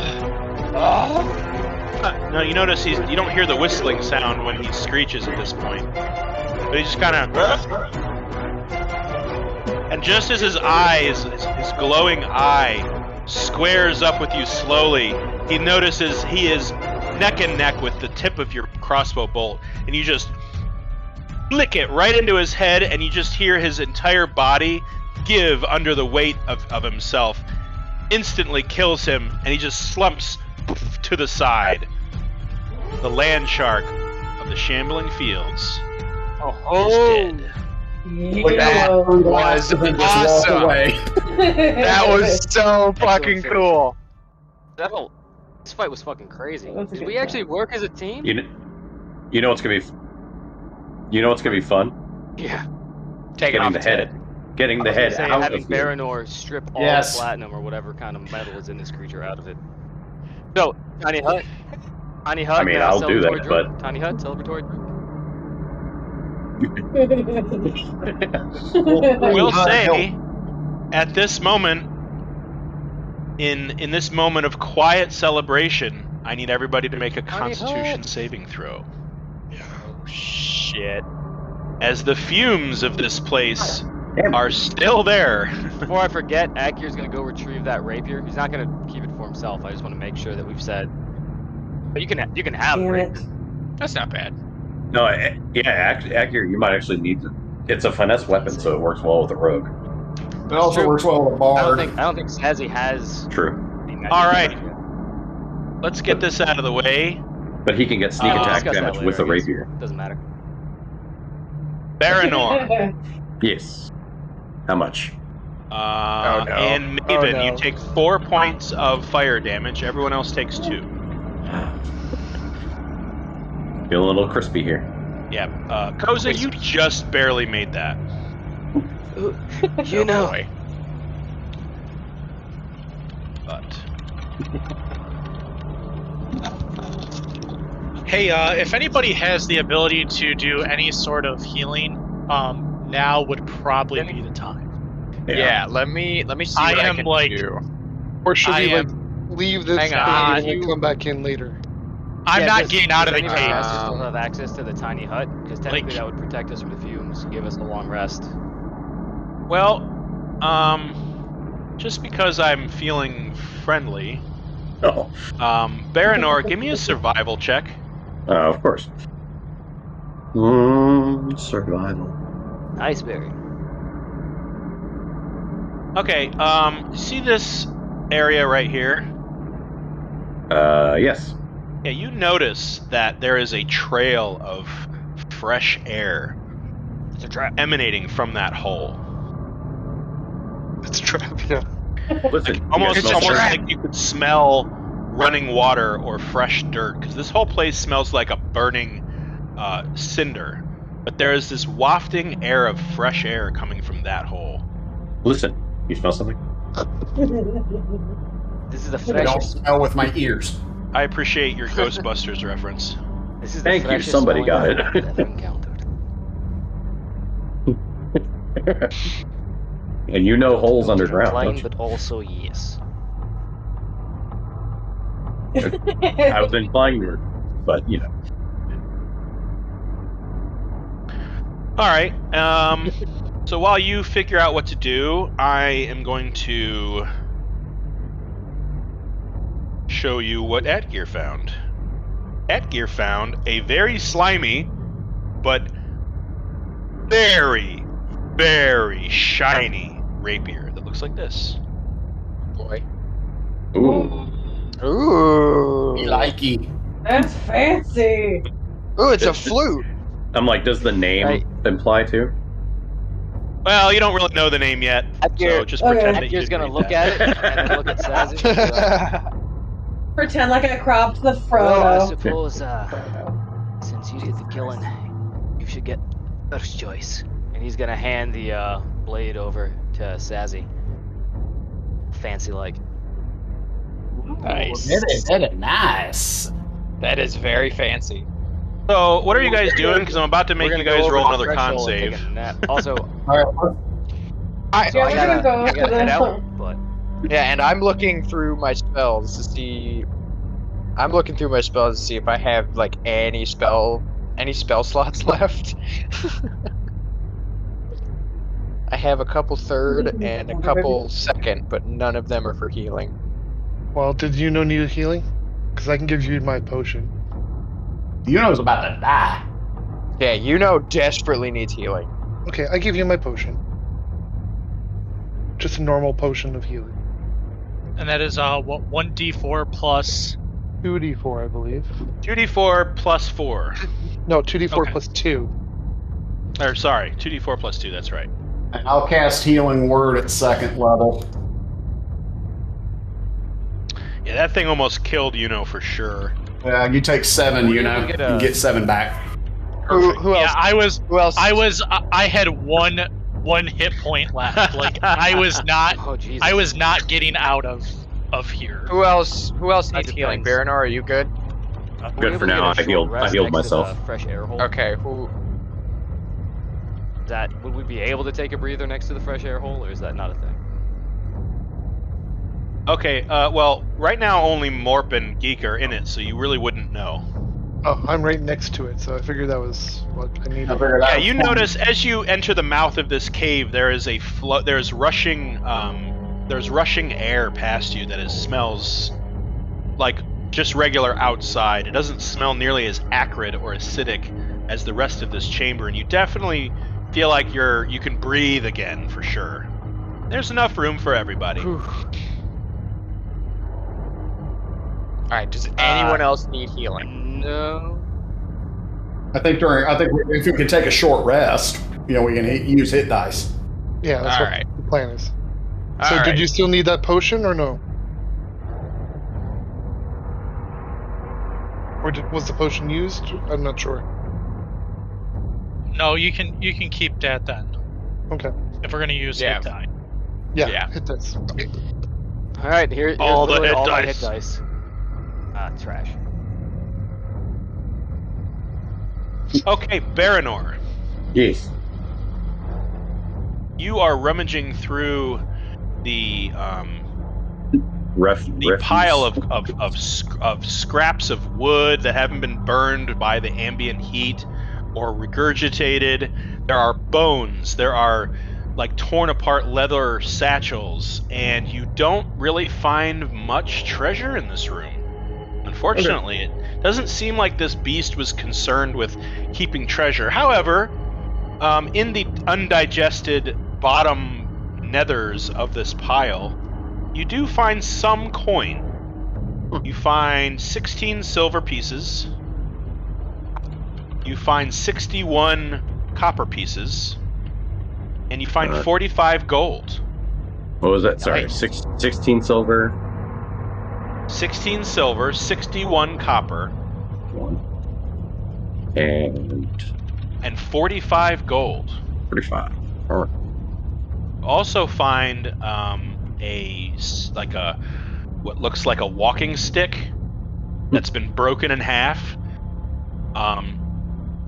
And fortunately, both halves are near each other, so you gather that one part goes to the other, and it has what looks like a black, dull-colored gem embedded in the top of it. Oh. You need a staff?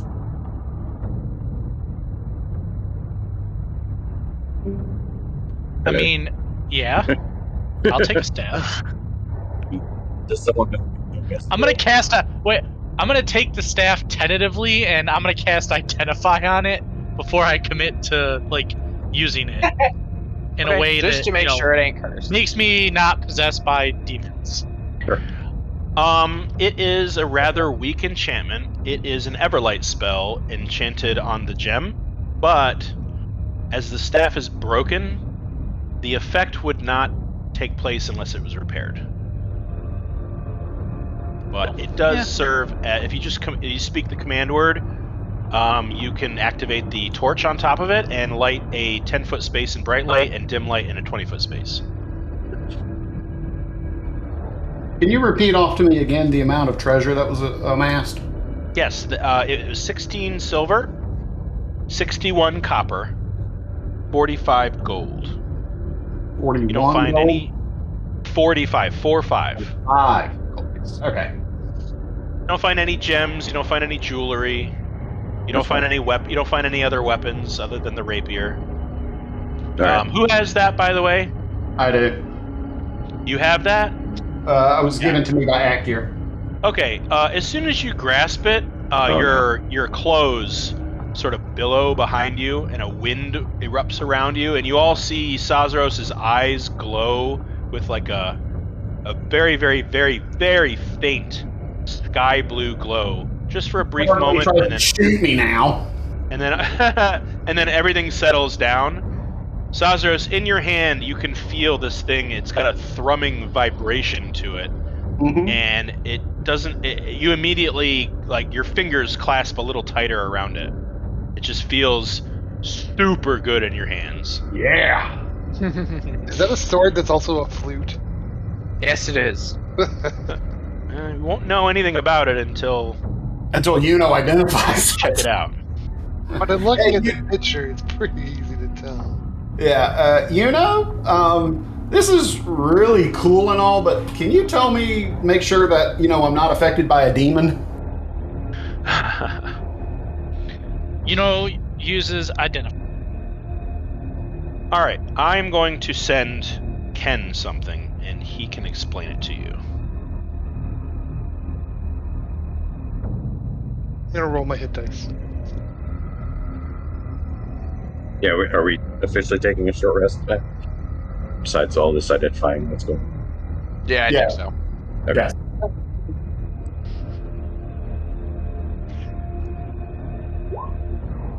All right.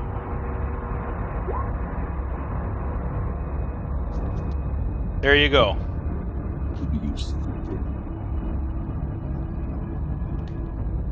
Some tiny goddamn little letters. Oh, 19. Teeny tiny little letters. Do you want me to read it? Are your old man eyes not working? I will hit you. You can't hit me. I'm the DM. I'm an ethereal, godlike creature. I don't have a physical form. I've got plenty of deer slug that says otherwise. Yeah. So it is a brilliant and gleaming mithril rapier with an intricate guard and basket-style handle adorned in sapphires and diamonds. From the guard to 1/3 down the length of the blade is crafted an elaborate set of tubes and holes similar to a flute-like wind instrument that can be manually played by blowing into the hidden mouthpiece in the guard, or when the weapon is swung through the air. As air passes over the holes, music is produced.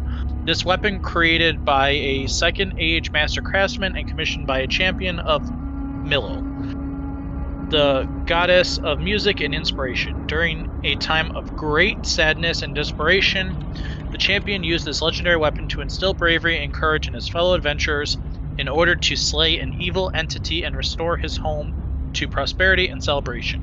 The champion eventually retired and he passed away. Anthem's edge was handed down the family line until squandered and lost to gambling.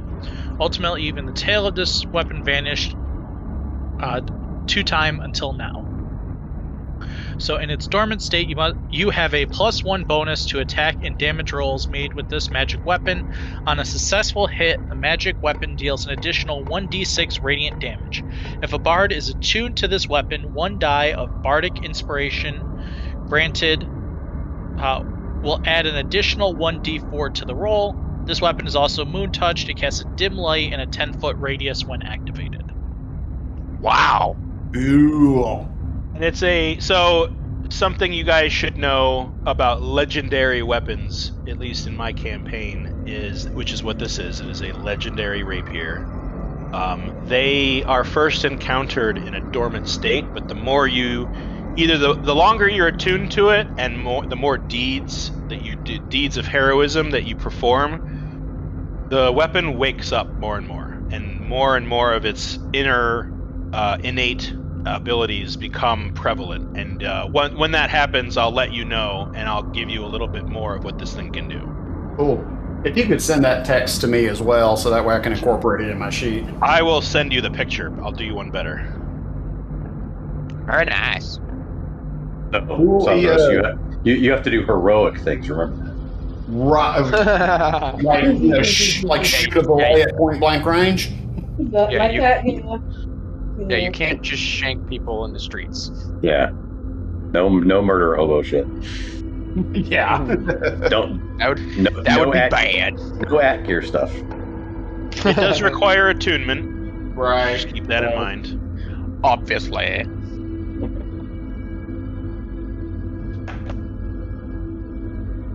Well, all right. So, yeah. You guys got your first legendary weapon.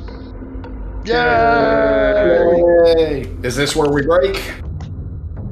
Yeah, you guys are kind of just taking a rest in this fresh air alcove. You do notice, I'll say that that Baranor and Axton, you both notice that the tunnel, there is light at the way like it looks like it's at least 100 feet up a winding tunnel.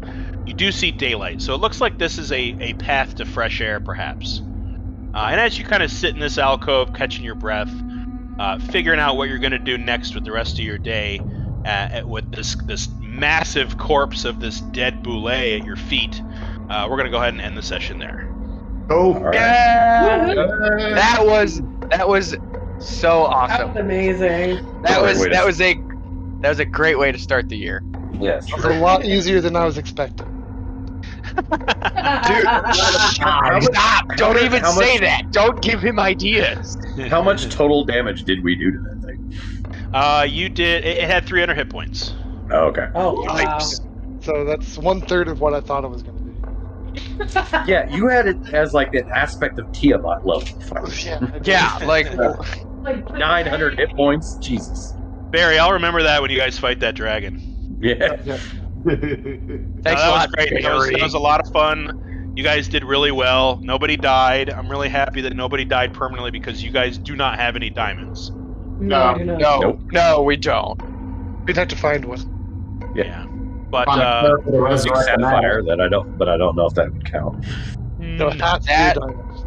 Yeah. That was quite possibly the coolest. How do you want to do this of this campaign?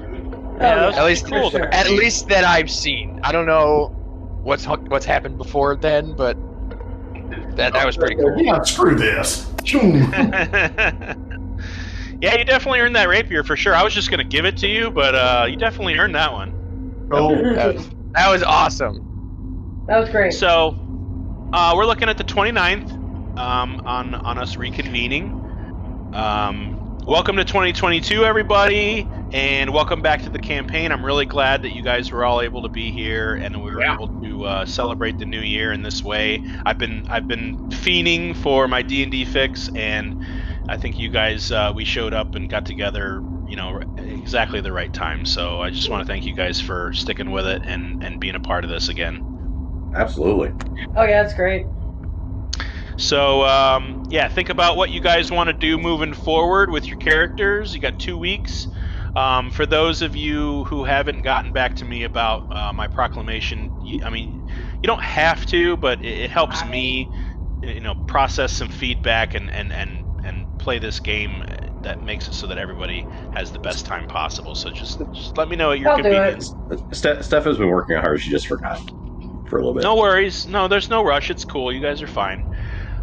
But enjoy your night. Sorry it ran a little long, but I think it was worth it. And, Oh yeah, it was totally worth it. Yeah, we'll get back on the 29th, and I'll see you guys then. Alrighty, sounds Bye good. bye. Bye. All right. Later, everybody. Later. Adios. Mhm.